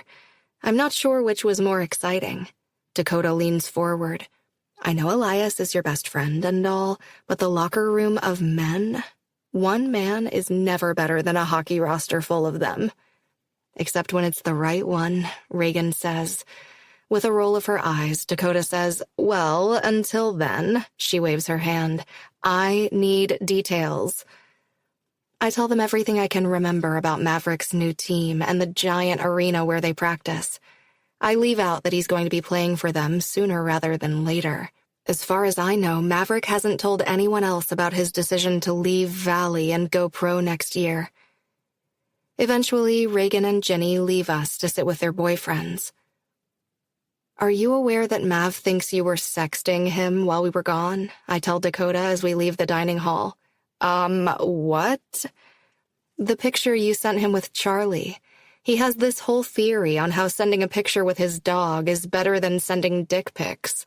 She stares blankly, as in more effective at getting him laid. So that's why he keeps sending me photos of him and Charlie. We both laugh. What's your night like? Dakota asks. Want to hang out? I'd love to, but I had to trade some classes while I was gone. Tonight I'm teaching 2 beginner-level yoga classes. I'll come with you. I was going to run at the track, but the last class I took with you kicked my ass. How long have you been doing it? Yoga or teaching it? Both? My mom was always doing yoga around the house when I was growing up. I would do a pose or two with her, then get bored and go do something else. Then when I got to Valley, I took a more advanced yoga class.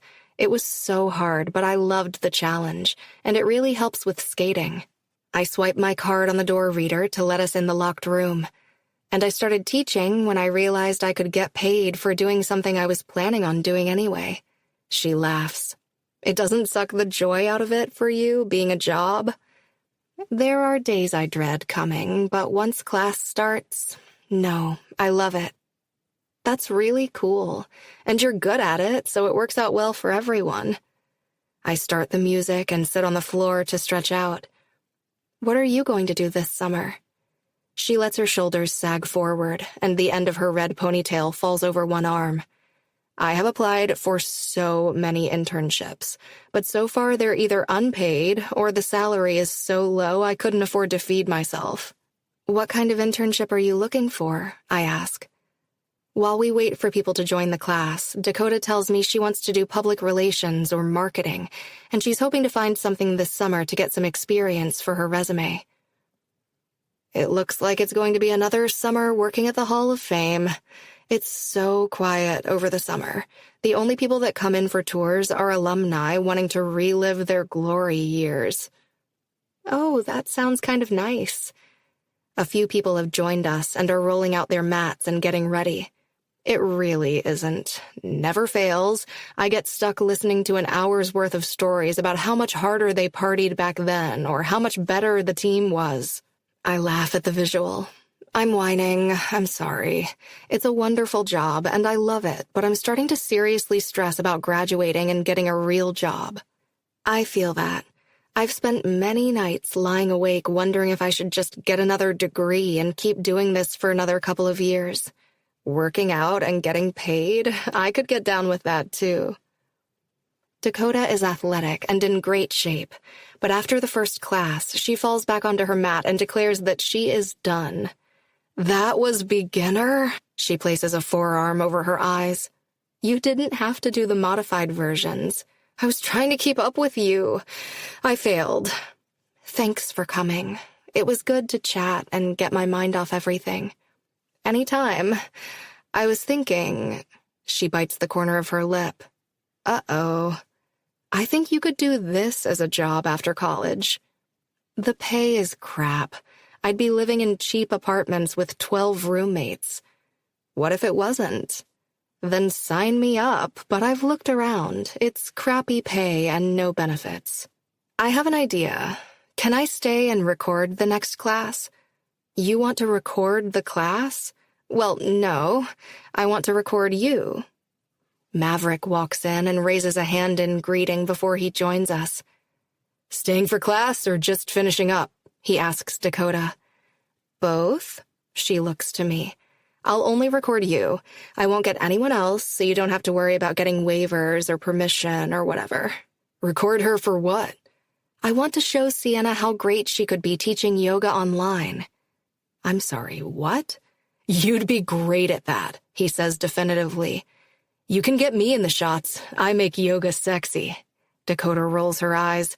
Don't deprive the world of my mad yoga skills. What do you say? She asks me, grinning hopefully. It's time to start class, and I don't have time to think through everything she's throwing at me right now. Fine. Yes to recording, but try to make it look casual so it doesn't disrupt the class, and only me and Maverick. Yay! She does a little happy shimmy. And no posting anything until I see it. Of course, it's going to be amazing, I promise. I'll believe that when I see it. My class doesn't seem to notice Dakota filming from her mat, but I do. I spend the first 5 minutes stiff and robotic in my movements and instruction. Soon enough, though, I'm able to get into the flow and mostly forget that someone has a camera aimed at me. When class is over, I cringe as she approaches with her phone. It's okay, I don't need to see it to know how awkward that was. Mav stands beside her, staring at her screen. It's a little shaky at the beginning. I had trouble finding the right angle, but there's some good stuff here. Look at that perfect form, Mav grins. I hate to admit this, but the camera loves you, she says to him. His smile couldn't be any bigger as he throws an arm around her shoulders. Is the room free? Can we try a couple of things? You don't have to do this, I say. I want to. Why? Because, as your friend, I see potential in you that you cannot see. There are so many yoga videos out there already. Most of them crap, admittedly. When I'm not convinced, she adds, you have a story. That makes people want to like and follow you. And you're a really good yoga teacher. Plus you're hot, Mav says. I laugh, but Dakota nods. He isn't wrong. That helps too. Let me take some video and play around with formats. You're right, there are a ton of yoga videos out there, but they don't have you. Fine. Okay, what else do I have going on tonight? That's the spirit, she says with a laugh. Over the next week, things get easier. I miss Rhett something fierce, but I keep busy with classes and Dakota's new obsession of turning me into a yoga influencer. I cringe every time she says the word influencer. We film videos, take photos in the studio and all around campus. I have to say, even if I never get the courage to post any of it, it was worth all the time and energy in distracting me. Let's go out tonight, Dakota says Thursday afternoon. We're video chatting as I walk back to my dorm from classes. I can tell by that look on your face you were planning to stay in and sulk. I'm not sulking. I just don't feel like being overly happy. She laughs at me. Noted. I will make sure you only have a decent time then. Nothing too fun. Okay, I'm in. I'm going to ask Josie and Olivia, too. They've also been pestering me about going out, so I can please everyone at once. Cool, I'll see if I can pry Reagan and Ginny away from their men. We meet up at Dakota and Reagan's apartment. They've bought enough wine and mixed drinks to keep the whole group of us drunk for a week, and Dakota has dance music pumping in their living room. We have sparkling water, Gatorade, and Diet Coke, Reagan says as I enter the kitchen to survey the drink options. Thank you. She shakes her ass as she walks away, cup in hand. Meet you on the dance floor. For almost an hour, that's exactly where we stay.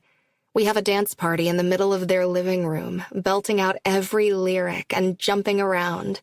It feels good to get lost in the music and the moment with my friends. We move outside to take a break. Josie sits beside me and rests her head on my shoulder. I can't believe you're graduating and leaving me all alone. Hey, Olivia nudges her from the other side. We should throw a party to celebrate, Josie says, sitting tall. We could do it at Kate's house. You guys don't need to do that. This is perfect. Just my girls. We'll be there too, she says, and maybe some hockey boys. They tend to follow these two around, Dakota says and points to Ginny and Reagan. Please, Josie asks. It'll be so fun. Let us send you off with a proper goodbye. She kisses the air. I smile. Sure, that sounds great. Thank you. But my chest aches when I realize the only hockey boy I want won't be there. The next morning, I wake up early. My body refuses to accept that I no longer need to be up and at practice in the mornings. So I get dressed and head there anyway. I warm up and then fall into my old routine. It's weird to think that there will be no more new programs. I'm not sad about giving up competing or shows. I could do both of those things if I really wanted. And I know I'll still skate. I'll make time for it because I love it. But this, just being on the ice with nowhere else to be, I will miss it being such a big part of my daily routine. The lights are still dimmed, and I'm the only person here. With both the hockey teams and our season being done, I can finally have a little bit of that solitude on the ice I've been wanting all semester long. Admittedly, it isn't as great as I thought it would be. I was used to keeping people at arm's length before Rhett. I used a lot of things as an excuse. Needing to skate, my heart condition, and probably a million other things. But he changed me. I don't think I can ever go back to believing that I'm better off on my own. I'm strong enough to skate, to love, to give someone all of my heart, every imperfect piece. I just hope that when he comes out on the other side of this, he can accept it and accept me. Every imperfect piece. Chapter 35. Rhett. It's quiet at the rink. Summer camps haven't started, and few people come in before late afternoon when school is done for the day. Probably feels small after all the big arenas you've been skating in the past 4 years. My mom appears at the gate. Still my favorite. I stop in front of her. Anything you need me to do? I could help with one of the classes later. We've got it covered. I know you do, but I'm here. I might as well help. You're not on the payroll for another month. Mom, come on. Let me help. I heard you and Dad complaining about the coach for Ryder's class. I can jump in there. I know that you're eager to be useful while you're here, but that's not why you came, and I don't want to have to replace you if you decide to go back. If you want to help today, fine, but just for today. I'm not going to up and leave you high and dry. I love this place. And it will be here in a month or two when you're ready. It's exasperating not having a purpose to the day. For years it's been school or hockey, and now I wake up each day, do whatever classwork I need to finish and submit so I can still graduate, and then come to the rink. I'm here when it opens and usually when it closes, but my mom has been adamant that I take this time for myself. Officially, my role will be teaching private hockey lessons and working the camps. I'm excited to start. I have all sorts of plans for expanding the rink and making it better. But she's probably right. I used Sienna as a crutch in Valley, and here I'm doing the same, trying to keep so busy I don't have to really deal with it. I've been home for almost 2 weeks, and still I don't know what the hell I'm doing. Have you gone to see Corey and Cam yet? I hang my head and give it a shake. The look she gives me says more than her words ever could. Oh, shoot, is that the time? She glances over my head to the clock on the wall. The repair guy still hasn't shown up, and I have to get your brother in 10 minutes. I'll get him. She gives me that look again. Fine, then at least let me call the repair guy, and I will call Corey tomorrow, I promise. She's out of choices, and she knows it. Invite them to dinner this week. Mom, you don't have to. It's going to be hard. Don't make it harder than it needs to be. She straightens. That locker room door has to be fixed today. We have a Pee-wee hockey game here tomorrow morning, and I need a working door. If they try to put you off, call someone else. I will manage. Go. I give up after I get 3 answering services and one person who says they can do it but can't get out until the week after next. Digging through the maintenance closet, I find tools and head off to the boys' locker room. The mammoth, solid wood door is heavy as fuck. I'm sweating and swearing as I try to remove it from the hinges. Anyone here? Someone calls from the front doors.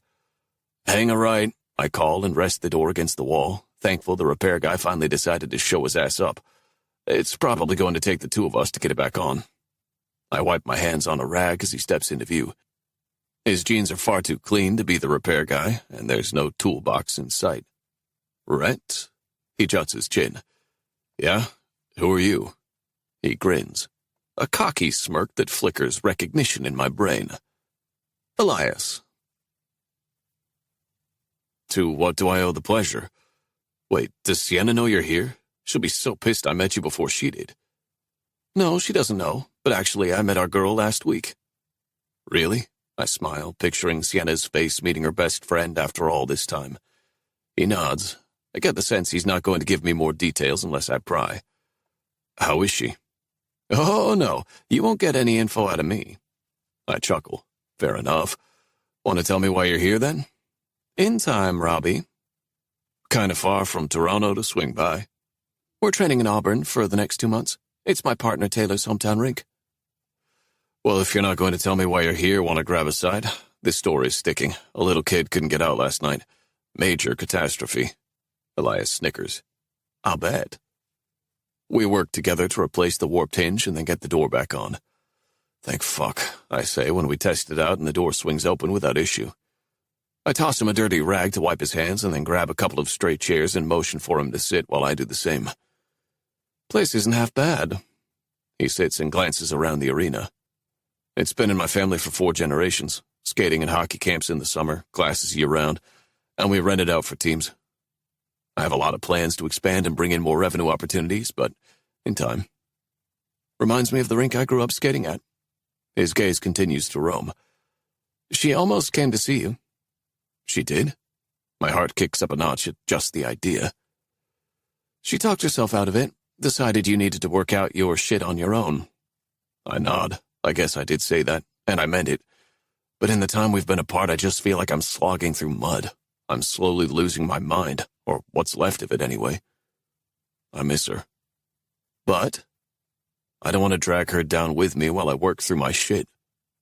Because you don't think she can handle it, physically? I stare at him. Her heart condition?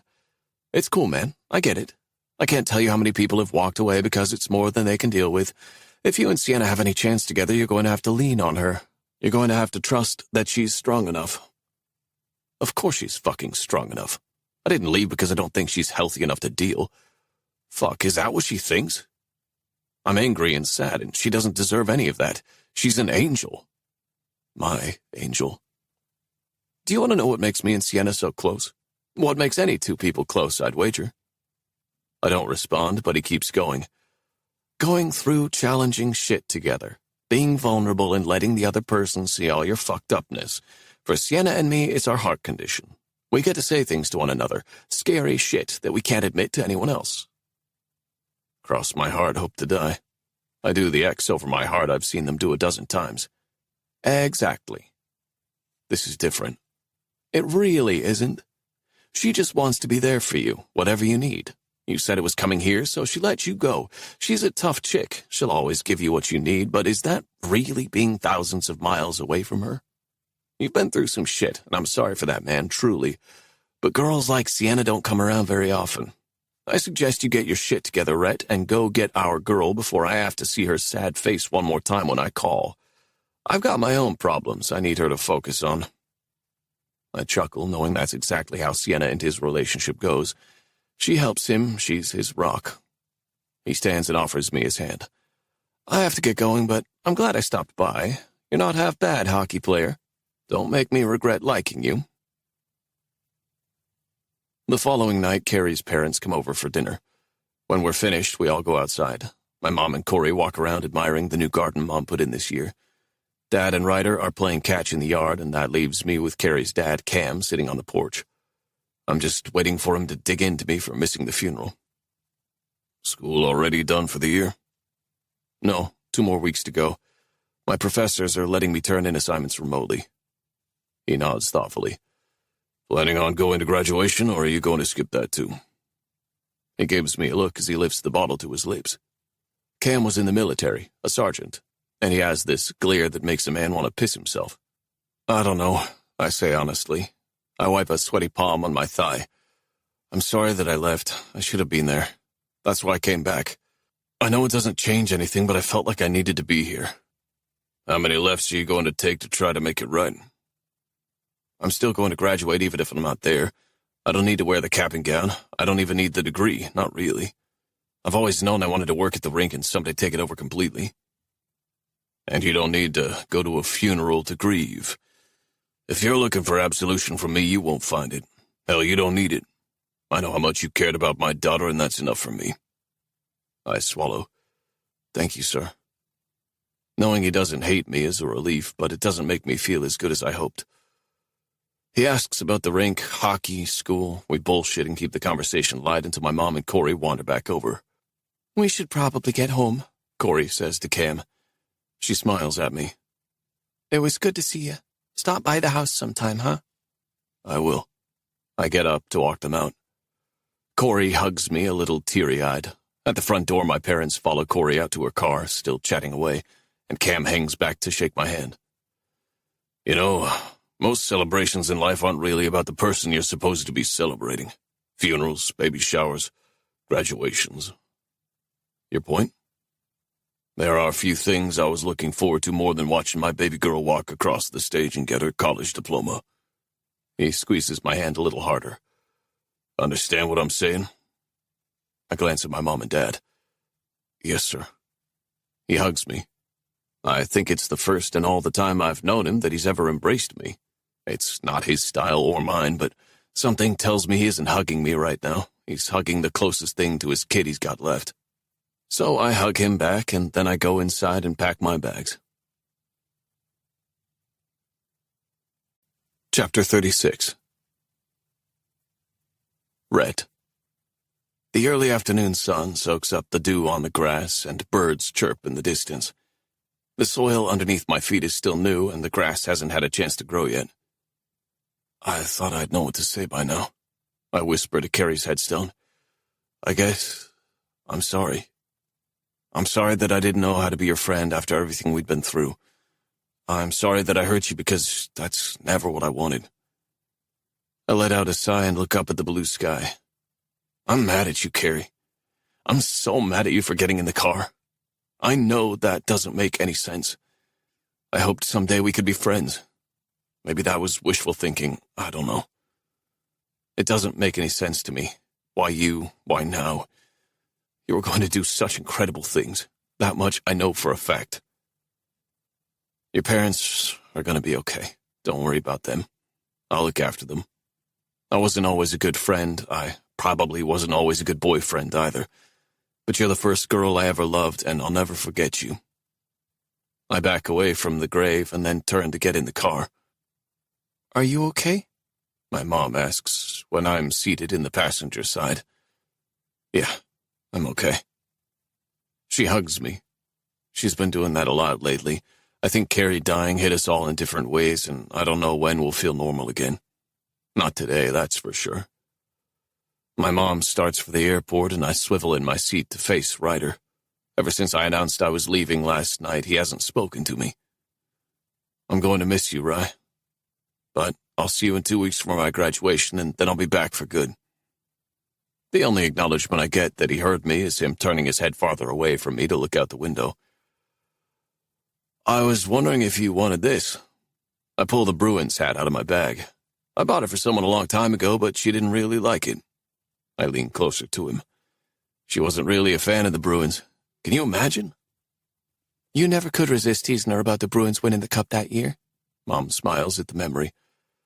Yeah, I guess I had bought it as a joke, but she held on to it, and giving it to Ryder just feels right.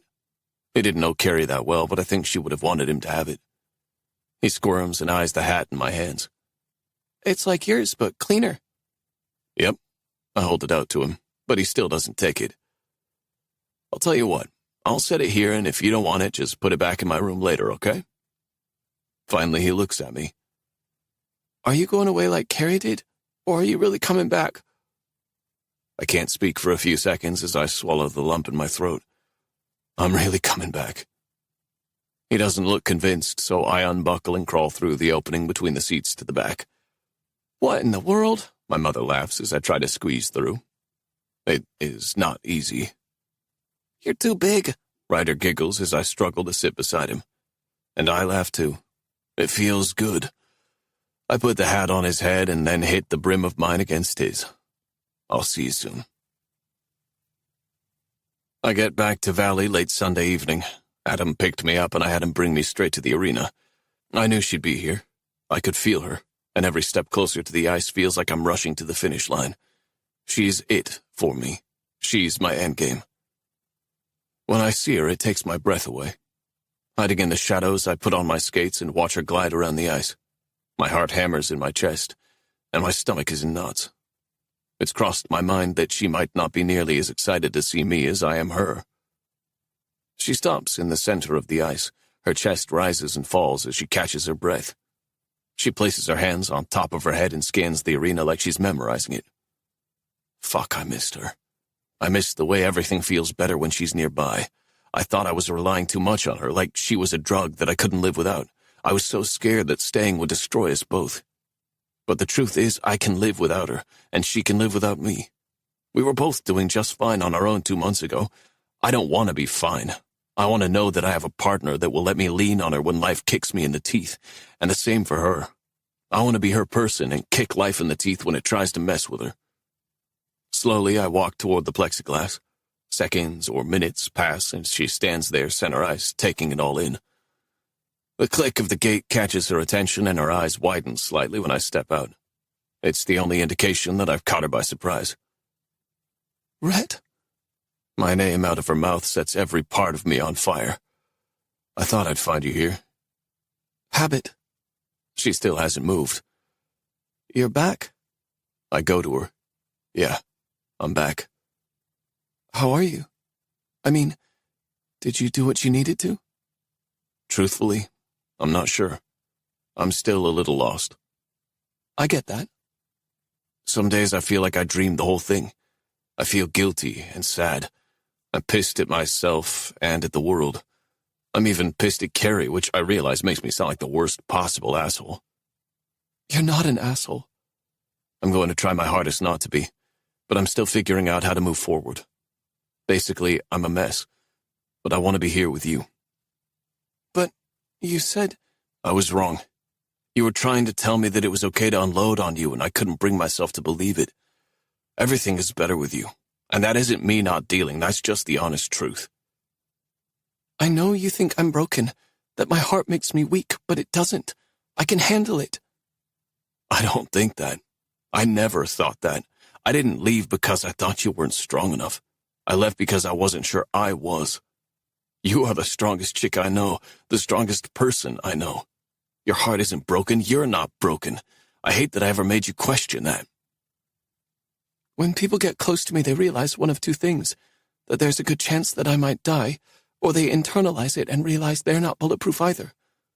Which are you? I'm both. I can survive a lot of things, but not living without you. She blows out a breath and a small smile curves her mouth. Wow, you should disappear more often. I had some help getting there, I say, then add, Elias came to see me. He did? He's a good friend. I'm glad you have him. You're his rock. Turns out you're mine too. I don't know what to say. You caught me off guard. She wraps her arms around her middle, keeping her distance. It stings, even though I knew it was a real possibility she'd tell me to eat mud. I was hoping her response would be an enthusiastic yes, and then lots of kissing. I've missed kissing her and holding her. This is all so sudden. Maybe I could have some time to think about it? Damn, I really fucked this up. I nod slowly. Of course. I know how much you hate surprises, but I needed to see you as soon as I got back. I'll text you. Okay, yeah. You have my number. I give her finger guns, and then a little piece of me dies that I'm fucking this up so badly. I turn and skate off the ice as fast as I can go. When I get to the gate, she calls after me, Hey, Rauthruss. I compose myself, ball my hands into fists, and turn. No finger guns, asshole. Yeah. She skates to me, stopping short and spraying me with ice. Amusement twinkles in her green eyes. I'll skate you for it. 1,000 pounds lifts off my shoulders, and I bite back a smile. You want to race me? If you win, then you get my heart. And if I lose? She launches herself forward and hugs me. Air fills my lungs, and I breathe in all of her. I love you so much. I'm so sorry I left. Never again. I'll prove it however you want me to, as many times as you want me to. You already own my heart. I don't know when it happened, but I'm madly in love with you too. I smash my lips to hers. We stumble around on the ice, kissing and hugging. It's impossible to get close enough. I need her. I want her. Forever.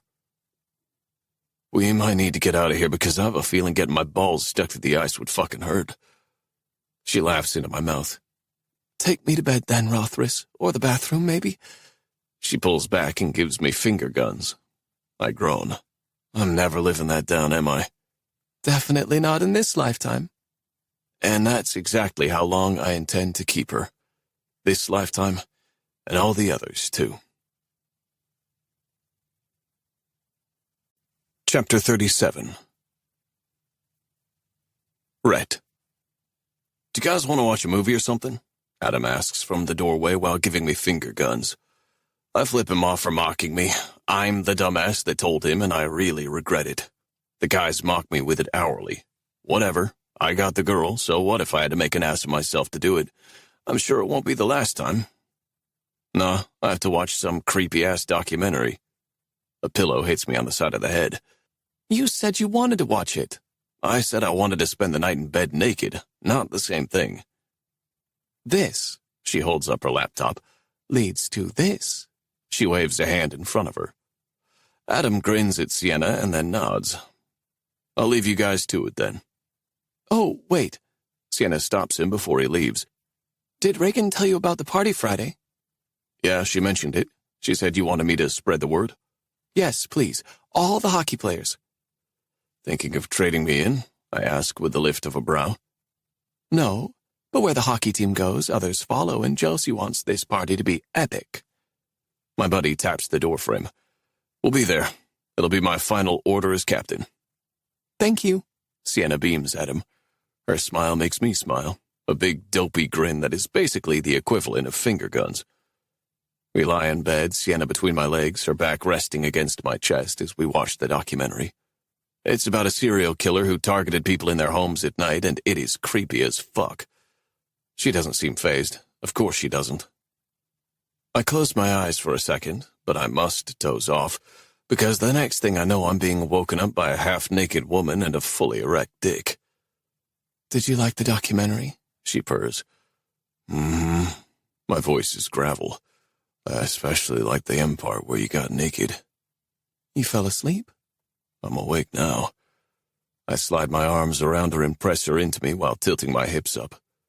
Her mouth covers mine in a sweet and slow kiss. She pulls back and green eyes stare at me for a long beat. What's wrong? Heart beating too fast? I reach for my phone and pull up the tracking app. Seems normal. Chest hurt? She gapes at the screen. Oh my God, Rhett Rauthruss, did you sync my watch to your phone?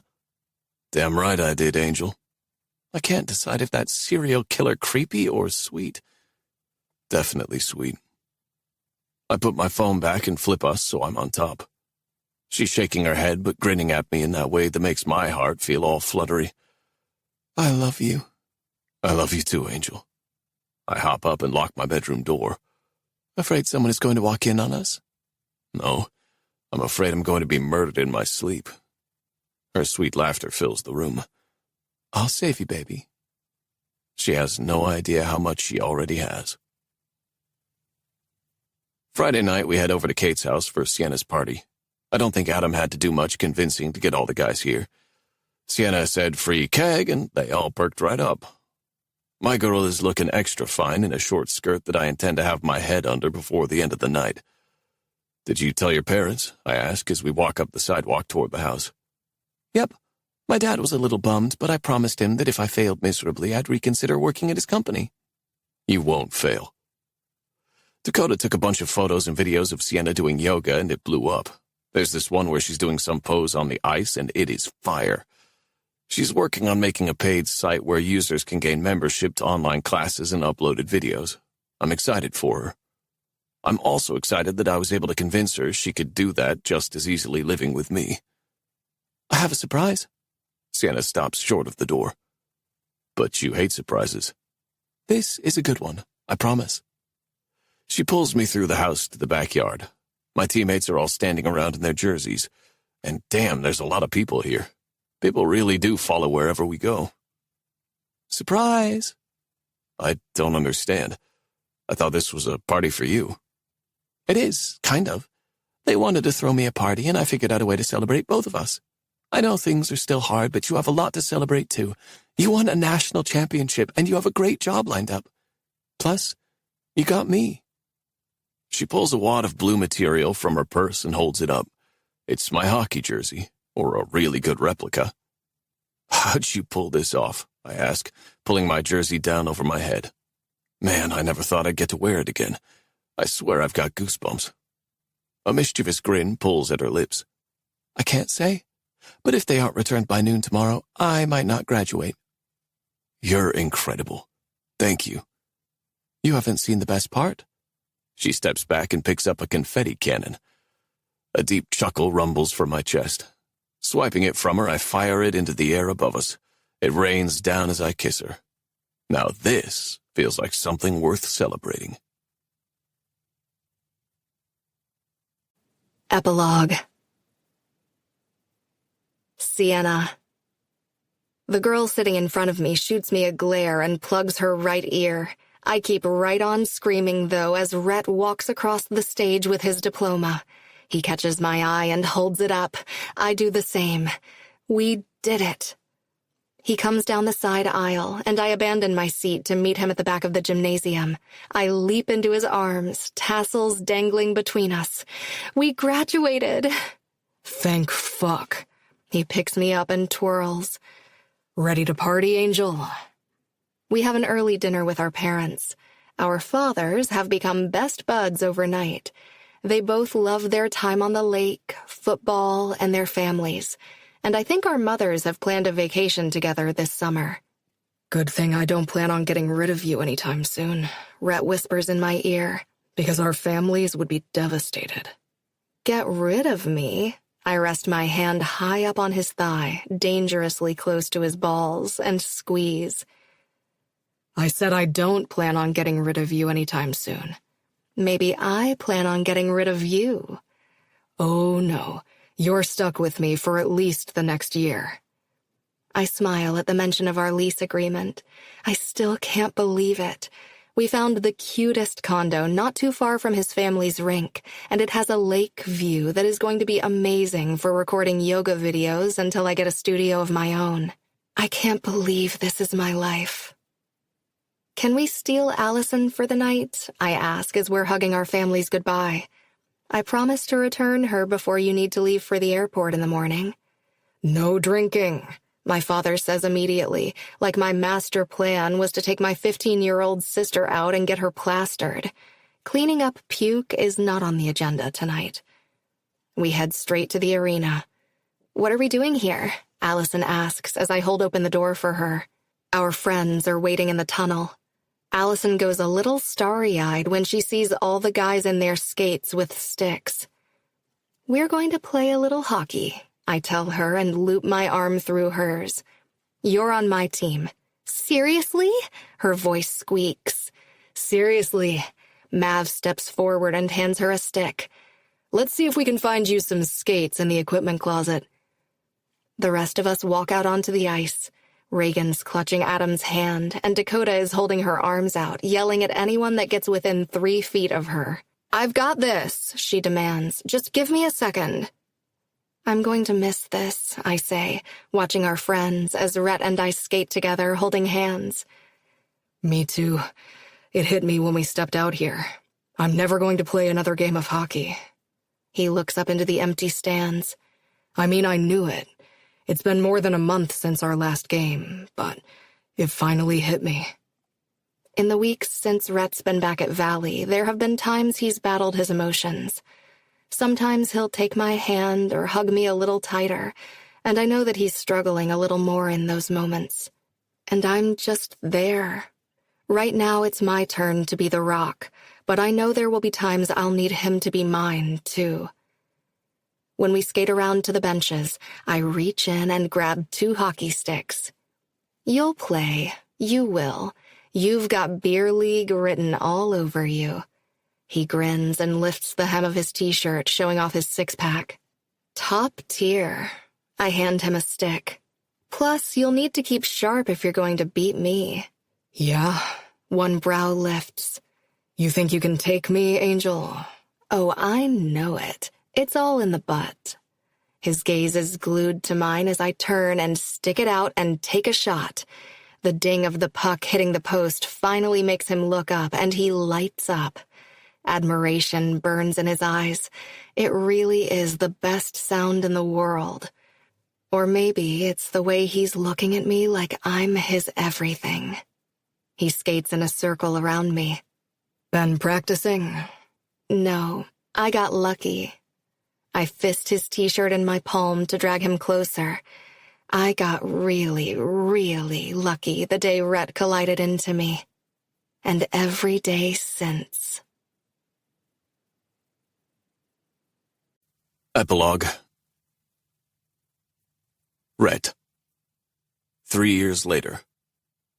23, huh? I ask Ryder as he walks out to the bench wearing his game jersey. He shrugs it off like it's no big deal, but I love that my little bro is carrying on the Rauthruss number. Are you ready for today? I ask, taking a seat on the bench. It's the mighty Cubs' first game of the season. I get another lift and fall of his shoulders. I might be more nervous than any of my players. It's my first time coaching, and even though it's just a bunch of local kids looking to have fun and play hockey, I feel the pressure like I did going into big college games. How much longer? My brother stands impatiently near the gate, ready to take the ice. They're almost done, I assure him, and find my wife at the other end of the rink teaching a group of 3- and 4-year-olds. They march forward toward a pile of toys in the center of the ice. Sienna marches in front of them in tennis shoes, showing how it's done and encouraging them to lift their legs higher. Her pregnant bump leads the way, and pride, excitement, and more than a little nerves spreads through my chest. She's 36 weeks and hasn't been able to skate since we found out she was pregnant around 9 weeks in. But she refused to give up teaching. She's good at it, too, particularly with the younger kids. They love her. She started coaching figure skating the summer after we graduated. It began as a way to make money while she built her yoga business, and now she splits her days between the rink and her studio. I came up with a few more names for the baby, Ryder says, pulling my attention back to him. Let's hear them. I cross my arms over my chest. I was thinking Peter or Parker. The corner of my lips twitch with amusement. Spider-Man? He grins and nods. Or Bruce for the Hulk, Clark for Superman. There are so many good options, and how cool would it be if the baby was named after someone awesome? Sienna's class is finished. The kids clutch their toys in their hands, and she corrals them off the ice.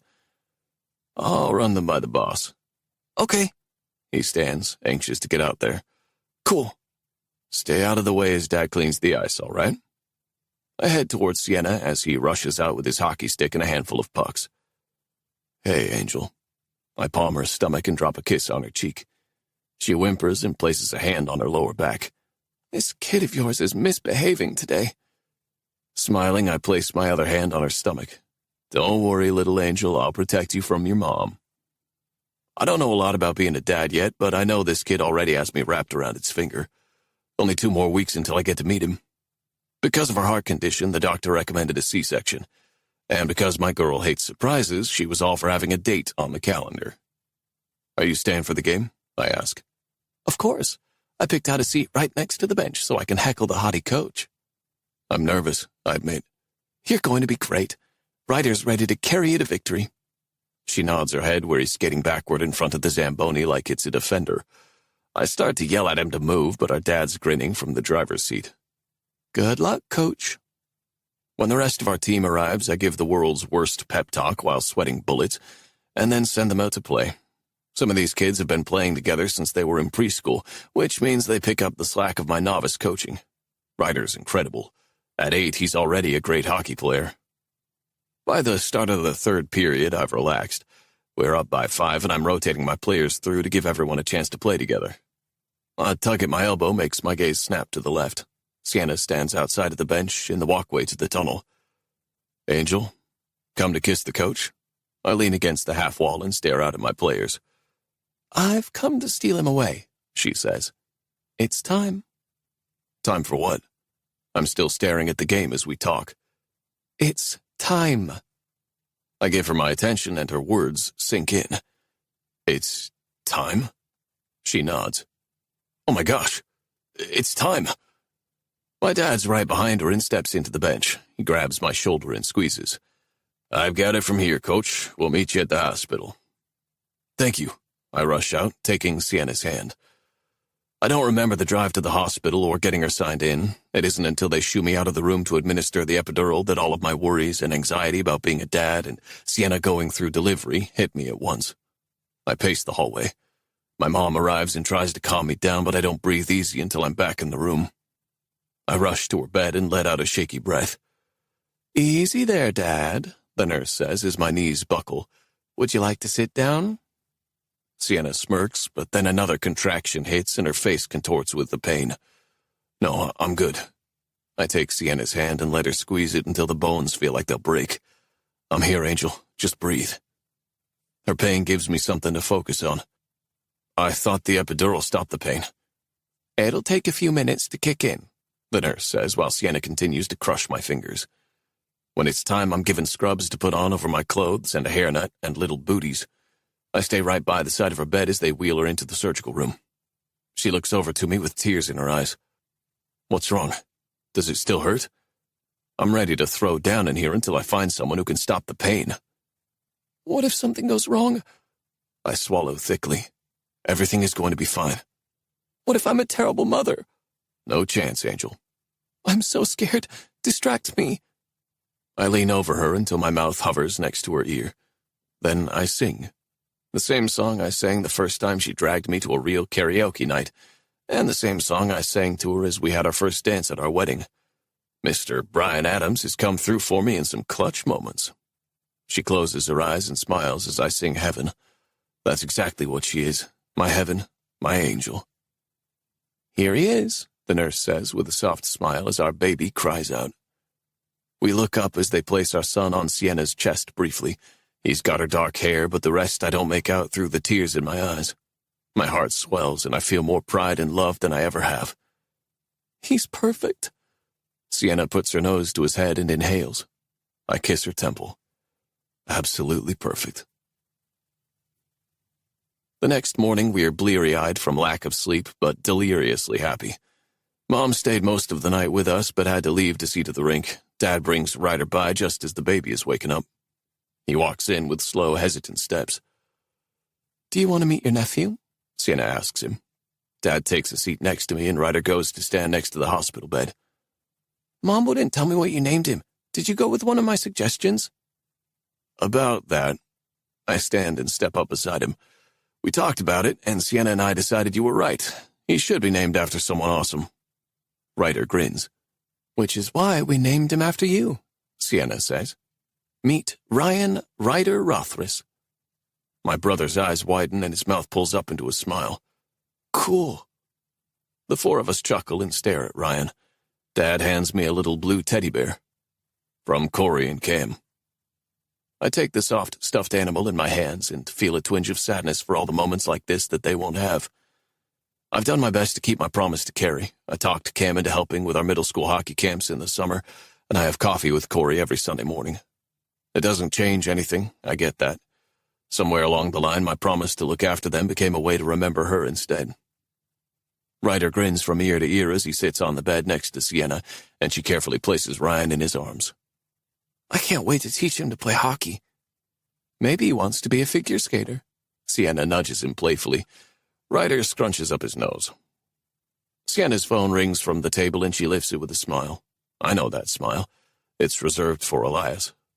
They still talk almost every day, and a few months ago he and Taylor spent a month with us while they prepared for a competition. The day continues with family and friends calling and stopping by to see us. Adam calls and I give him every detail from Ryan's dark hair to his tiny, perfect toes. Maverick texts congrats and makes plans to come see us as soon as he can. Even Heath gets the news and sends congratulations and best wishes from him and Ginny. When night falls and the hospital quietens, it's just the three of us. My little family. I crowd in next to Sienna on her small bed and Ryan sleeps in the bassinet beside us. The TV is on mute as we watch the Wildcats game. Maverick's having a great game, Sienna whispers with her head resting on my chest. He asked if he could be Ryan's godfather if he got a hat trick tonight. She lifts her head an inch. What did you say? I said hell yes. She laughs quietly and then yawns. I don't think I've ever been so tired or so happy. Me either, Angel. I close my eyes. Get some sleep. He'll be up again soon. Mm-hmm. I think it's the first time I've ever looked forward to being woken up by someone crying or screaming. I probably won't even sleep long enough to dream. Doesn't matter. Even the wildest dreams couldn't compare with this. This has been Broken Hearts, Campus Nights Book 3. Written by Rebecca Genshak. Narrated by John Lane and Savannah Peachwood, both members of SAG-AFTRA. Produced by One Night Stand Studios. Post-production by Austin Halterman. Text copyright 2023 by Rebecca Genshak. Production copyright 2023 by Rebecca Genshak. All rights reserved.